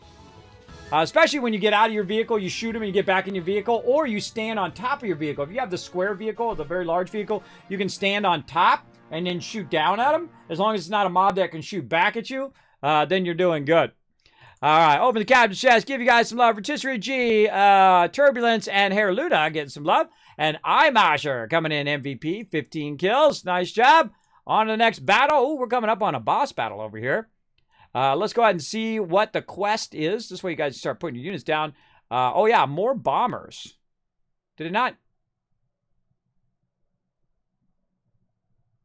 Oh, he's at... man, I do that every time. I do that every single time. It's the wrong bomber, everybody. It's not a buster. It's a bomber. That's got 37 minutes left on that. We can do that next battle. We are doing the bomber, the person who actually throws the bombs. This guy. This is the guy. There we go. There, now we got it.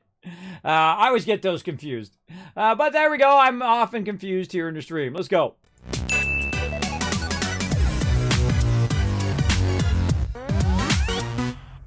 Okay, now we got the stuff that's going to help us a little bit on our health. You want to definitely go into these guys with the max amount of health that you can get.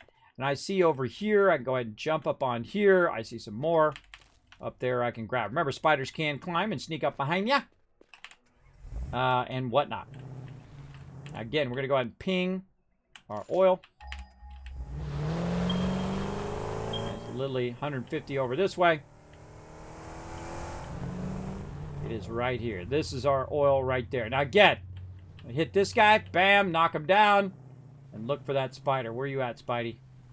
No spider? No spider. All right, now it's time to ghost ride. You ready? First thing we do is get out. Try to get a little aggro. Whoop. Oh, there he was. See, look. See that? Yeah, hit that spider.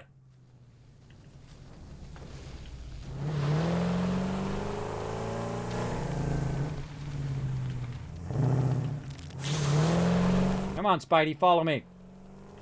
Come over here, away from that other guy.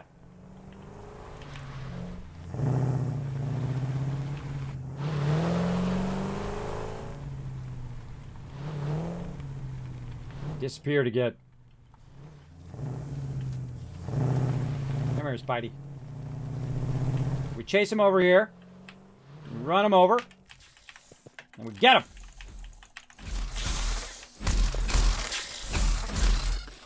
You or me, bro? Guess what? It's me. If you were wondering, it's me. All right. Got that, Spidey. Again, I would definitely suggest to stop what you're doing and not try to battle them with low health.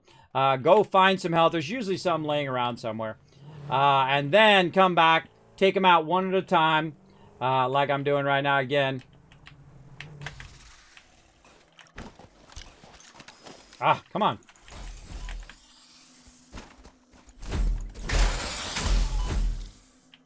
Best just to go in on these guys and hit them as much as you can. Try to wipe them out before they get you. And then get that loot. Get that loot. Oh, look at this. More over here. And then bam, I did. Sometimes that happens, everybody. Sometimes that happens. You go over there and there's 15 more spiders over there that try to kill you. All right, look at this. Look what we found here. Oh, those are pure nodes. Holy mackerel. Is that 2 pure nodes, really? Oh, my goodness.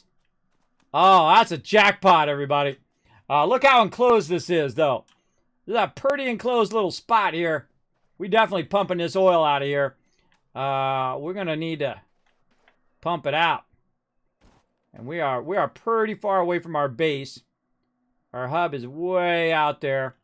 about 2,700. See, now, because this is under an overhang, I would probably either put it out and then run it up into a base and build that base right here. Or I would run it all the way back so I didn't have to run all the way out here each and every time. But we know where it's at now. Now, one of the things we can also do is we can put down some beacons.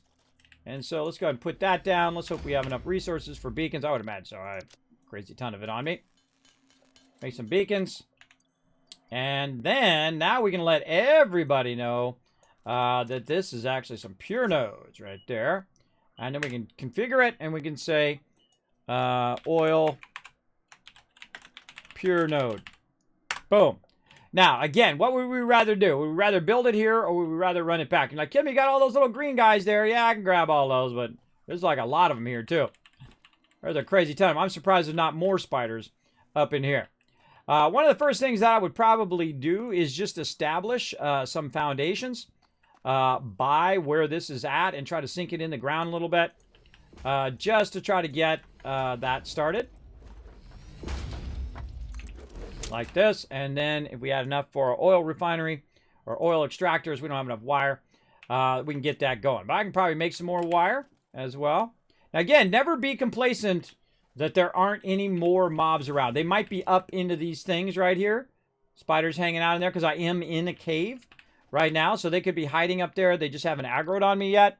So we got to watch out for that while we're doing this as well. So don't get too complacent in the thing. We should have bought a bunch of that cable extra cable we were making.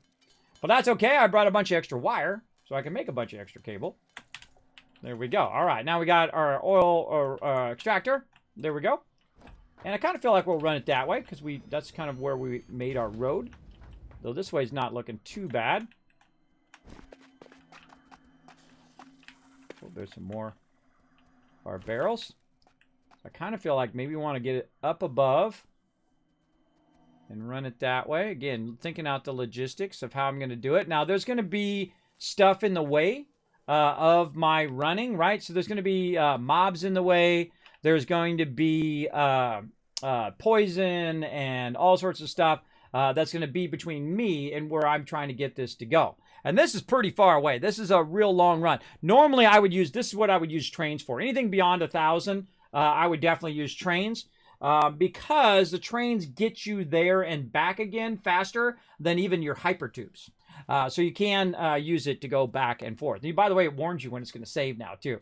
So you don't fall off the edge. I'm not the only one falling off the edge, apparently.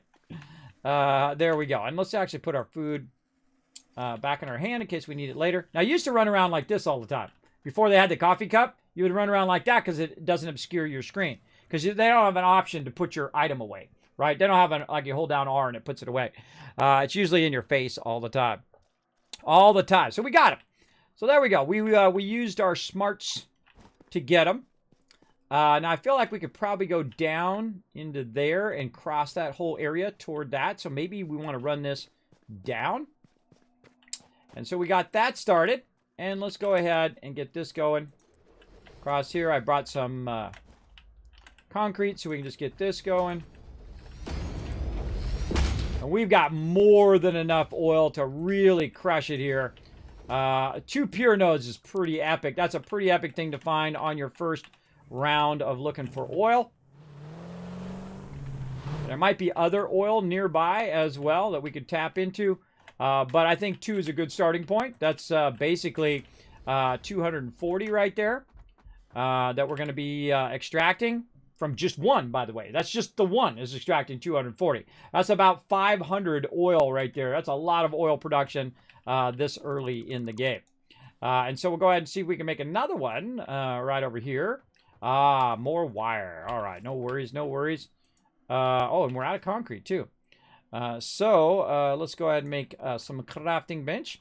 Now, one of the things you can do to get this started up is you can try to find stuff that is nearby and get it started up and then actually use nearby resources to power it. That works as well.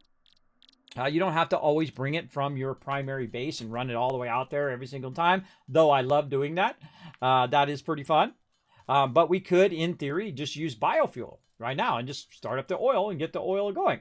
But it doesn't really help us in the long run. In the short run, it's great, but in the long run, all that stuff is good to have it tied together, because your ultimate goal of everything that you're making is to put into the space elevator or into your upgrades. And then as you upgrade, you're putting in more in there and more in there and different stuff and more complex stuff and harder things as you go along until you get in the upper tier of it. And then you have so much power, you can just basically go do whatever you want. You can tap every single node in the game and bring it to a central processing unit if you want. I'm sure people have already done that. More power to them if they have the time. I don't have the time to do that. I hope at some point I'm leaving that adventure for when we get private servers. Then I'm going to invite everybody in, and then we will do something like that where we go and we tap every single node. We make a train level where we're just running every single resource, or we're running it via lines into our main base and just feeding it into a gigantic central base. That would be a lot of fun. A lot of fun. There's a lot of stuff you can do in this game toward that end goal. All right, and let's go ahead and see if we put our extractor in now. Again, sometimes your extractor is going to be up too high, and you're always looking at these little rivets on the side here. These rivets right here are telling us that that is up too high for this side.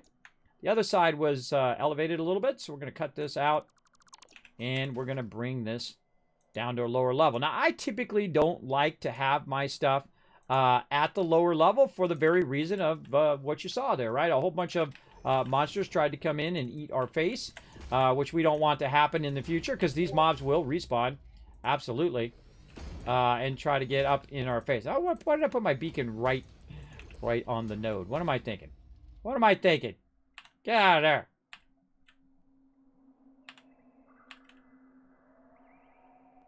There, beacon.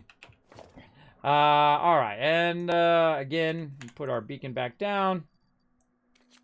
You don't want to put the beacon on the node, obviously, because it's going to be in the way while you're building. There we go. Let's say right here.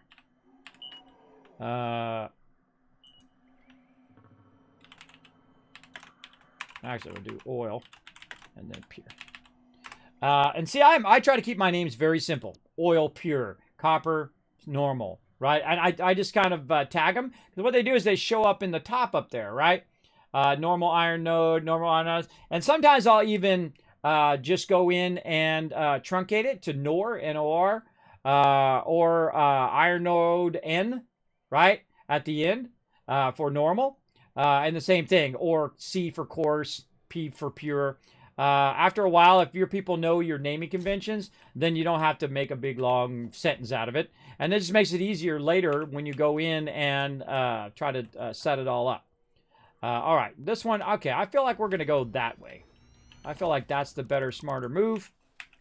And so, oil extractor, aiming, yeah, let's aim it this way, and we'll combine those two lines. Now, these lines are going to be way too fast for me to combine those both together. They're going to need to be in their own separate line because they're basically 240, and the pipes can handle 300 right now. Eventually, we'll unlock the 600 pipes, and then we will combine them into a single thing. Now, we figured that out. Now, how to get this to over there, right? Now, I can go through and start adding a pipeline and whatnot, right, from here all the way over there. But what I really need to do is figure out my path and then run some power from my main factory or find some nearby power if we happen to have some coal nearby with water, which I seriously doubt. But we'll try. What we got?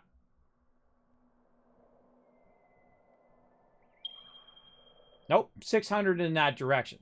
So there is some coal, but it's so far away that it really doesn't work as a producer for this particular one. Now, I also know that that particular coal in that direction is also up on a mountainside because I looked at it earlier. But this one over here might be useful. That one 855 in that direction.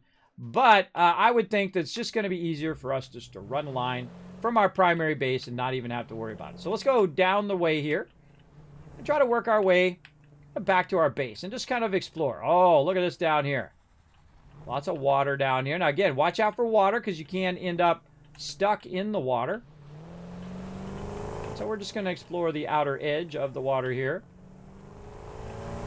Oh, another crash ship there with a mob certainly nearby, or a bunch of these guys nearby. I'm just going to avoid those guys for now. What's up, Fred? I'll just drive around the outside here. Lots of these guys down here. All right, looks like this is our way up right here. Hey, it's you, Fred. How you doing, bro? Doing good? All right, awesome. And then let's go this way. Again, they usually leave you a path that you can get from A to Z.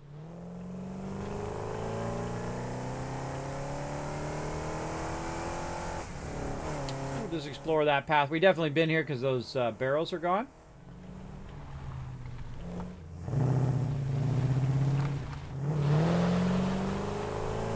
I'm going to go right here. Look around for baddies because there's a spider around here somewhere. Get out. Get a beacon. Right there. Look at him. There's always a mob nearby. Get away from my vehicle. I have actually been launched into outer space because of this guy. So watch out. I've ran over that guy with the square one, and it launched me and the vehicle up in the air. It's actually a highlight that I have. That dude launching me. Now, what I wanted to do is put a beacon down there so I could just basically tell that beacon to turn right or turn left, kind of like a street sign. But we'll go ahead and just leave it for now. And again, we're trying to make our way back up that way. And I kind of feel like this is the way. Let's go this way. See where it takes us.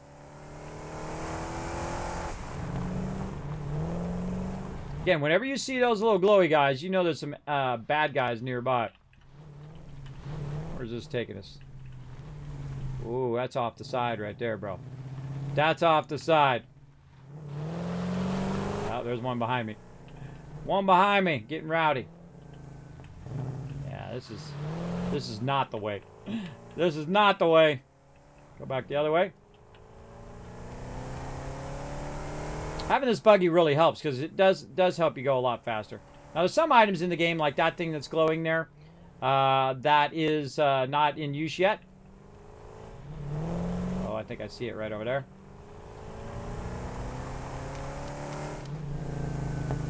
Ran into something. Oh, I ran over a parrot. My bad. Sorry, parrot.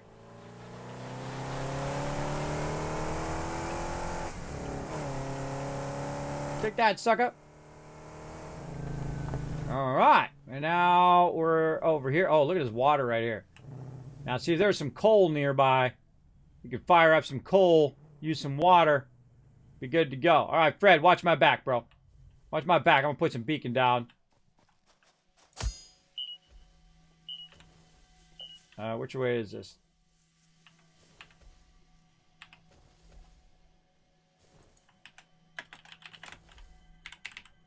South downhill.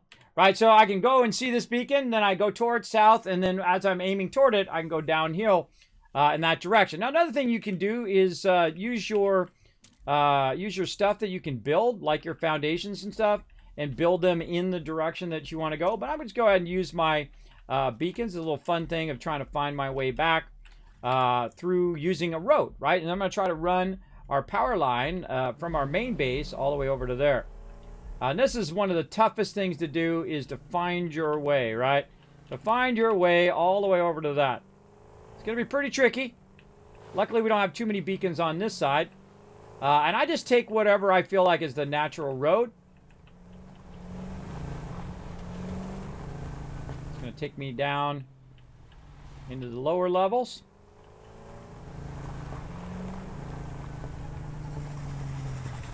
Totally hit that guy. Go that way or go this way? I kind of feel this way. Go with your instincts. Oh yeah, this is definitely the way, but we got a whole bunch of stuff in the way.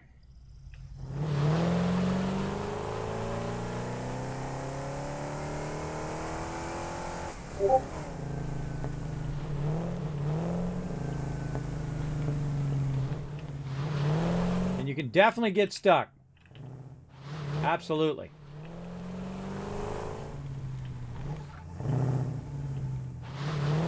I'm always looking to see if I'm going to get stuck.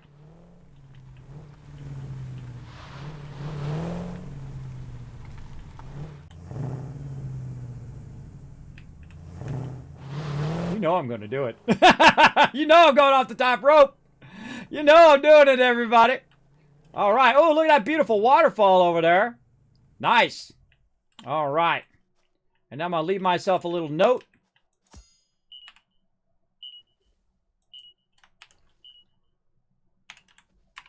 Through the gas and go right. There we go. So that'll remind me next time where I'm going. Let's go take a look at the waterfall.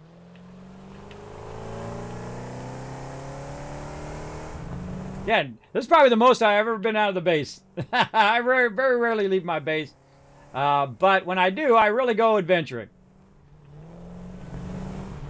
I love waterfalls. Whoa, now that is a waterfall. Yikes. That's my vertigo. Now see, this is what happens. You're looking at the waterfall. Oh, that's not something we can tap into either. It goes off into oblivion. If you go down there, sometimes you'll die because that'll actually go off the side of the map. But what happens is you're over here, you're looking at the pretty waterfall, and behind you, mob comes up, knocks you right off the edge. Watch out for that, everybody. Don't linger there too long. I've had that happen to me more than a few times. All right, we're out. Hopefully I can find my way back via my beacons. We'll find out.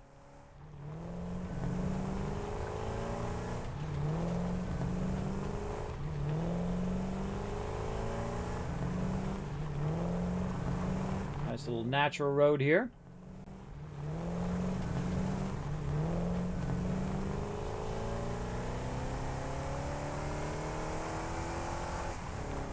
A lot of time you're obscured by those things, but in this case they're over just far enough where we can squeeze by on the left, and we found our way back over here. So again, we'll leave another beacon. Right here. Oh, I'm out of beacons.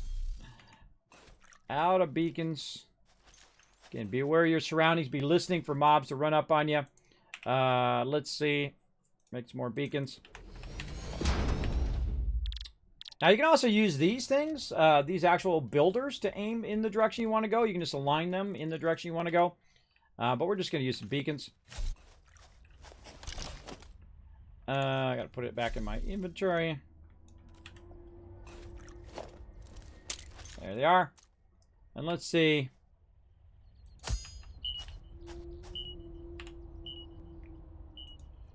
North, then right.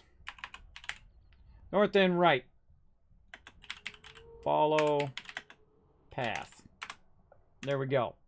All right, let's see if that helps us. It may or may not help us. We'll find out. We're going to try it out. I've done that in a really long time. That's old school there, bro. That's really, really old school. All right, so now we have made it back to our base, no problemo. And we know which way we want to go. And now what we need to do is just take a little pit stop to gear up. That's right, we want to take a lot of our resources.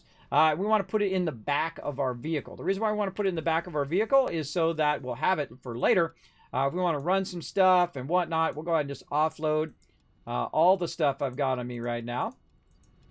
And then look and see what it is that I need for later. Let's see. Probably going to need some pipes. We're going to need a lot of cable because we're going to be running lots of wire. And again, this one's not as much as the big truck, but has a good amount. Now I'm going to keep the leaves and wood and all that stuff on me so I can go over there and make some of that as well. What else would be good to put in there? I think that's probably good enough. Let's go ahead and put in some of those motors. I think that's good enough. All right.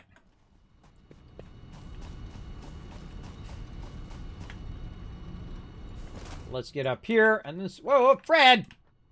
Get out of there! It's always in my base, bro. Get out my base.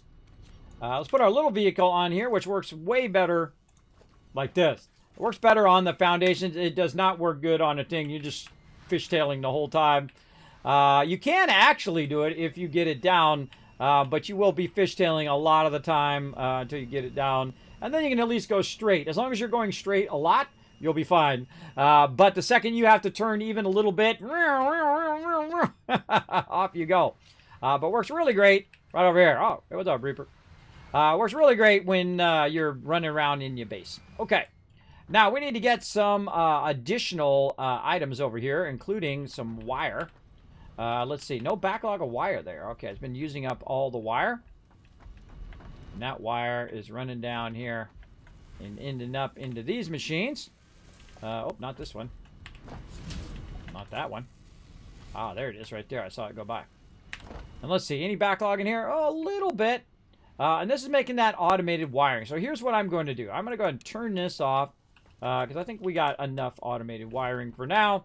And turn this off. Boom.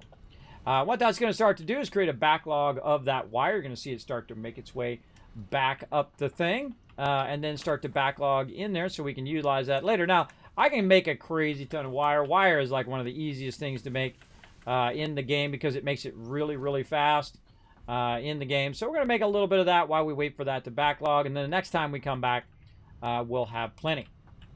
Now, let's also look at our next upgrade and see if our next upgrade is looking good. Yeah, that's ready to go. What do we want to do? Now, what would be the easiest of these ones to do? Oh, I forgot to take a break, everybody. I forgot to take a break. I was going to take a break, and then I didn't. I didn't end up doing it. Yeah, that's all computers and stuff over there. Yeah, this is probably our... pipeline's probably easiest on that tier, but this one's our easiest one on this tier.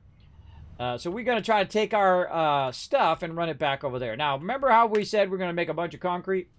There we go. We got a whole box of it. And in fact, it's starting to backlog in a second box and then eventually in a third box as well. So let's go ahead and get a bunch of that out of there. In fact, you probably want to put it all in there.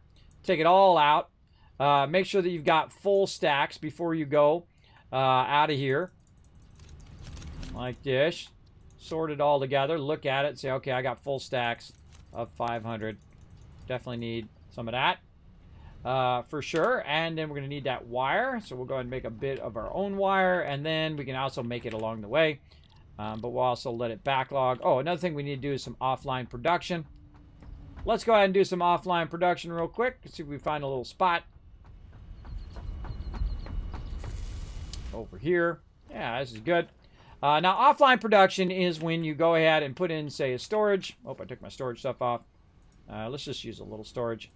You put in a storage, then you go ahead and run that storage into your constructor or whatever it is. We need our plates. And then you go ahead and just run it out into another box, right? You don't have to make it where it's feeding the actual object in there. It's okay. Because the stuff I'm about to feed in there is the biofuel. And the biofuel, you have to manually collect anyway. It's not like you can really automate that without mods. I have actually seen mods that allow you to do that. But me, I'm not going to worry about it. I'm just going to do my thing over here. Grab some more. Oh, that's all out too. Oh, man, we burned all that up. All right, nice. Noise, noise. Let's go over here and see if we got some extra laying around. Let's see, it'd probably be in this one. Nope, next one. One of these. And there we go, making that versatile framework. We'll go ahead and grab that extra out of there and use that. Now, at this point, when you start seeing that your boxes are empty, you want to go in. Hey, Raz, what's up? Thanks for coming in. You gave me a hug. Oh, thank you. Appreciate it. A little Stream Raiders hug down there. Now, again, when you start seeing you're getting low on steel beams and steel pipes, that's the time to go make steel beams and steel pipes. For sure. And even overclock your coal and stuff like that. If you don't have a lot of it nearby, overclock that so you get that going on. Now, this particular thing here is going to make us some biomass. Let's do wood first. And then we can go ahead and just take all this wood that we've got, or this little bit of wood that we've got, run it into there. It's going to run it here. And I can just manually feed it in there as well, just straight into the machine. That works as well. But we're going to go ahead and grab this. Oh, we don't have any wire. That's what happens when you take all your stuff off. You're always looking for that thing, that wire or whatever it is. We've got plenty. Full box full of it over there.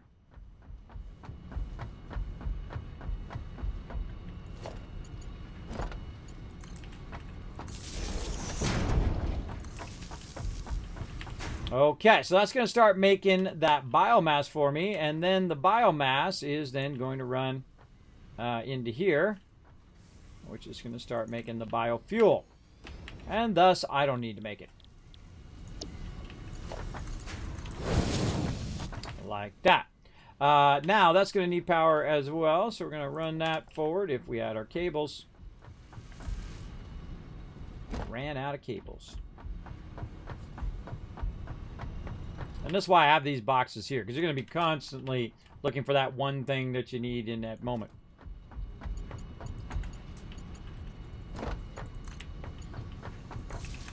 Run that up there. Talk to biofuel. There we go. Now, the real trick thing to do is to do 2 of these that go into a box and then feed into this, like so. But I'm just going to run that wood a little bit, and it's going to be out before you know it, like that. And then we're going to go ahead and throw in the leaves. And then we can just say leaves. Again, I don't have to build a whole production for it. It just takes longer. Not necessary, I find, to do it. Now, I can also just manually go ahead and just put that right in there. And then it's going to go ahead and convert it as well. And then convert it over there and fill that up. Now, back over here, I do have also an excess of this stuff. And it ain't doing me no good sitting in the box over here. So I'm going to go ahead and grab that. I'm going to grab my biofuel out of there. Any other wood in there? No. We're going to go ahead and fire that up. Let that convert over. Right here. So this is going to be leaves, and that's going to make that biomass. Now what I'm going to also do is I'm going to take one of these, and I'm going to stick it over here. No, I'm not, because I don't have enough rods. Back we go again. Rods.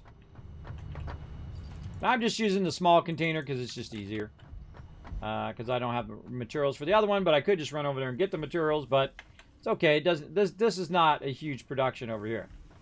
So there we go. So now we got this. Now I have a bunch of biomass already in there, right? I have a bunch of it I could put in there, and so I can make another one of these and just stick it right over here.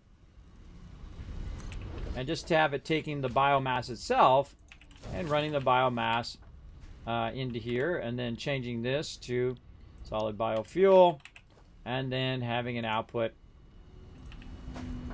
to solid 2. Again, this is temporary production here. Whenever I'm doing temporary production, I don't worry about the cosmetic look of it. I just get it done. You know what I mean? Get her done. Like that. All right, now that's going to make a bunch of solid biofuel there. That's going to make a bunch of solid biofuel right there and do all the work for me while I'm doing something else. In this case, going on a break. Let's get up here.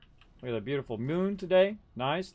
And you guys can watch that run. And now I'm actually going to take a break an hour and 30 minutes later after I was going to take the first break. But before I take that break, we're going to do some Stream Raiders. To battle!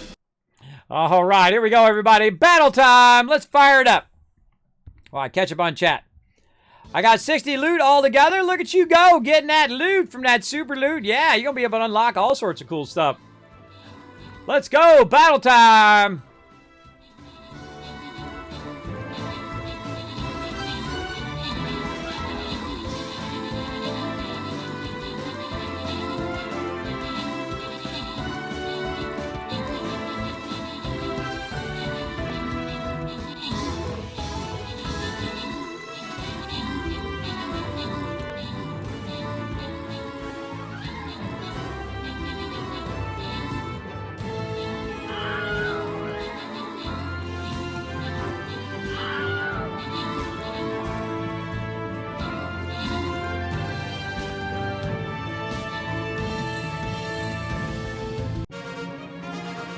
All right, good stuff. Grants and rewards, the Last Splash, Reaper, and Hair Luna getting some love. And Maverick, I think that is, coming in with the 16 assists MVP. Boss time now. Now's the time to step it up. Got a mystery boss coming up. Oh, War Beast Scrolls there. Nice. Let's see. We're definitely going to go ahead and start that battle. I think it's time to use my legendary. Let's give it a go.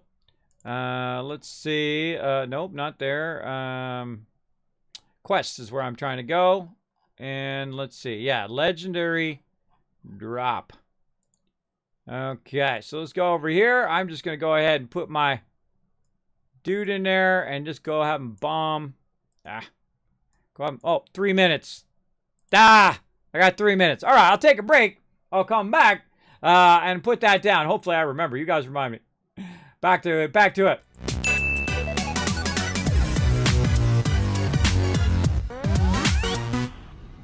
All right. And that's going to keep on running, making me some fuel that we can use to travel our way back, as well as to run a power line. That's all I need. I need to run a power line, and then I can build it out all there at the end if I want, or I can try to run it back. Now, 2,400 isn't that far once you have trains, or in the case of this case is pipes. You need a lot of materials for pipes and stuff to make that work. And we'll get back to it later on. But for right now, we're going to get that fired up. We're going to go ahead and go on a break, and then we're going to come back. We're going to get that fired up. Be right back, everybody. Oh, hold on. Let me turn you so you can see the production. Be right back. All right, I'm back, everybody. Let's fire it up. Let's keep it going. Now, while I was busy taking a break, walking around, stretching, getting ready for some more gaming, I am ready to go. Always a good idea to take a break, everybody. Oh my gosh, look how much it made. It made a lot. It made a lot while I was gone. Now I'm going to let that run, and the next time I come back, I'm going to have a lot of fuel as well.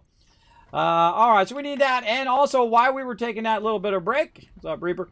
We were also backlogging a bunch of wire in here. There we go. Now we got a bunch of wire. We want to bring ourselves a bunch of this as well in case we do run out of wire. Let's say something like that. Looks good to me. Let's go ahead and grab this, pick this up. We're running around having all sorts of fun. Going back down. And then heading back over here toward the vehicle. Over that way. All right. So we kind of have a little bit of a plan of where we're going and what we're doing. With our power and with what we're doing. Now, I did have a thought while I was AFK there that I could run over there, grab the coal, run the coal to that little pond of water that we found, and then run all that back there. But it's way easier just to run a power line because we can run power lines really far distances. So we're just going to go ahead and start with our first power line here. And we're just going to run it as far as we can until it says, nope, I can't run it anymore. Too long. A little closer. Until we can get it, bam, right about there. So now we have a general idea of the distance. And let's go ahead and fuel up our vehicle here. We got lots of fuel right in there. Very nice. And off we go. Now we made a beacon that says through gas, go right. And we have one normal iron node. Where is our north, then follow path. So this way. Right, and I can also see that we have a thing there. Now, I could go up on the high edge and go that way. It doesn't really matter. I could shortcut like I did before and just jump off the top edge and whatnot. But we can also just kind of follow the path of what we did last time. Now, another thing this is going to do, very much like your when you're an astroneer and you're using your beacons or your tethers, is this will actually act as a guide to finding your way there. And so we'll go ahead and build it out little by little. Now, a thing I can do is I can go in and I can move this vehicle forward and do this. I find that takes a lot longer than literally just running way ahead or taking the whole entire vehicle and picking it up. But I'm just going to go ahead and run the vehicle up to here where I kind of know where it's semi-safe over here. Grab some more of these barrels maybe. There we go. Use some of those up, because we are going to be exploring. And then just go ahead and run a pull. Now, I could run foundations, and I could run all of that. Really not necessary right now. Right now, we just want to try to get this going, because we will probably run out of time if we just don't go straight into it. So we'll grab that there. Now, on the way back, when I run my stuff backwards to where it's at, because it's directly out that way, I could go ahead and build out all of my stuff.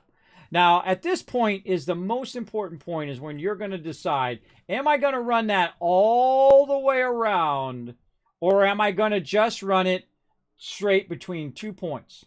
Now, of course, the best way is always straight between 2 points because that's going to be your shortest distance, right? So if I want to run it from here to here, now, of course, my whole base is not at the same angle. If it was at the same angle as the thing, then I could just build it straight that way. But my base is actually at a different angle. And so if I were to build out my base, it's going to have the same problem. So if we want to go out there and find that pure node, which is at an angle there, which is off to the east, I can build my way there. And that's also another great idea. And what would I do in the long run? In the long run, I would actually build my way there.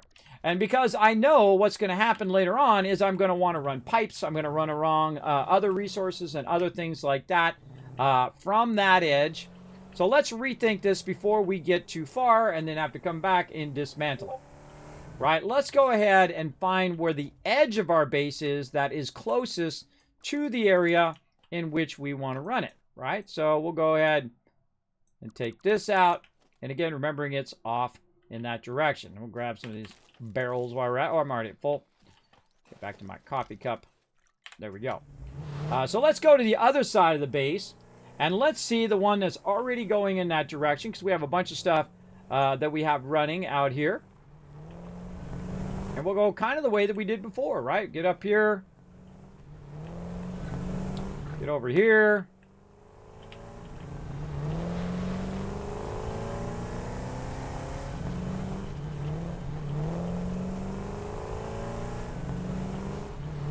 And aha, look what we got over here. See, we got some resources. In fact, some resources that we're not even using yet. Right over here, we do have some more resources for iron that we haven't even tapped into yet. But our thing that we have the furthest out right now, he's up there building something. He's running a power line. That's funny because that's exactly what I'm going to do, run a power line from up here. Is he doing the same thing as me? Oh, no, I think he's bringing down some more coal from over there. Very nice. He's bringing it from up on top there. Yeah, see, that's where I found it earlier. He's bringing that coal down. Always good to use coal because, of course, he can go in and he can use it with this iron. See, he's very smart. He can use it with this iron to make steel or make whatever else he wants to make. But see, what happened just now is the perfect synergy of what I'm doing and what he's doing. This is teamwork, everybody. He's over there working on that coal. He's working on quartz. He's working on other things. Me, I'm working on oil. And it just so happens that he's running a power line where I need a power line as well. And I need a power line to go way off in the distance there in that direction. And so I'm going to go ahead and utilize his power line and mine. And I'm also going to go ahead and start to extend the edge of the base here in the direction that I want it to go. Now, you do not have to do what I'm about to do when I get out here. And that is put supports under it. Now, another thing you want to do, obviously, is to go in here, you know, maybe clear some of this stuff out. I hate stuff going through my foundations. It drives me crazy. But see what happened? Nothing happened. Why did nothing happen? That's because my inventory is full. And so when my inventory is full, I'll go in and I will go ahead and make a box. Oh, I got to get my stuff out of my thing here. I'll go ahead and make a box for that. Over here. Let's see. What can we get rid of? Let's get rid of this wood. And let's get this. There we go. Okay. So I'm going to make a temporary box over here, hopefully out of his way, while I go ahead and throw some cement in there. A little bit here or there. And then I can go ahead and do this. Now, again, I don't like this stuff to be in the way, so I'll go in and remove it. Just so it's not a visual impairment to what I'm doing. And then when you have enough resource or enough space, boom, it takes it all out of there. Now, I've got a bit of a problem, right? This is going to go down into this crater, and I want it to go in this direction, straight over that way, right? So probably I can go ahead and go along what we've already got and try to zigzag my way around and maybe even use the natural road that already exists as much as I can, right? So I don't have to redo all of that. And so that's what we'll try to do as we go along. And I'll go ahead and leave this a little bit here because I am overburdened. So we'll go ahead and take out some of this stuff that we don't really need. Drop it into here. I think he's got plenty of room over there. He can move it if he needs to. It's no big deal. But we'll drop some of this extra stuff that we're lugging around. Oh, and we got a boost on us there. Should have put all that down when I was back at the primary base, but oh well. And then we'll go ahead and key off his power here. And I'm going to go ahead and tap into central power, and then we're going to run it this way. See, this is efficient, right? If he's doing the same thing that I'm doing, and he's working toward the oil while I'm working toward the oil, that's going to be tough in the long run. Actually, let's go this way. And see, as I go this way, it'll also interact with what he's doing over there. And so, again, you don't want to step on other people's toes when you're working in a team. There's nothing more annoying than the person who's running ahead of you doing the same exact thing that you're doing, making you feel like your time is wasted in everything that you're doing, right? You always got to be conscious of that when you're in a group, that people feel like they just wasted their time. You want to make their time very valuable, right? Very valuable in what they're doing. And so I'm just going to go ahead and just keep running these foundations along here. And when I need to, I'm going to go ahead and just start raising this stuff up. Like that. Up into that higher level. Now, I can't run the stuff more than, if it's not sitting on the ground, I can't run it more than 4. And you're like, well, Kismet, it's not like that in the game. It's not. It's actually only because we set that precedent of that's as far as we can do it, right? It's as far as we can go. Now, another way I could do this is I could start to work my way down the hill. Whoa, a little too fast. Down the hill and then work my way across, or I can work my way across the top and then go back that way.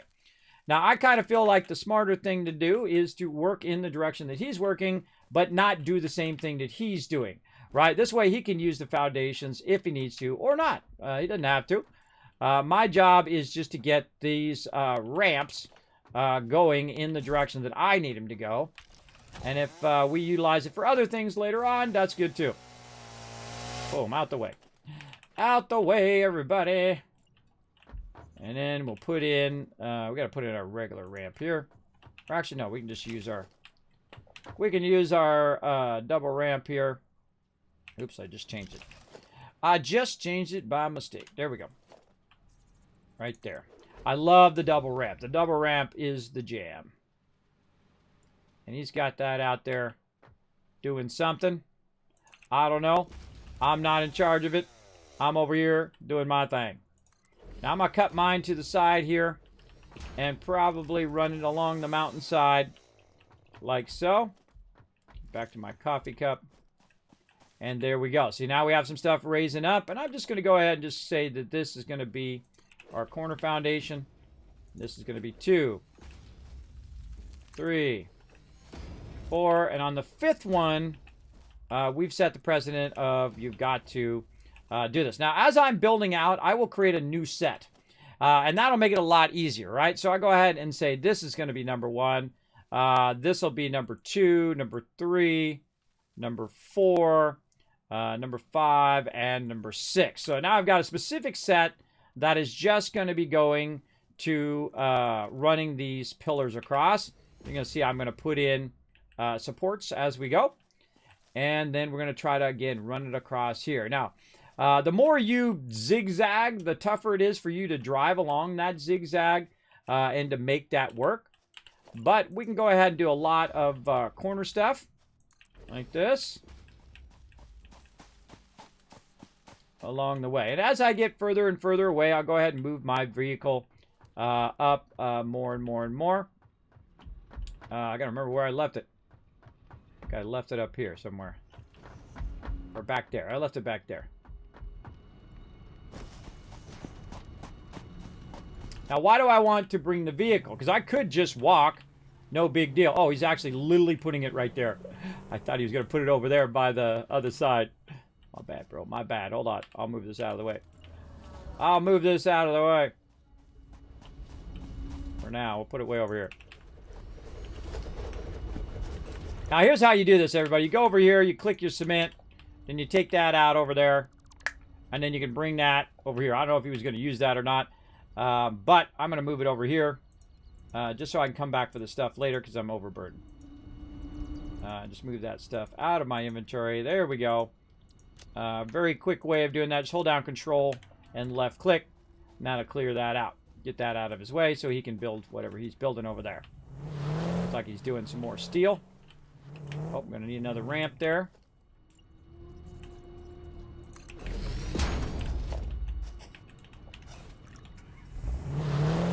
Now, I'm also bringing materials with me on my vehicle as I go.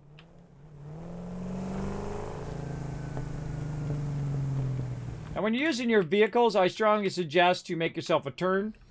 Something like this, so you can turn that corner without falling off.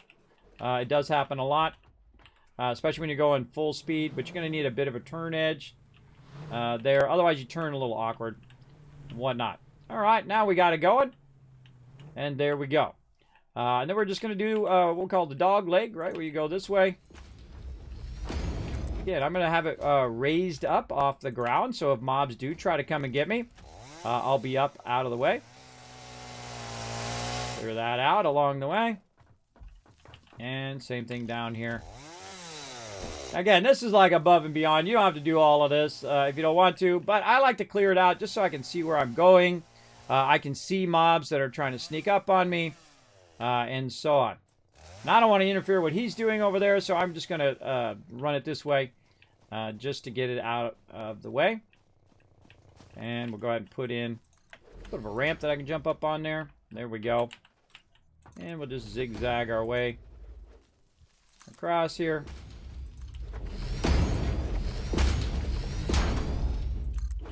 We'll put our supports in here in just a moment.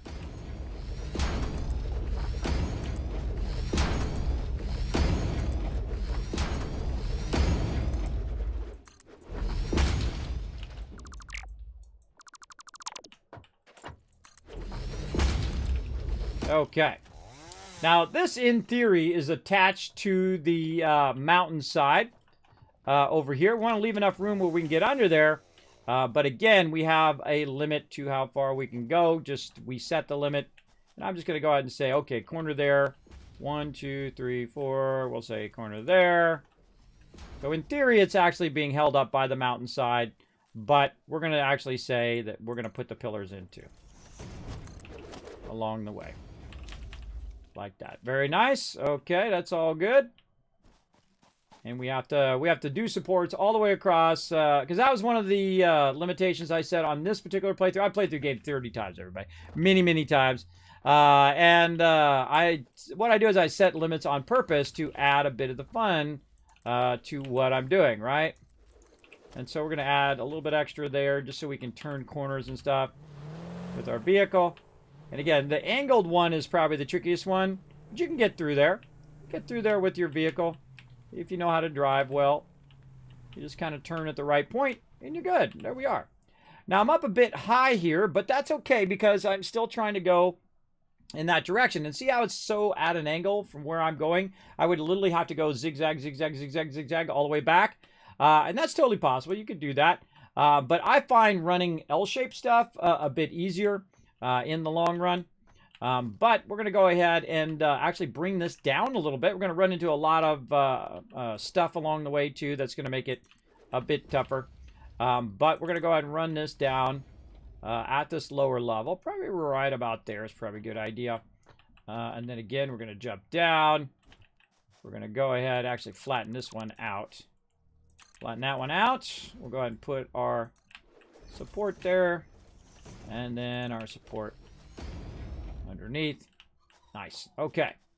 Feel like that could actually come down a little bit more. Let's say something like this. There we go. And we don't need as many supports along the way. By the way, do you notice how I don't connect that to the ground? Makes it harder for the mobs to get up there. Spiders can just climb up the side. But that is pretty well elevated. So we'll say 1, 2, 3, 4. And then this is number 5. Number 5 here needs to be supported. Now, whenever you see one of these, you know there's a mob down there somewhere who wants to give you a big old death hug. So look out for them. And then we'll put a base under there. All right, nice. And again, I typically don't make them connect to the ground just so mobs don't end up sneaking up there and get behind me. And I like to base everything off my, what I call the Rosetta Stone, or my main base, whatnot. Now, normally, by the way, when I'm playing this game, I would just straight up build foundations forever. I just build them off without any supports or anything, because you can do that. Very Minecraft-esque. 2, 3, 4, 5.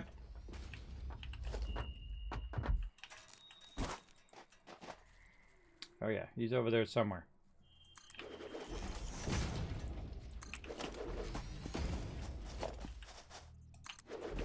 Now, because I have my skates too, I can jump higher. But that's just a little too high for my skates right there. So that one will definitely have to add another one. And there we go. We'll add some access as we go along. You're like, kid, man, this is going to take a while. It will. But then again, what, were we in a hurry? Was there something we got to do? Is there like a TV program coming on and we got to, like, you know, hurry up and finish? I don't think so. Now, one of the problems with when I went that way is the fact that I ran into a cliffside, right? I went off the side of the cliff. So if I go that way, I know I'm going to run into that cliffside, and I don't really want to go that way. I would prefer to go back this way, right? And then try to curve back around where we went before. I can see we've got some toxic stuff that way. But we know that this way is probably a better choice in our direction because we've already kind of scouted it out. Let's go ahead and build a bunch of stuff this way, and eventually we're going to run right into the ground here. And a little bit more. And then we found kind of a bit of a natural road, and so we can utilize that natural road for what we're doing.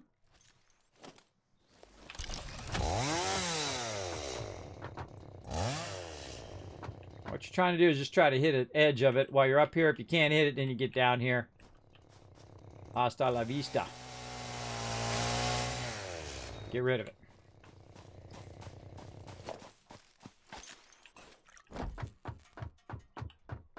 All right, keep bringing it forward.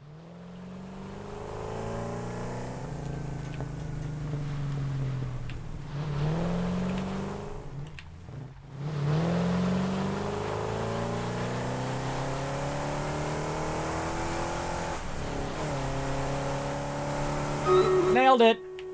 Nailed it. I always love testing the limits of stuff. All right, so we want to go ahead and just kind of cut through here and then cut back. So let's see where this leads us. And I'm going to go ahead and bring this up just a little bit. And again, I'm running across here. Just put my vehicle right in the way. Again, I could have built a bridge straight across, because look at that. It's like almost exactly straight across. I could build a bridge cross as well. I'll come back and do that. I'll go back and do it now, whatever I feel like doing. Again, watch out for the mobs, right? Now you're in the thickness of the forest here.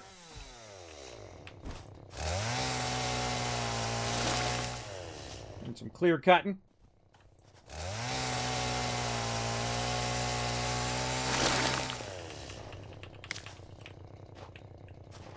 Again, I'm watching what's coming up. And our pure node is actually literally right in front of us right now. But we know that eventually it goes off the side. So that's not going to help us right now. But we're actually getting more aligned than we were before, at least. And we'll go ahead and run that battle here in just a moment. Let me go ahead and just keep running this through. Again, I don't like it when it goes through my base. I don't like it. Or through my foundations in this case.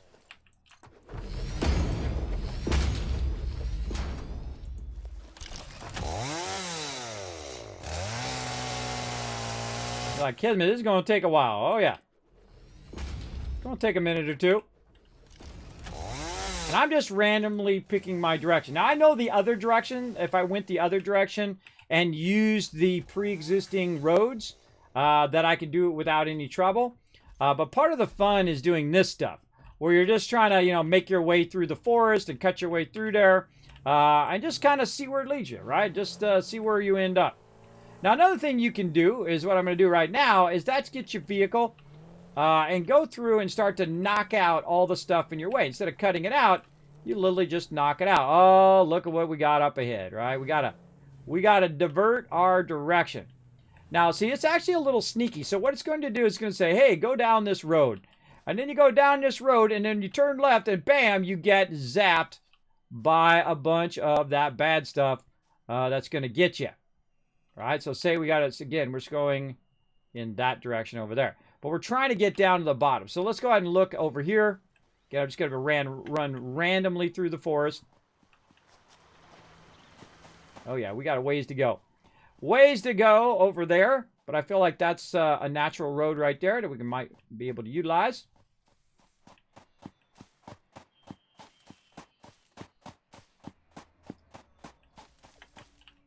And so let's divert. And we're just going to wind our way through the thing. And again, you can just build straight across. You don't have to do all this craziness that I'm doing. But I feel like it's part of the fun, right? That kind of craziness you got going. Now we're choosing to go that way. We'll go ahead and get our vehicle.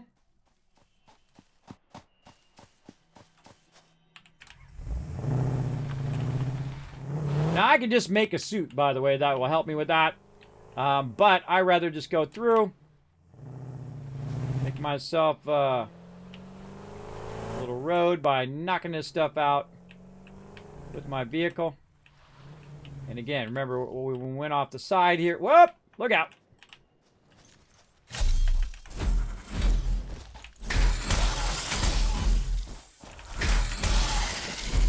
Get wrecked. When we were going off the side here, not enough space. That is just a straight cliff, right? Straight drop off. We could run it across that cliff, but we're going to eventually have to turn back anyway, so there's no real reason to do that. And so we'll go ahead and use our natural run line here. Line that up. And let's say about there. And then we'll get in our vehicle so that when I'm watching the battle, I'm not getting killed by mobs. All right, let's do it. To battle! You like that driving, JC Hunter? That was pretty epic. All right, more battles. Let's do it. Hey, Cal, how you doing? Doing good. Doing really good, bro. How you been? Hey, Charge Rocks, how you doing? Hey, boys, how's it going? Going good. Working away. Hackshot, what's up? Good morning to you as well. Hope you all are having a good day today. We're crushing it here on Satisfactory, building all sorts of fun stuff, supplementing our resources. Right now, we're working on oil. We're trying to get our oil production going. Reaper's been working on the quartz, and he's also working on boosting our steel production. That's always good. Grants and rewards. Let's see. Last Splash, Reaper, Rotisserie G, and Subi all getting some love. Let's get back to the map here after we see Kraken, who's got 15 kills, MVP. That's a boss. That's some boss love right there. Oh, another one right there. Oh, how many of these we going to get done? I don't know. I was going to do battle mode today, but I am not going to be able to do it today because I didn't get the thing done yesterday. I tried to get done because IRL got in the way. IRL in the way as always. All right, we're going to put the legendary drop buster in there. Did I? Oh, I forgot to put a unit in there. See, I forgot. I knew I was going to forget. Oh, well. Let's just go ahead and put them right in here, and I'm going to blow up some stuff. I don't think I might put a unit in that last one. I forgot. It happens. Let's see. Quest. We got that unlocked. Let's collect that. Get that on cooldown. There we go. And then we need to place 2 more bombers. I don't know if we're going to have enough time for maybe. We'll see. I have enough time for that many, but we'll get it going on. We'll do as much as we can.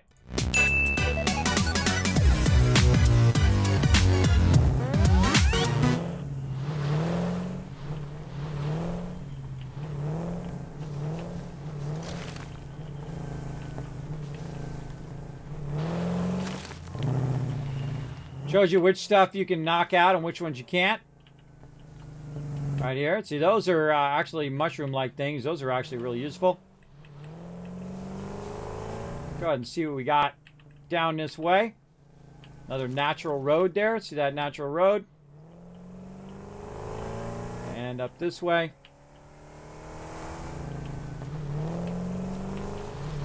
Yeah, we'll do a little exploring, a little more exploring.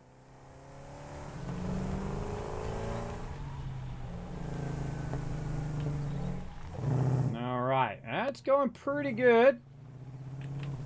Pretty good in that direction. Now, can we find our way back is the question.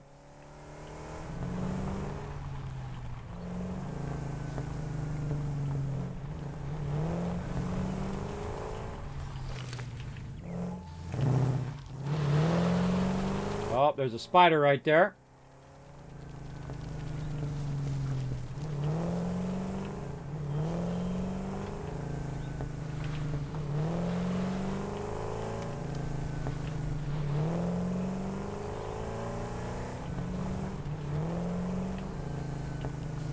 I don't even have to put any beacons down. It's a natural ability, everybody. Now watch out for that spider. That spider will track you and come back here and try to get you. Watch out for that spider for sure. We know there's a spider up ahead, so we'll try to be on the look for it. Now I'm just going to go ahead and bring this down. And what I'm doing is I'm just running a line that I feel may be or may not be the shortest distance between where I'm going and where I need to get. And so that's kind of a bad way down there. Let's take that out. Let's move this. Nope. Nope. Just trying to get it over there. There we go. Move that over just a little bit. And then let's say right about here. We'll run this up a little bit higher to give us a little bit of that. I feel like we could cut that back. Run that right along there.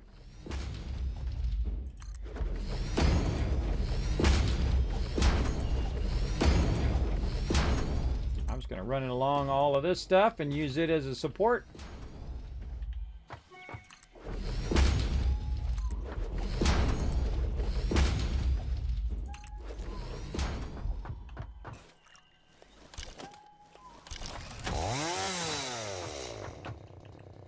Too far up. Too far up to cut that one back, but we can try this one.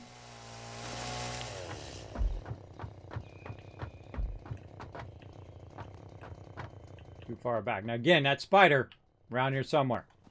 And a whole lot of his friends. Boom. Not that one. Oh yeah. Hear him?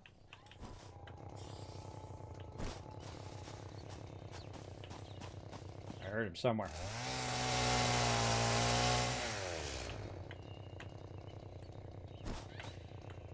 Keep moving.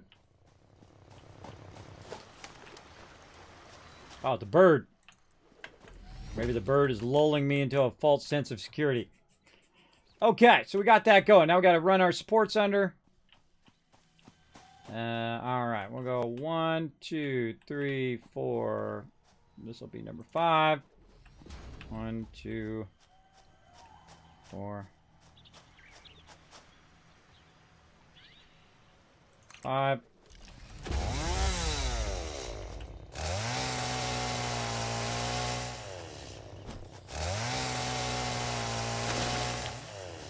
Oh, really? Am I full? Yep. See, I didn't pick up that other stuff. That's telling me that I'm full. And so what can I do? You know what I'm going to do? I'm just going to say, all right, good enough. Just throw all that stuff in the trash. Now, by the way, you can hold down Control and throw all of that one type into the trash if you want, like I just did. I held down Control, did that. You can also just, like, eat up this stuff. You can double-click on it, eat it up. Not carrying it around. Better than just throwing it away, I guess. That's going to give me some more room. Now, let's go over here, get our vehicle, bring it forward. Little by little. Now, another thing we do, if we have enough, again, inventory space, we can go ahead and... oh, this needs a... way up. If we have enough inventory space, we could have just pick up the vehicle and run with it like we did earlier. But in this case...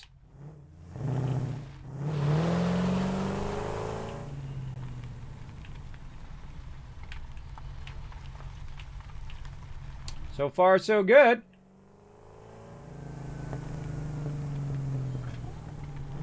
And also on the back of this, on this vehicle, there's also resources. So we don't want to take it out because all those resources will drop on the ground. 1, 2, 3, 4, 5. All right, now we're going to go ahead and put in some supports. Like that. And I could build it from the supports up, right, from the bottom up, but that takes a lot longer. I'm not gonna take all the time to do that, but we're gonna keep going. Now we're gonna run into probably a problem up here of this mountain, which happens to be in our way. So let's get on our vehicle here, cut a little path in the direction we're trying to go. We'll say that way. Nope. Wrong thing. Oh, I switched out my chainsaw. Now, I don't know why it switches out for something you have in your hand. I would think it would go in an empty slot first. That seems like a better idea than for it to switch out like your primary defense weapon. That's just me, everybody. I think that's not the smartest of ideas, but whatever. And again, we're just kind of clear-cutting the forest here to make our way through.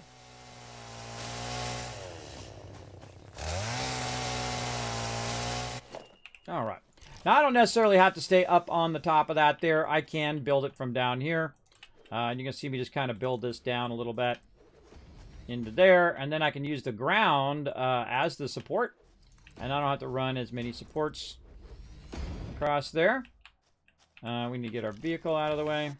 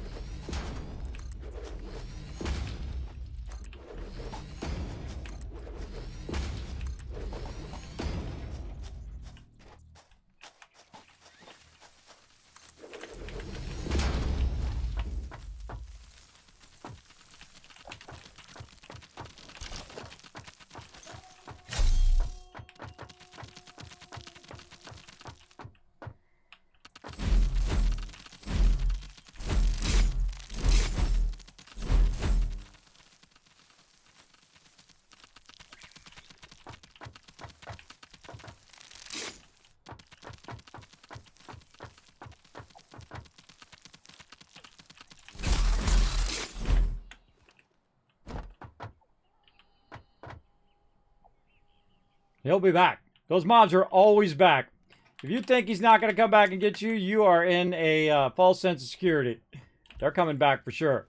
They'll find a way up here for sure. There he is. Always get you right when you're building, too. Right when you're building, that's when they come and get all up in your business.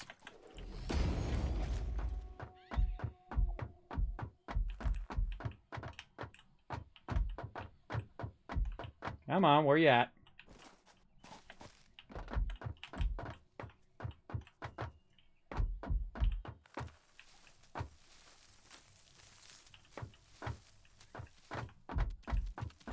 There he is.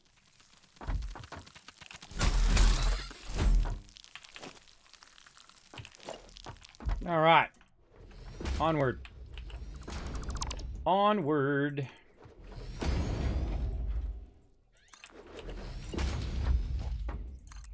And that's why I don't like to build at the ground level. There's always some mobs all up in your business. But we're going to have some fun building our way through here. Actually, that should be the rise. See what happens.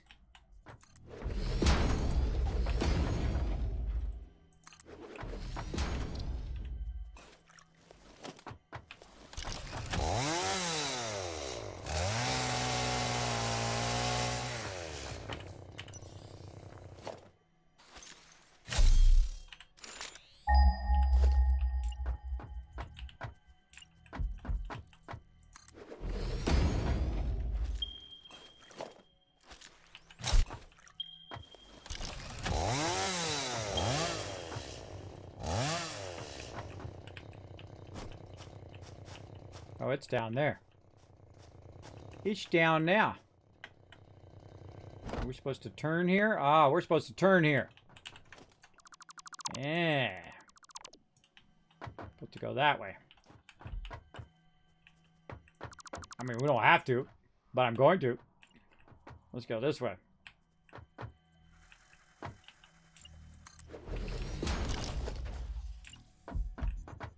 I'm basically making myself a road. A road with foundations to get where I'm going.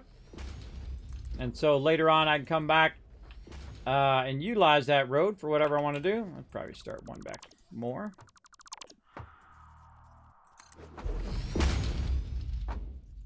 Again, you don't have to do it with foundations like me and try to make it fit on the ground and do all of that. You can just build it straight over. Like I go ahead and zigzag that just a little bit. Go that way. Maybe another. And up. And so I'm building my way to my destination. And then I feel like we're going to go left there. Yeah, see again, look how it's at a zigzag pattern of where I'm going. It's at the corner.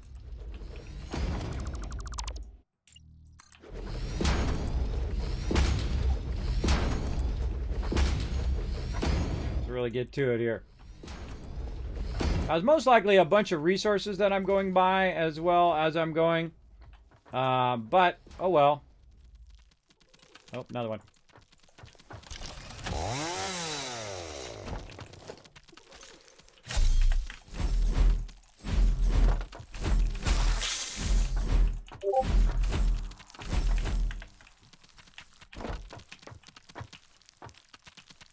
Okay, I'm finding the high ground. Really hard to fight them in the bushes.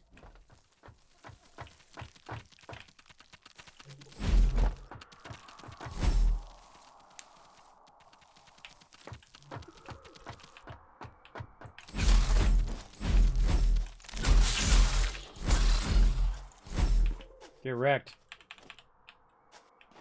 Big Mama Spider. Alright. I'm going that way. So we got to probably go around and down that way, I bet. I'm going to speed up a little bit here or we're going to run out of time. That is for sure.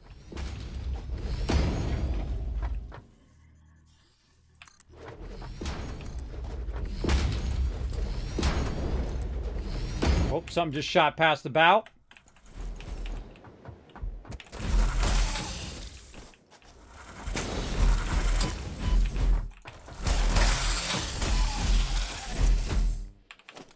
There we go. That means there's something around here that he's guarding. That's for sure. I feel like down there and hanging right, and I think we're good. Yeah, south downhill coming up.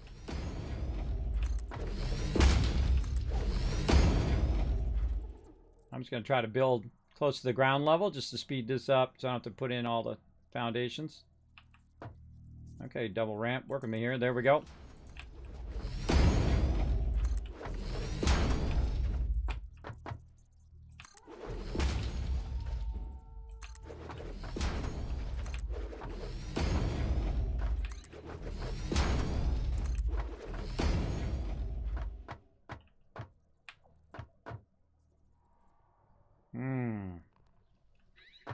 Oil that way.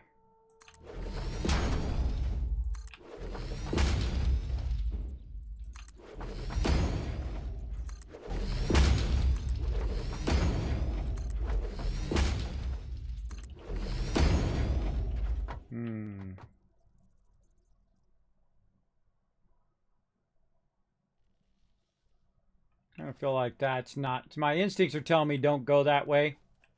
I usually listen to my instincts because they're pretty good at leading me where I want to go. But let's go look first. Huh. I could build my way down right there. Could build up and over or through or around this way. Or I could go the other way, which is going to take me through this, but I might be able to skirt it. Nope. The road's going to take me right through the middle of it. Yeah, it feels like we want to go right there. Let's go right.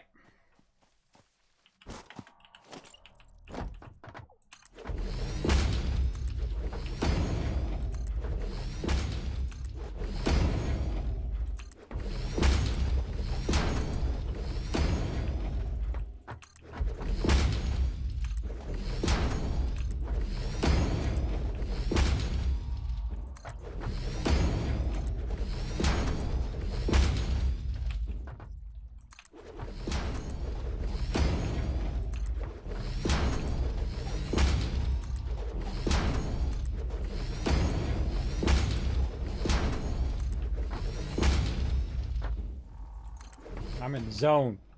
I'm in the zone, everybody. Hey, Fuzzy, what's up?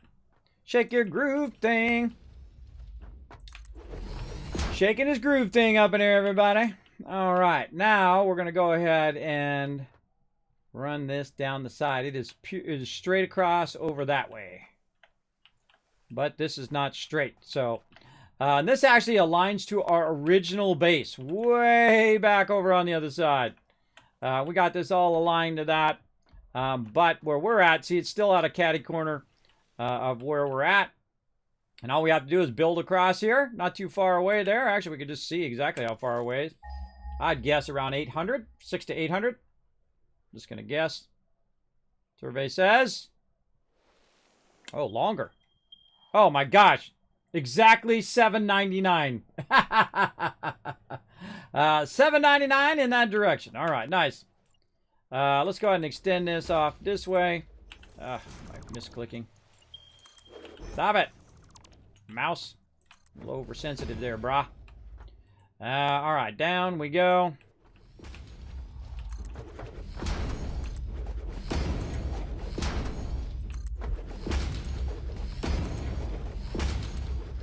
I believe this is where we put our other beacon. Yeah, right there. And there's a dude around here.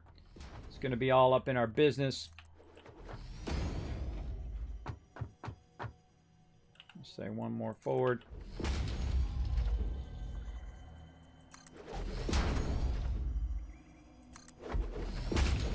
Right there.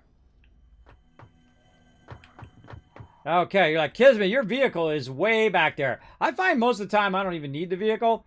That I just kind of manually walk around and just build stuff and just fight off all the mobs. And then when I get low health, I go collect more health as I'm running around.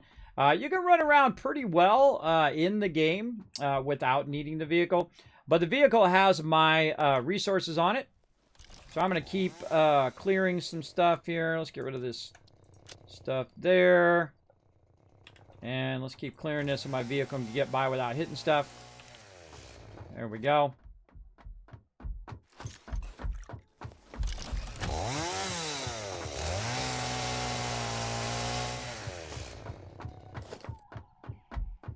Those leaves ought to be fine. But look how much we built out really quickly. Now, again, I don't have to put supports in by default in there. I just do as a RP way of playing. But it's really fun to kind of test yourself into what you can do. And you can see I was really going to town there. I was really in the zone. I do like to get in the zone.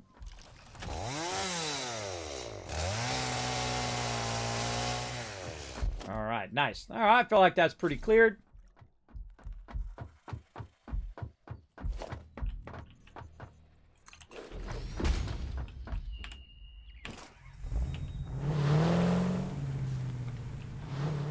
I'm just really doing this for fun, everybody. I can't just run a power line through the middle of the thing, and I could have done it at 10 times the speed. But this is fun sometimes. Just get out there and just build your way through. And I could have built an elevated one that was constantly elevated as I was going, so those mobs don't have a tendency to get up where you are. But, I feel like this one's good enough. And of course, as I drive through, and if any of this stuff can be knocked out by my vehicle will knock out the rest of this stuff as well. Oh, here's a good one to cut out.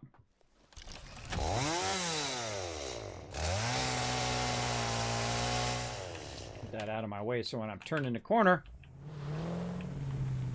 I'm not going to clip onto that.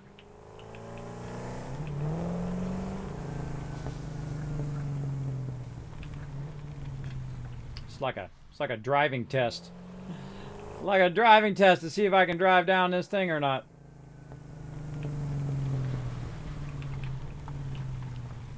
Oh, that's a problem.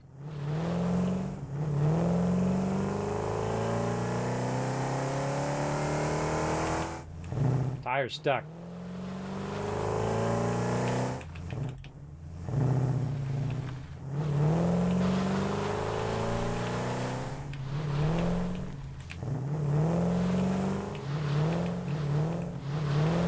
Them driving skills. There we go. Definitely I would widen that out. I knew that was going to be a problem the second I saw it. Definitely want to widen all this out so you don't go flying off.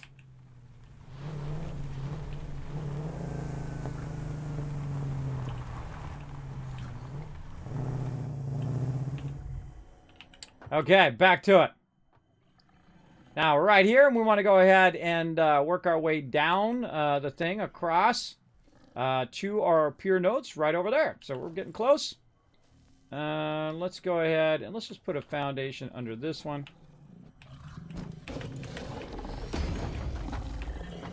I heard you down there, bro. Tried to get me, huh? Miss me, miss me. Now you're gonna die.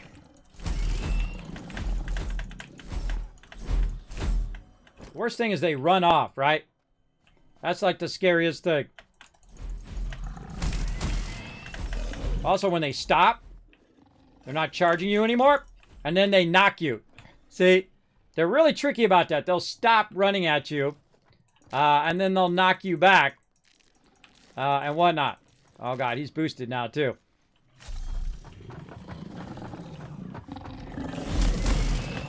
These guys are tough. But not tough enough. I'm not even going to get it. Not tough enough, bruh. All right. I'm going to push this one forward.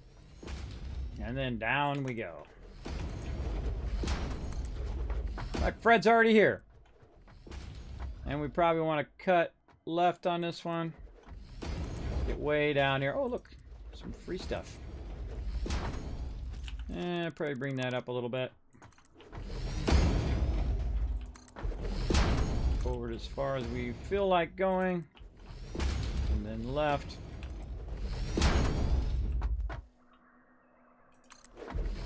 Again, I'm just doing it at the ground level, so I don't have to put in supports every 2 steps. There's so many steps. Slowly, slowly getting there. Luckily, I brought lots and lots of concrete. Lots of food here, too. So you can restack. Coming at you, Fred.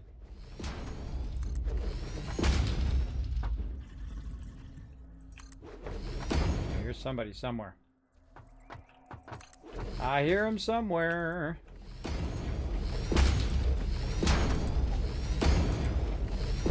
Poisonous flowers on the left there. That might kick in if we get too close. Let's keep going.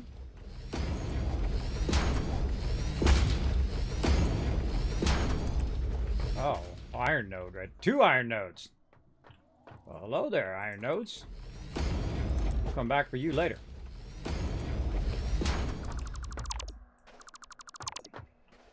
Something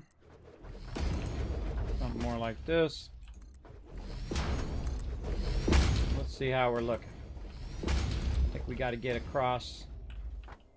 Got to get down across the water, and there's a walkway over here that we could have utilized, but it's kind of crammed in there. So I'm just going to go over here to the end and work my way down.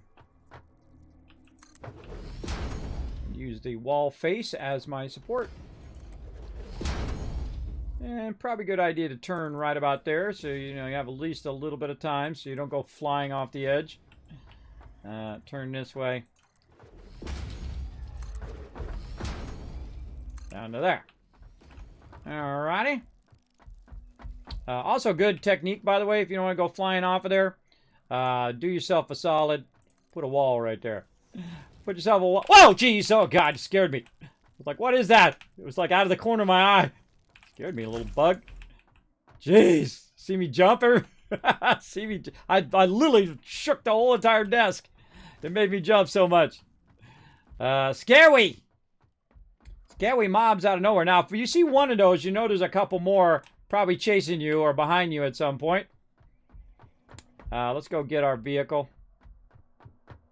Back over here. Kind of annoying to have to move the vehicle up a little bit and move it up a little bit all the time. But, it's worth it, I guess, in the long run, because I'm going to have all those resources with me when I get over here. Now, this is going to be even cooler, everybody, because the whole point of what I'm doing right here It's just to make myself what's the shortest road between where this oil is, and it's way out here, and where my base is temporarily. Now, if I was really going to run all this back and do all of that, I would create it up higher, and I would run all the things. But because I only have a limited amount of time, I'm going to go ahead and run it at the ground level. We can always come back and fix all that up later on. But our real goal right now is just to get to that oil and to run a power line out here. And so I'm going to run a power line, but also while I'm running the power line, I'm also going to run a hypertube. And so if I do need to come out here for whatever reason, I can just take that hypertube next time, and it will just zoom me way the heck out here. Now I'm going to go ahead and just park my vehicle off to the side for now and jump back up here. Keep this road going.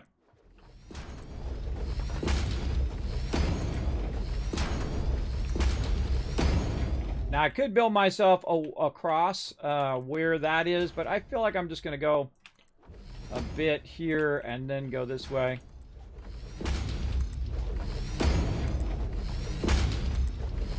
And there's going to be baddies all over. Just assume, whoop, that was a pretty good assume. Just assume there's going to be a baddies ahead of you. Now I'm going to go clear these guys.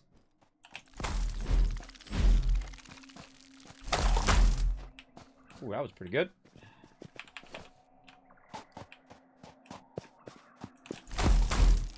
I'd at least get one or two right at the very beginning. They love to fly behind you. And get any of them. See, look, I'm flying behind me. That's why I backpedal in the direction I came from. Really is helpful. Yeah, I got one that time. Don't let them get behind you.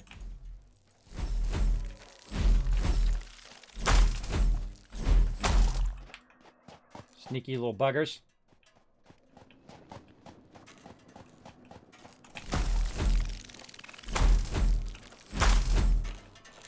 Nice. Hey, look, computers. Sweet. Am I going to pick that up? Probably not. Probably leave it there, pick it up later. I'm on a mission.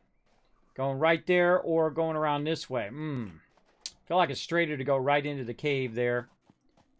Let's go check it out. Oh, yeah. Tons of big spiders there. Look at that big spider coming at it.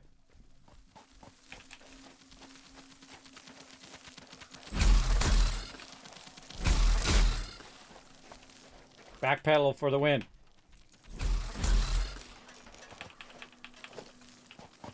Thought there was a bigger spider, but that was just a bunch of little small ones.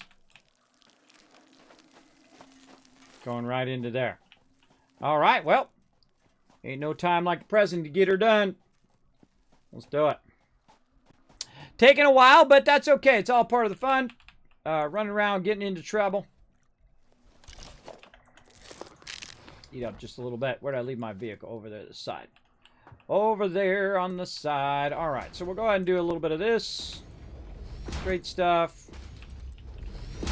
Across here. We want to go right into there, but we're not aligned to that. So we'll do what we got to do.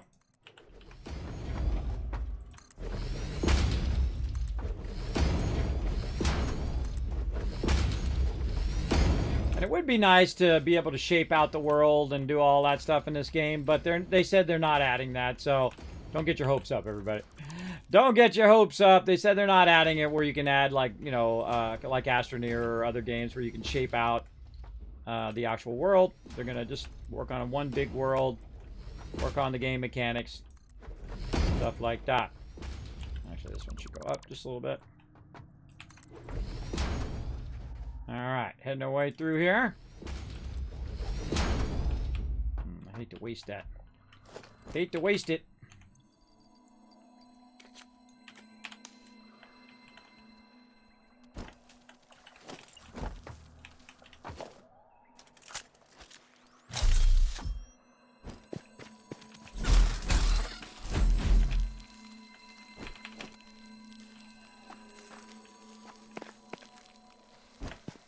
Let's take him out before he takes us out.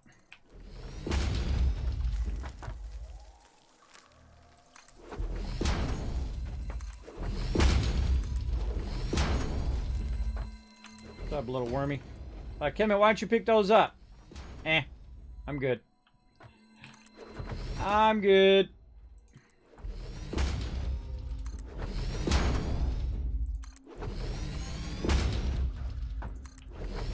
Yeah, this is way the heck out of here.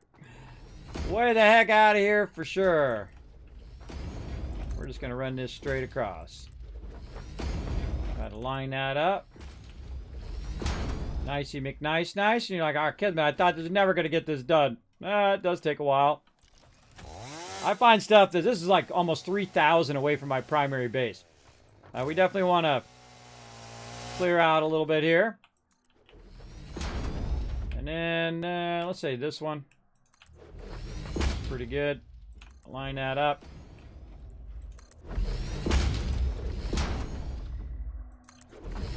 Again, normally I wouldn't bother trying to support it by the ground and stuff like that. I just run it. However. Now, here's the cool thing. This is actually going to align to our primary base way back over there where we started. Now, I don't want to do a ramp that high. I probably want to do a ramp a bit lower so that I can match up to about that level that I've already got it. So let's go ahead and use our kind of smaller one here. There we go. And then we're literally going to take all this back out again. All this back out. It's going to probably drop on the ground, but oh well. Drop a little bit of it on the ground. We'll move it here in a minute. And then grab our foundations. And just run our foundations on the low side. And good time to go in, make ourselves a nice big box. And offload a bunch of this concrete. Take a little bit back. And grab whatever got laying around.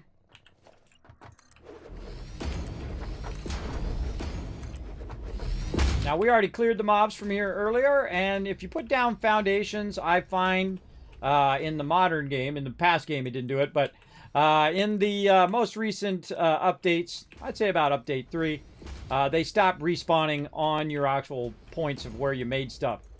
They would still spawn. I'd be over there and I've already done that node and built out a big old thing, and they'd still end up spawning where I've already been, where I built out a base and stuff. So I would, and also they can wander their way into that particular area as well, so keep that in mind. But here we go. All right, we've got our oil extractor there. This is now going to be in the way of our oil extractor because I would expect nothing less than my box being in the way. Oh, we didn't really, we have it on our vehicle. We have to go get our vehicle and bring it forward. And what am I doing? Box. And we'll drop off a bunch of resources over here by where we need them as we run them. And we're just going to run all this stuff into here so we don't have so much stuff.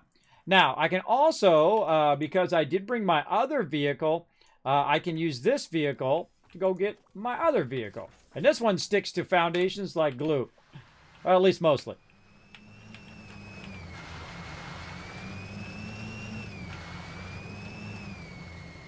Watch out when you're going down steep things like this, though. It does have a tendency to flip over. Sometimes you can just YOLO. Off the top rope. Again, I'll get those things later. I'm not in that big hurry to overclock stuff. Those things are for overclocking and unlocking stuff in your MAM. I don't really worry about it. See, the least of that you can do, the less annoying it is to drive around. And that's why you'd want to elevate it and keep it all at the same level. Typically, that's what I would do. Whoa, okay. I was trying to turn there. He didn't want to turn. He just like, no, I'm going straight, Kismet. Screw it. I'm like, all right, whatever, bro. Whatever floats your boat, bro. I'm not that far away now. It's not worth getting back in my car. Then getting back out and picking it up. Might as well just pick it up now. All right. And let's put in, oh, we didn't bring any concrete, but we got some probably back here, hopefully. We put it in there? Nah, it's okay. I'll just bump over it.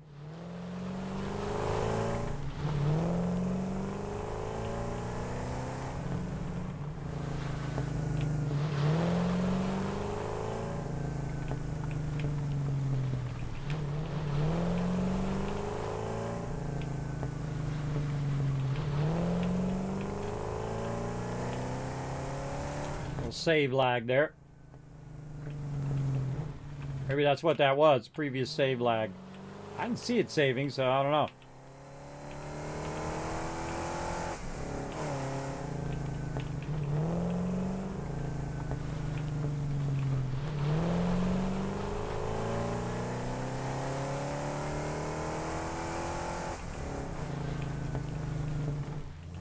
Alright, try to park it where it's not going to be in your way. Probably a good idea. And then in the back here, I got a bunch of resources. Boop. Grab all those off of there. And now we can get back to building our stuff. Let's see, we need some wire. So let's grab some of that wire out of here. Concrete as well, and I'm going to need that here in a bit. Now, what we're trying to do is we're trying to get these 2 oil extractors to extract this oil and run it all the way back to our primary base, or to build out stuff here that then runs all the way back to our primary base. Now, as I go through and I build this out, I will I just got myself a road out here so I can run the power. And then as I'm running the power, I can start to do some of my refining while I'm doing other things, like then modifying the road. Now that I have an idea of exactly where I want the road to run, as opposed to going through and building it as you're going, I think it's better to get to the end and get an idea and then work your way backwards. That always works. I love that car. Yeah, the Dune Buggy is really fun. And so is the small car. Hey, Papa Dude. Hey, Kismet, how you doing today? Hello, chat. Hey, thanks for hanging out, Papa Dude. Show Papa Dude some love in the chat, everybody. Very cool. Very, very cool. So now we got over here, we're ready to do some stuff. That's right. We're ready to get our pipes going. Now we have the lesser pipes right now. What we really need to do is we need to get some power over here, because what we want to do is we want to do some plastic. We're going to need some of these plates we got in here, and let's grab those out. And we can go ahead and switch to our pipe set down here at the bottom, if I got one. Did I do it? Yeah, oh yeah. And then we're going to go ahead and run our pipe out and whatnot. Now, I would not build in here because it's too enclosed. So I'm going to go ahead and just straight up, bring it forward, get an idea where I want to run it, back it up maybe just a little bit, do a nice little 90 over here. And let's say right there. That's nice. And then I'm going to run it out. And then the rest of this is actually where I'm going to build my base. And this is, again, why I brought so much concrete, is so that we can build it out on top of here. Now, as I go, again, I will be then taking out the stuff I've already made. But all of this will still end up lining up to my original base, way back on the other side. And so this is when we can put in our supports and all of that. We're going to need lots of room. So we're going to go ahead and build out a little side base here. Now, the more you build it where mobs can get up on it, the more pain and suffering you're going to have later. So I highly recommend building it in such a way where it's not easy for a whole bunch of mobs to get in your base and get in your way. And I'm going to go ahead and just build this out. And I'm going to use this side area over here as my thing. And again, it's pretty easy for them to get on my base there. But the further I go out this way, the more elevated it will be. Now, in the other direction, in that cave, is where there's a lot of spiders. And those spiders can respawn and end up getting in my base. So always just assume there's mobs there whenever you go into an area. You're like, Ken, I thought you were going to do supports. Oh, yeah. We're doing supports. Don't worry. We'll get into it here in a second. There we go. Very nice. And then we need a way down from our thing here. And then we're going to run it that way. Now, this actually is going to end up even higher than this. But I kind of feel like my way down is going to be right here. So let's just go ahead, instead of flipping our menu there, we're just going to go ahead and work our way down right here. Yeah, a little bit more. Yeah, we're going to have to go half step down right here to match that up. And then let's swing it. Actually, let's go up a little bit here. Let's go up there. Take all this out. Match that new height. There we go. And again, now what we're going to do is also make it wider, right? So we're going to make it wider for our vehicle. Should we want to use a vehicle, but I'm also going to make it wider so that I can also run a hypertube, because how often do you really want to walk way out here? Not really that often, I would say. And then my base again will be extended up through the top. Now, we have it set in our mind, but not in reality, that we can only go 4 off a foundation or off a base of the ground. I'm going to say that this one doesn't count because it's still elevated. So we're going to count that as number 1, 2, 3, 4, and this will be number 5. Number 5 needs a support or we have to tear the whole thing down. So we're going to go ahead and put support up there and then support down here. Now, normally, of course, you would build a support from the bottom up. But just for the sake of time, we're just going to build it like that. So now we got a support, and it should support in 4 in any direction. And again, that's just RP that we added to it. Remember, when you are playing the game, you can literally just go, and I could just take this, and I could just build it straight across there off until infinity if I so chose. And we're also going to widen this out a little bit. Kind of feel like left side would be a good way to widen it. Widen that out there. Take all these out. And again, we're going to work our way backwards, right? From where we ended up. And now we know where we want to build. We set the precedent of our particular thing. Now it's going to be potentially troublesome as we get back into that cave. But at least it'll be up a little bit. And we are using the ground here as a support.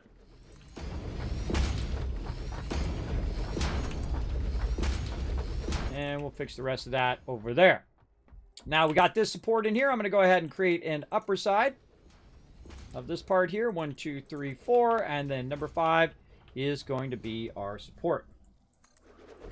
Again, remember, this is not required. This is just what we're doing in this particular playthrough. People said, Kismet, you should play through by using supports. And I said, all right, I'll do it next time. And this is the next time. This is the next playthrough. So we start all over again from scratch. Gotta take this stuff out. There we go, so it's not popping through our stuff.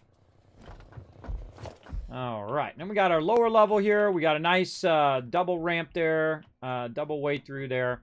And now we've got lots of room out here. Look at all this room. Very nice. Very, very nice. And of course, we've still got room to expand. We want to watch out over there because up on that hillside there, it's going to poison us. But we do have a good way of expanding out this way. Oh, look at all those little guys down there. We can keep expanding outward, and we can also put in more supports and just build it out right here. Now, again, the number one thing that I need right now is I need power so I can get this started up. So I'm going to go in the reverse direction here. Let's go ahead and bring our pipes out first, though, because I do see that I did start on my pipes there. Let's bring our pipe out nice and straight there. And we'll bring this pipe out same spot. And then we'll dig into that later on. Let's get our vehicle.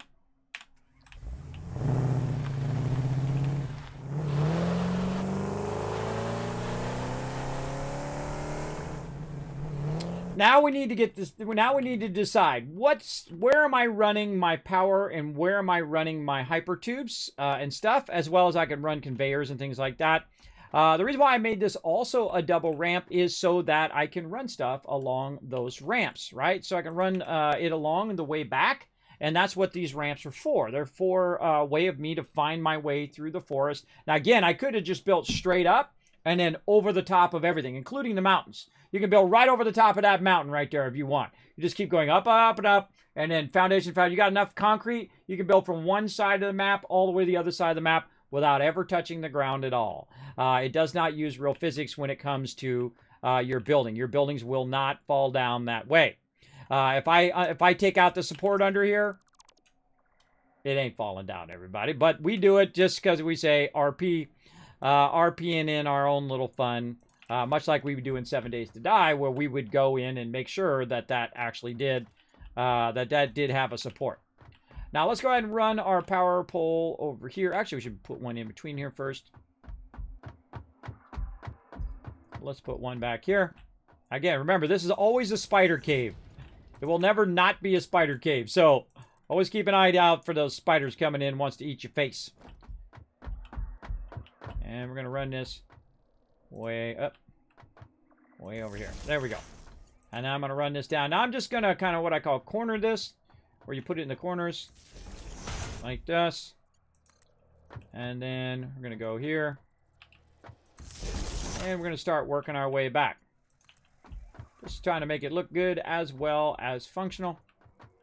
Again, watch out for spiders jumping down on you. That's going to be trouble going through there. I'm probably going to bring that over to there. Just because that's going to be tough to go through there. Okay. So now we got our power. Now, along the power lines, I like to also run my hypertubes. Now, where do I want... If I'm coming in here, where do I want to end up? Most likely right next to where this power pole is, right here. So I come in. Okay, do I need to mess around with that? No. Do I need to work on a factory? Most likely. That's the most likely spot where I want to end up. So we'll go ahead and put in our hypertube stacker right there. We'll go ahead and put in our entrance. Now, I didn't bring the power forward as I was going. I could have done that as well. That takes a bit longer. I find it's better to find your route and then come in and put in all the stuff on your way back. And the second I get back there, what it's going to do is actually start the entire thing up. And so we'll get that going as we're going here. And again, hypertubes off to the side, like this. Get this going into there. This going in here. I do not have enough hypertubes to make it all the way back, but we'll get it going as far as we can. Okay, actually, I don't even need my vehicle now. I don't even need my vehicle. Let's go ahead and leave the vehicle here because it's got resources on it. And let's just go to town. A lot of times I'll do short segments like this just to make it controllable when you're running your stuff. So I've set the precedent of on the kind of right side there, but I'm going to switch sides and run that on the other side for right there, and then I'll probably fix it coming up. Okay, all of this needs to be fixed. Let's take all that out. And switch back to our other set we were working with. Set number 5.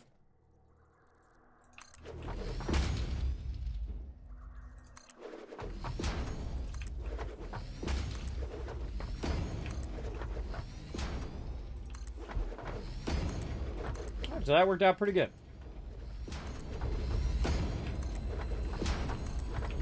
All right, little glowy guy, I'll come and get you. Just because you're in my way. Oh, really? Get rid of that. All right, Mr. Glowy. Little glowy slug. You're in my way. All right, we're going to run out of concrete. I forgot to get my concrete. That would suck. Get halfway back and you're out of concrete. That would suck. Now, again, if you're building your hypertube as you go and you have power, you can always back up by going back into your hypertube and whatnot. Why do I always have so much extra stuff? I always have so much stuff, everybody, and it's always in my face. Get out of here, stuff. Get all that random stuff off of me. Oh, time for another break. Wow, look at all that silica there. Okay, so we got that going. Now we're just going to need concrete. In fact, I probably got too much of this on me. I'm going to leave that here. I got too much of this. That's probably good enough. And then I need all the concrete. There we go. Down we go.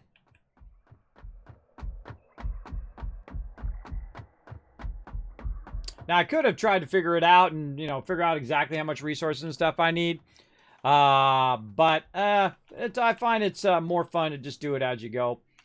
And we're also going to need number 7 here. Well, we got a new Teamwork Tycoon in the chat. S. Bizzle coming in, showing some love.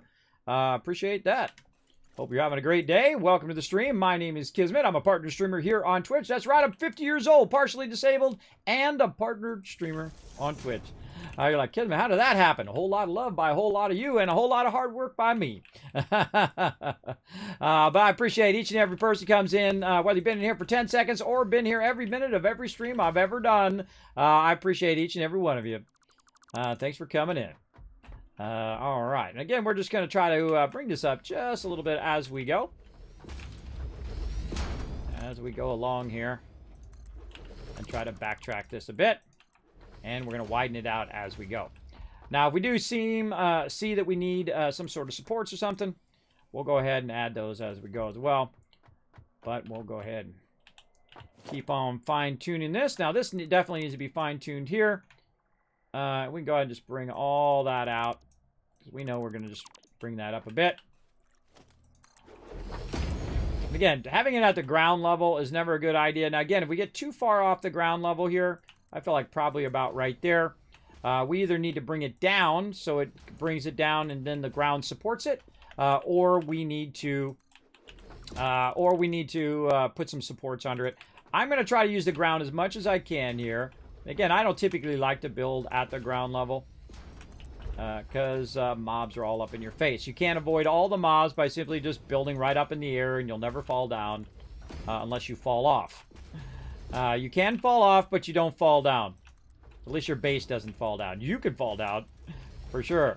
You actually use physics, where your base does not. All right, now we're getting all the way across here. Out the way, stuff! Oh, really? Oh, I'm out of juice. I go back and get some, but not gonna bother. Not gonna bother. All right, now this I feel like we could make a little bit better. Let's take out this little zigzag here as much as we can. Yeah, I'm holding down control allows me to take all that out. I think we'll go a little bit more this way just to try to square this off a bit. And let's see, that's going right into there. Here's what we're going to do. We're going to do this early. Let's do that lift early. Right there. Go up and over.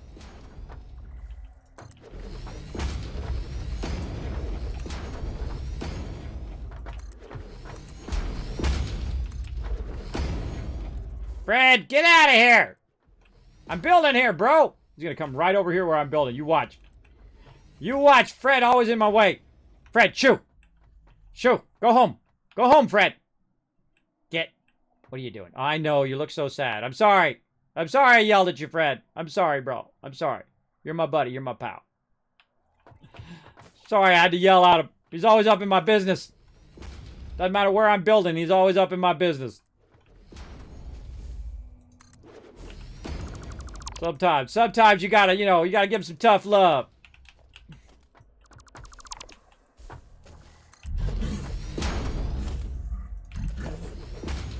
Fred!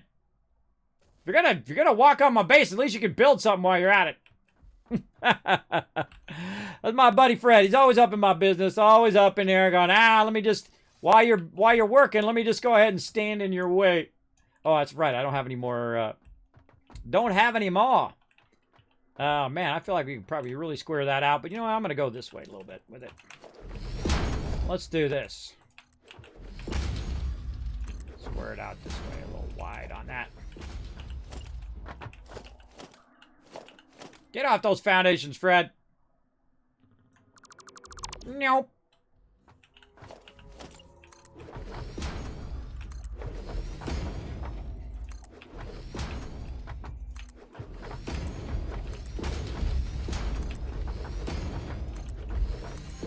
Alright, now before I get too far, let's boogie back a little bit here and start bringing forward our power and our hypertubes. Now the cool thing is you can do your power from really far away. So you can get up there, grab that power, and then whoosh, way over here. Let's say, wire too long there. Boom. And the same thing with your hypertubes. Hypertubes can go really far. Let's switch to there, and let's just see how far the hypertube can go. Oh, actually, no, I want to switch back here first. Right there we go. And then run this as far as we can, which usually ends up pretty close to where your power pole is. See that, how it starts to separate? That's telling you that's as far as that can go in a single run. And so I usually like putting it next to my power. It just looks nicer, and it's just easier to manage later on.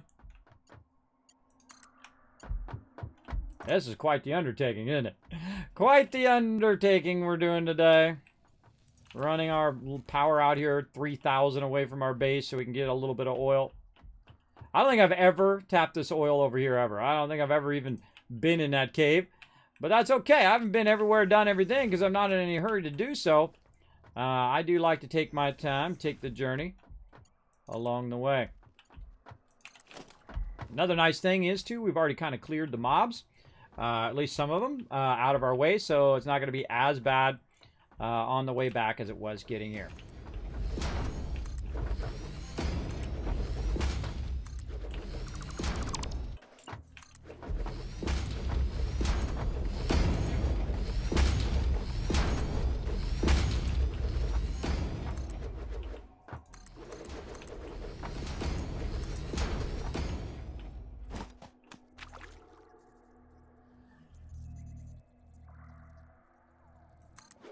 Call that a support one.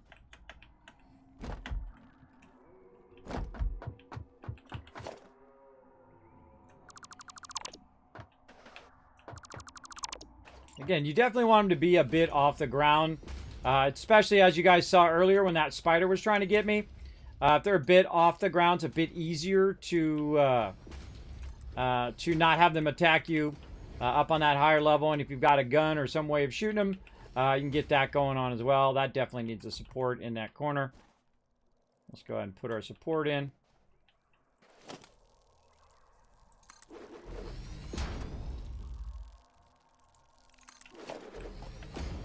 Now, it doesn't really need a support. Again, I'm just saying that it has to have one. Get out of my face, bro. Like I said, you'd see one of those, you're going to see a bunch of them. Let's cut this out this way. Like that. And then we'll go ahead and match this up with a nice lesser ramp. There we go. And then we'll pick that up, put that over there, pick this up, put that over there, and there we go. Now we've matched it to the thing we've already got. Now we need to go up here and look and see which is the better side. Is it better to go right? Well, that's going to run into that, or go left, which is actually going to run into our iron there. I'd probably say right, even though I hate to get rid of that. Definitely seems like the right is the right choice.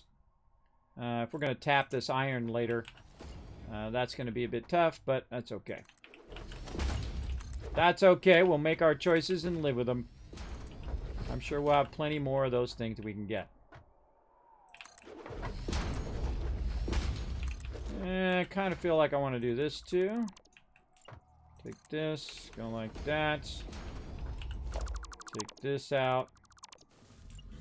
Add that over there. Full-size ramp first. Like this. And then smaller ramp there. Alright, very nice. Okay, let's keep it going. Now we'll bring forward all of our resources. Run this out a little wider. So now we got a nice 2-lane road to drive along, but really I'm not going to be driving along now. I'll be using my hypertubes. But it's kind of nice to have that nice wide road. And you've really kind of set a precedent of a way of getting from one side of the map to the other side here.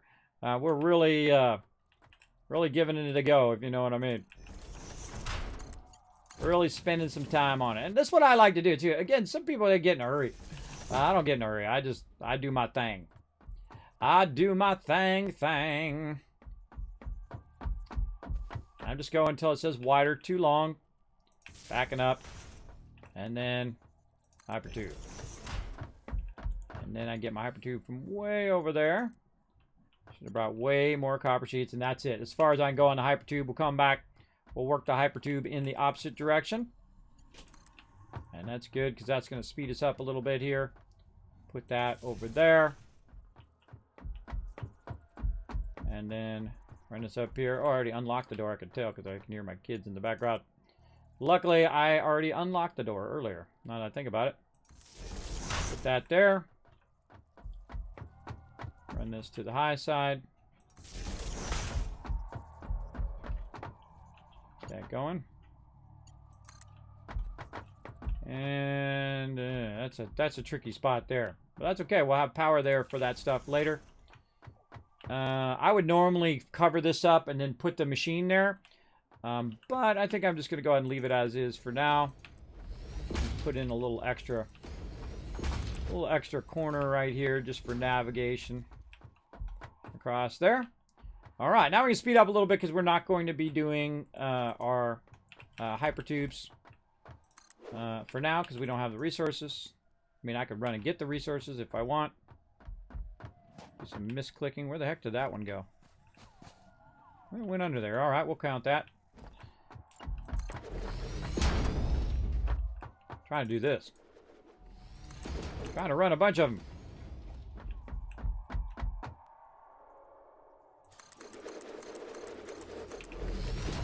Now see what I've done here by crossing that over there. Now it's on the right side. It's running on the right side. I typically will run it mostly on the left side.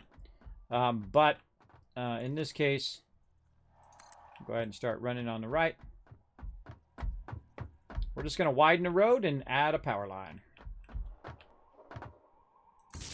That's a little annoying when it doesn't quite reach the corner. Just a little bit. Oh, this right here too.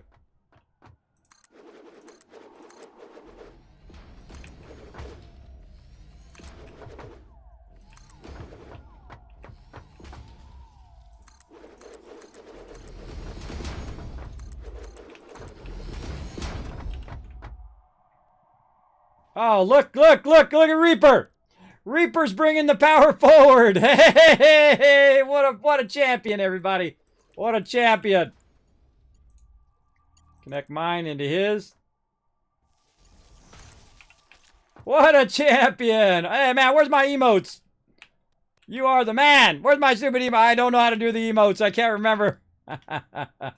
Middle mouse button, H. I can't remember. X, C. I'm going to press all the buttons until it does it. Q, R, T, T. There it is. Good job. Way to be a boss mode, Reaper. See, Reaper, who was working on other stuff, finished what he was doing, and he started running the power line toward me. I started running the power line back the other way, and now our power's up and running. Way to go, bro. Way to go. That's a team player right there. That's a team player. Nice job. Now, we're good. Now I can go ahead and run back. Now, again, I do always keep my little vehicle on me just in case. So I can go ahead and get on there. I wonder if you can jump on top of my vehicle. Jump on, bro. Jump on. I already ran the line, but hey, if you want to run a double line, you go ahead. I already ran the line. We're good. All right, so he brought that forward, so that saved me a little bit of time, though I would have widened it all the way back out. But again, that's teamwork right there. That's a good team player. He thought ahead without me having to ask him, and when he got his thing done, then I got mine done at the same time. Now, as we're going to do a little race here. Let's see if you can get there before me in my little car. I find you can get there faster than I can get there.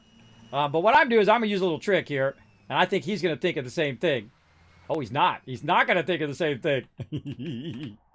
All right, let's get my factory cart, and I'm going to go right here. Because Kismet's all 3D thinking here, everybody. I'll go ahead and use my hypertube to outrun him. Let's see if I can outrun him on the way back. Let's see. He's still ahead of me. He might make it there. See, I find a lot of times just running is faster than anything else, especially when you're going up at an angle. But yeah, I think he's going to make it there before I even make it in the hypertube, which I think is pretty funny. And there we go. See, look. He's already there. All right. Good job, bro. Good job. How did I do that? T. T is how I did that. Good job. Good job. All right. So now we should have some power to our oil. So let's go look and see. Yep. It's already fired up. And you can see it's extracting, but it stopped extracting because there's nothing for it to extract to. Now, the first thing I'm going to do, because we don't have the ability to use for power, is I'm going to go ahead and try to build out a refinery to get our plastic and other things going. And I already did take all the stuff out of there. So we're going to definitely need a refinery. And we don't have enough there. Let's see. You have pipes. Couldn't find quartz, setting up more steel production. All right. You have some steel pipes for a refinery. Refine. I'm just going to type refine.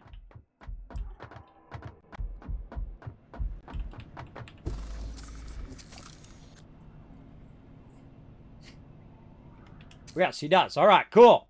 See, teamwork. Teamwork, look, and now he's back. Too cool. Too cool. All right, thanks. Golf clap. Golf clap. All right. Thanks. All right. Refinery. All right. Teamwork makes the dream work, everybody. That's how you work together as a team right there. That's how you work together. You go, okay, Kismet, I'm not going to do the exact same thing that you're doing, but if you're going to come back this way and I go that way, then we'll meet in the middle and get it going on. And that is good work, working together. Good stuff. All right. Boom, right in there we go. And now we're going to go ahead and start immediately on the plastic. Now what I'm going to do is I'm going to go ahead and just put it right into a box right away over here. And the reason why I'm going to do that is so obviously I'm not going to spend all the time running this back right now because I don't have enough time. But we do want to get that production running. Now what's going to happen in here though, when we do fire that up, we are going to get, oh wait, polymer resin and water. Hold on a second. Oh, that's a residual. That totally made my brain hurt. I need the other one. This one. There we go. Crude oil to plastic. Wow, my brain. Okay, I have done this before, everybody. I have done this before. But my brain today apparently doesn't want to do it. There we go. Can you take care of Stream Raiders, please? What happened? What happened? Did it? Oh, it froze. It froze. Hold on. Thanks for letting me know. Hold on a second. I gotta wait for it. I gotta wait for it to update. Thanks for letting me know. Because normally it makes a noise. And then I can hear it, but it didn't do it. It didn't make the battle noise. As well as I got it on my stream deck, it usually lets me know. All right, there we go. So again, sorry for that delay. I do appreciate you letting me know that it did get messed up. All right, let's go. Battle time. Let's do it. To battle. Battle is unleashed. Now, I usually do battles all day long. I fire it up all day long. Sometimes 13 hours of battle all day long. It's a lot. Thanks for letting me know that was busted there, Cassiopeia. I do listen very closely for my battle noise. But obviously, I'm focused on something else as well. In fact, I'm doing about 20 different things at the same time. If you've never done streaming, that's typically what you're doing. You're splitting your attention between a whole bunch of different stuff at the same time. Like you're gaming, you're talking to the chat, redemptions, people following and subscribing and all of that stuff. Including a lot of other stuff that I have going, like stream avatars and other things going on in the background. Trying to keep all that stuff going at the same time. And thank you, Spizzle, again, for the follow. Appreciate that. Oh, we're going to crush them. Get wrecked. All right. Well, man, I was messed up for a while, too. Man, I was in the zone there. I was in the zone. I was messed up for a little while. But that's okay. How are we looking on time? Oh, man, we ran out of time. Ran out of time. Let's see. Oh, look. And see, Cassiopeia. See, look. You were patient, and you got a reward for being patient. See, it always comes back to you for being patient. JC Hunter, Hair Luna, Cassiopeia, and The Last Splash, and Reaper all getting some love. And the Dario coming in MVP with the 12 assists. There you go. There you go. And again, I try to keep it going. We're tier 34, so obviously I've done a lot of battles. And we have 602 bosses down. Oh, I forgot to check. That was a couple bosses ago when we hit that magical 600. So yeah, I don't think I'm going to do another battle because I am not going to be on too much longer here. I'm going to try to see if we can at least get this plastic going. And then probably call it there and then come back next week, do some more.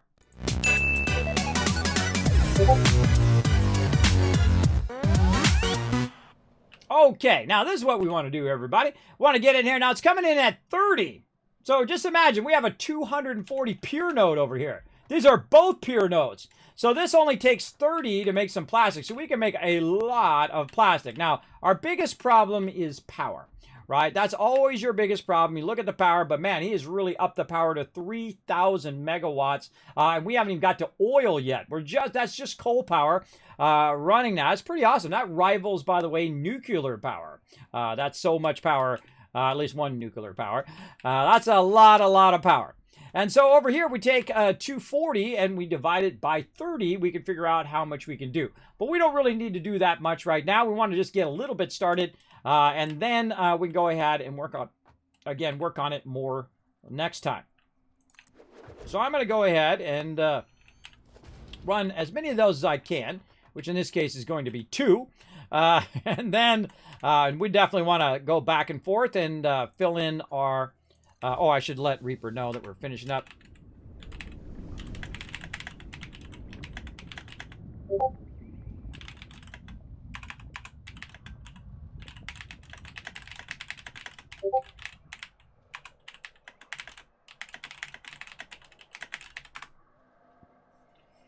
All right, letting Reaper know that it's going to be a couple minutes, and then we're going to finish up as I'm working on this. Just show this off real quick, and then we're going to head out right after that. I don't like just like, sorry, boop, and then log out, and he's like in the middle of a jump or something, and then like off the cliff he goes, right? Nah, that wouldn't be cool, bro. That would not be cool. All right, so we're going to go ahead and get this going here, and that's going to start up our refineries, and those refineries are going to start working on our plastic. Now, this particular plastic, when you do start it up, it's going to make heavy oil residue, right? Residue. And so you want to go ahead and get that residue flowing in there. Now, if I see that it doesn't seem to be flowing or nothing's working, I look up at the colors up there. It says it's yellow. There's something wrong with what's going on over here, right? See, that should be bringing in that crude oil. But what I'll do is I'll just go ahead and disconnect it. I go, well, okay, what is wrong with this picture? And I did it on purpose just so you guys can see. What is wrong with this picture? This one seems to be working, right? That one's flowing in. We can see that there's a bunch in there and whatnot. Typically, when something's not working, it's one of 2 things. One, you using lifters, and you put your lifters in first. You take those out, you put them back in, then they're good. You always put your lifters in last. And the other thing is going to be direction. How do we know this is going the wrong direction? Because the green arrows are facing that way when they should be facing that way, right? A great example, too, is see how this got the 3 lines? That's telling you it's an input. We know this is an output. Even though I go and I hit F and I pick this up, it still flips the orientation back to default. I think it should pick up not only the item, but also the orientation of the item. That's just me and my crazy thoughts. Hopefully they'll fix that at some point, because that absolutely drives me crazy because I just end up putting it the wrong way because I'm assuming it's picking it up the right direction like most other games do. Now, once we have it the right direction, we're going to see it start to move. And once we see it move, then we know that it's potentially working. We can look over here. Okay, wait a minute. We need some power. Let's go ahead and run some power from over wherever we got it over here, because we took it out. We got to put it back in again. There we go. And then it should start to build up some plastic. And we're just going to do something easy peasy right over here. We're just going to put a merger and have this running right out of there, right? It's clipping through my thing. No. No! We don't do no stinking clipping. We don't do no clipping up in here. Let's go ahead and put it right in the shinish. Sneak that in there, and there we go. Now, we got another problem. In about a minute or so, it's going to fill up with this heavy oil residue. Now, what do we do with the heavy oil residue that we're making, right? Well, the thing that I do with it, you can recycle it back into the system and make residual plastic and all that stuff from it. I don't do that. What I do is I say, you know what? I'm not going to do this because this is going to be in my way. I'm going to go in and I'm going to lift this stuff up off the top of this just to make it easier on me, like this. I'm going to take these 2 lines here and I'm going to combine them because guess what? Pipes are both mergers and splitters. And so we'll go in. Let's go to our pipes. There we go. And I'm going to run this out. And run it to, say, right about there. And then I'm going to turn it, move it 2 forward. And let's say right about there. Same thing over here. Run it up. Eyeball it this way. Rotate it. 1, 2. And a nice 90. And there we go. So those are both going to now merge together. That's really nice. Now, again, if you do a little something like that, you're like, okay, that's not quite right. That's okay. We'll fix it. We'll fix it. We'll get it going. We'll try it again. Boom. 1, 2. Rotate it, get that nice 90, connect it again. There we go. Now we got a pretty decent 90 there, looking good. Now we want to get this residual and just throw it away. right? I want to throw it away. You can't just throw it away in the thing, by the way. This is fluid, so it is not going to go into my industrial storage.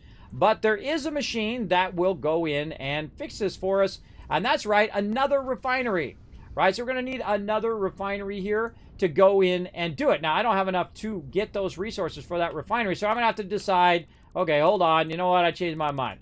I changed my mind. I don't want to do any of this at all. I'm going to take this out, and I'm going to take that out over there, and I'm going to do the very thing that I was doing earlier, and that's to flip it around the other way. Now, why do I want to flip that around the other way? Well, that's because I want this to go into there. Now, again, we'll line it up nicely. We'll back it up by 2. We'll do a little of this, little 90s. There we go. Nice. And now what we're going to do is we're going to say, hey, instead of doing that, I want you to go ahead and make some either residual plastic or petroleum coke. Now, petroleum coke is something we need typically when we do aluminum. Now, they've changed the aluminum and all of that stuff, so I don't know if it still does that. Don't tell me. Part of the fun is discovering all the changes along the way. But we can also do residual plastic from that residual stuff. But we're going to need some water for that, and we would need some polymer resin and whatnot to do that. But we're just going to go ahead and say, you know what? Make some petroleum coke. And that's typically what I do. I'll take the residue, I'll run it in here, and have it do petroleum coke.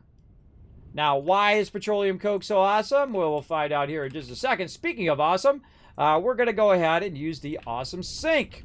And by the way, they did confirm that you can actually run radioactive material from your power plant now, your nuclear power plant, into the awesome sink now. Now I'm just going to set it off to the side there because the output of this is petroleum coke. And that petroleum coke is an item, not a fluid.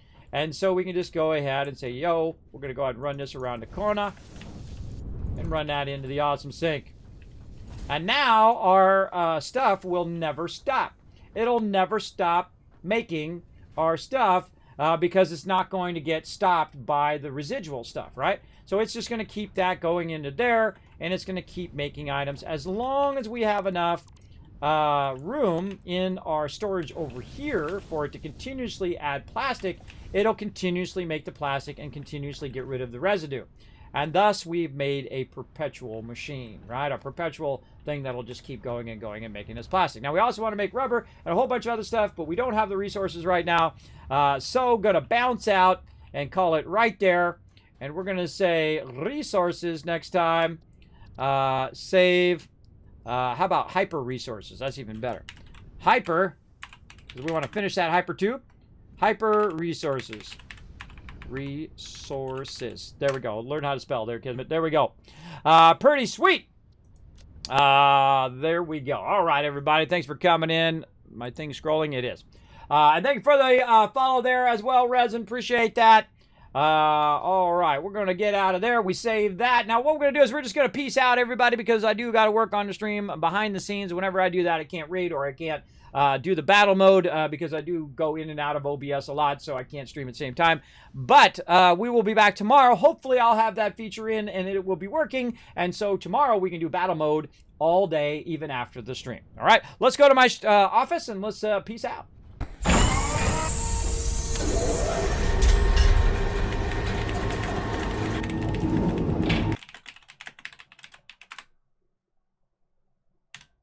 All right, let them know that I'm heading out and then quitting out of the game. All right, there we go. We got it saved. We're good to go. Now, the first thing we want to do is go ahead and give you guys the stuff that everyone always asks me all the time. And that's why I always kind of mention it here at the end of the stream, just for those peeps who haven't seen it before. Let me go ahead and back up here. There we go. Right here is my schedule and also my social media right there. So in the chat, you can see that I stream from Tuesday through Friday. Normally, I will not be streaming tomorrow. Potentially, I might do a battle mode all day tomorrow, is what I was just talking about. Because I am going to be getting my COVID shot. I'm getting the Johnson & Johnson one where you get the single shot. Because my wife only wanted to get the single shot. I'm like, well, I'll do whatever you want to do, right? Whatever she wants to do. And so we'll go ahead and get that tomorrow. We'll see how I feel. If I feel up to doing battle mode, awesome, then I will do battle mode. If I feel up to streaming and battles and then battle mode, then I might do that. Or I might not do any of that and I might just completely peace out and rest up all day. We'll see. I usually get the worst of everything, everybody. It's always the toughest hurdle of all the stuff. I'm going to get it. Believe me, I'm allergic. I have allergies to allergy medicine. So, yeah, pretty tough. Getting chipped tomorrow, aren't you? Yeah, they're going to chip me. It's going to be fun. That's okay. I don't care. They don't care about me, by the way. If you're paranoid about the government spying on you and stuff like that, they don't care about you. Unless you're like a threat. They don't care about what I'm doing. They don't care if I'm in here, plus, this is what they get to watch. If they tune into my camera while I'm working behind the scenes, this is what they're looking at. I'm sure that's really exciting for them to watch. I'm sure there's like 1,000 other things they could be doing other than watching me stare at the screen. Very uninteresting. Anyway, but I do actually cover the camera. You know why I have a cover for my camera? I've seen one too many Twitch fails. That's why I also mute the microphone whenever I stop my stream. I cover the camera, I mute the microphone just in case I forget to turn it off. And I'm walking around and my kids are like, hey, Daddy, order some pizza. And I'm like, all right, my credit card number is blah, blah, blah, blah, blah, blah. And then someone hears that on the stream. So watch out for that. Watch out for that, everybody. Make sure you do cover your camera and that you do mute your microphone if you are a streamer. That should be a habit you should get into every time you log out. There you go. Because I've seen way too many Twitch fails to let that happen. Got second steel production up, needs a little work. Next time, there you go. We'll get it going. Heard from the others that Johnson vaccine will make you sick, sick as a dog for a day. I'm sure it will. I'm sure it will in my case. We'll see how it goes. It's worth it, though. It's worth it to not die. Believe me, I've been trying to dodge the Reaper, and I've dodged him many a times. I would rather not be the last person dead of COVID. I would rather take a little day of pain and suffering than a life of being dead. I've always find that's a funny thing. It's like, oh my gosh, well, you're going to have pain as you're going to suffer and whatever. There's a whole bunch of people who have taken it and said, I had nothing. Nothing happened to me. Right? Because you know how it is, right? It's like playing Cyberpunk, right? All the people were like, well, I have no problem. I played just fine. Everything's just fine with me. I don't know what the problem is with everybody else, right? And you're like, God, that's really insensitive to other people.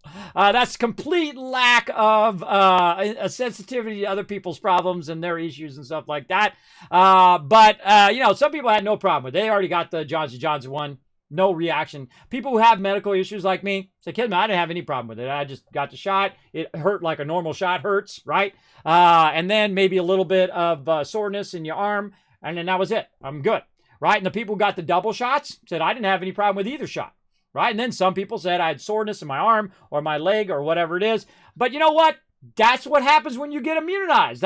You never know because each individual person is their own unique person in that way, right? The way their metabolism works, the way their resistances are, all of that is unique to you because you are an ever-evolving human being and you are a combination of a whole bunch of other human beings in front of you, and you would not be the same combination of any other human being in the world. Did you know that? You're so uniquely you in that way that you are in no way an exact copy of anyone else in the planet, and thus it's very hard to diagnose stuff for individual people, right? Because that's going to be different for each and every person. You're going to have a different reaction than I'll have, and so on. Maybe we'll both not have any reactions. I'm hoping for that, but I know my life all too well. My life is the roller coaster, everybody. I'm on the roller coaster, and I know I'm going to have to take one for the team, including myself, my wife, my kids, and extended family, and all the people in the world. So I am not the cause of other people dying. The very least you can do as a human being, the least I can do as a human being is care whether others live or die. That's a level 1 human being. That's the lowest level you can be without being a total zero. As I like to say all the time in the chat. So I care whether other people live or die. I care whether people can go out of their house and go out to eat and go to the beach and go and do all the things that we took for granted beforehand, man. Remember all the time you just walked around, you never thought about that once. You never thought about going out and spending time and being out in the open. Now you're thinking about it all the time. You think I got the mask on. You're like, oh God, don't stand too close to me, dude. I don't want to die, right? That kind of paranoia, to be free from that paranoia is going to take everyone. Not just in the U.S., by the way, but everyone in the world, all human beings have to step up and level up in real life and go out there, get that immunization, wear those masks, keep that social distancing going, because it's not like you take the thing and then everything's fine, right? It's got to be everybody getting on board. It takes everyone to do it. Otherwise, eventually, it's going to get you. Because it's just going to keep mutating and mutating and mutating, and then it's going to get everyone. And you think that, oh, I'm fine. The first round of COVID didn't get me. Well, maybe the next round going to come back and get you. Maybe the third round, fourth round, fifth round, sixth round. You never know, because they're varying all over the place. So here's the thing. The only way to do it is to level up, go out there, take it like a man or like a woman, because women are strong, man. They can take them shots. I watched my wife get those epidurals a couple times. I tell you, you could be the strongest man in the world. I don't care if you're 7 feet tall and you are built like a brick house. You watch her get one of those epidurals, man. You're going down like like a sack of potatoes, man. That's some hardcore stuff right there. Getting a shot in your spine, man. Ooh, that's rough. That's rough. So you get your second dose tomorrow as well. All right. Well, awesome, Reaper. Awesome. There you go. Yeah. I know. They're worried about COVID tracking when you're carrying a cell phone 24/7, which they can literally track you on. They absolutely can. They can also access your camera. I'm going to tell you the straight truth. Kismet knows the truth. I'm telling you. They can access your camera and look through your camera. They absolutely can without you ever knowing. You know that light that's on your Mac or on your PC when it's supposed to light up? I've seen it done. I've actually seen it done 15 years ago. 15 years ago, I seen it done, where you can log into someone's camera without that light coming on. That was 15 years ago. Imagine what they got today, everybody. But don't be paranoid about it. Cover your camera. That's fine if it makes you feel better. But guess what? They don't care. There's billions of people in this world. You think they're watching you? They got better things to do with their day, right? They only got 24 hours in the day, just like you. They're not going to sit there and be watching you. Unless you're a threat. Unless you're doing something they're not supposed to be doing. And that's on you. That's not on them. Me, I'm the most boringest person to watch when I'm not on stream. Here's why. Because I'm literally sitting there just staring at the screen going, click, click, click, click, click, click, click, click. That's all I'm doing. It's not an exciting thing to watch. In fact, I'm not excited to watch it either. But when I'm on stream and we're having some fun, we're bringing some love, that's the time to watch. That's the time to get it going on. All right, everybody. I will hopefully see you again. Now, again, I could have a really bad reaction and I could be out permanently or out forever by dying. Because that is always a factor in everything that you do. You can actually die from vaccines. That is true. But the chance of that is so minimal. And the flip side of that is that you end up killing other people as someone who's 50 years old, partially disabled, in a high-risk group can go and do it. You can do it as well, everybody. You could definitely do it. If this guy can stumble his way down the stairs, get over to the car, go over there, get the shot, and then get back over here and make it through it, and then get back up and get going in my life. I certainly didn't come this far, especially over the last 6 years, to give up now. I'm going to keep on keeping on. I suggest you don't give up either. Don't give up, everybody. We will make it through. Everyone has to raise up. Everybody has to take their responsibility as a human being. I don't care if you you feel it's your right or whatever. This is a human being level thing. This has nothing to do with your rights. This has to do with being a decent human being, a level 1, the lowest level human being you can be, right? That is what it's all about, caring about others so they don't die. It may not be you that dies. It may not be your family. It may not be your friends. It may not be your grandparents, but it's going to be somebody. It's got to be somebody's grandparents, and watch out for that because that's karma, right? It might be your cousins or your friends or your neighbors or that person that you really like. You've been going out to dinner with them for years, not lately because of COVID, but you've been going out with them, and then you say hi to them one day, and bam, their family dies because of your inaction. Now, again, I don't really usually get up about this on the soapbox too much, but in this case, go out there and make it happen because we all want to go back outside. I don't really go outside all that much. But I don't like the fact that I can't go outside because of other people's poor choices, right? This is someone else's poor choices. First, they spread this to the whole world. There could have been a time in which they could have contained it, right? And then the stupid follow-up and stupid rollout of everyone, and then the people going out there and saying, no, I don't know what you're talking about. No one's dying, and a million people later are dead. See, it's just a complete lack of caring of anybody else. It's all about you. It's all about you. When you realize that life is not all about you, you level up. You're going to level up like 10 levels right there. Just right there. When you start to act where everything is not about what you want. It's not all about you, right? I want this. I want that. I want to do this. I don't want to have to wear a mask. I don't want to do the thing. It's not about you. And once you realize that, you're going to be epic. I know it's not about me, and I'm going to go get that shot tomorrow. And if I have to suffer a little bit, if I got to be and I have a bad day, or maybe a bad couple days, or maybe even a bad week, or maybe I have to go in the hospital because of my bad conditions and stuff, I'll take that hit. I'll take that hit so the rest of you, every single person, including my family and extended family and friends, and all the people I don't even know in the whole entire world, can go back outside and play baseball, and we can go to the stadiums, and we can go to the beach, and we can have fun again. All right. Now, I just wanted to inspire you guys to go out there and be awesome. Now, I'm going to go ahead and give you guys a whole bunch of kids caps as well. 1,000, 2,000, 3,000. This is all true. Exactly, General. 4,000, 5,000. Now, your decisions, they're all on you. I'm not going to take your decisions away from you. You make some good decisions on your own. Now, if you do want to help out the stream, make sure to go onto Twitter and onto YouTube. Hit that follow, hit that subscribe. It does help the stream a lot. And I will see you guys, hopefully, either tomorrow or on Friday. Thanks for being here, everybody. Love each and every one of you. We'll see you next time. Bye, everybody.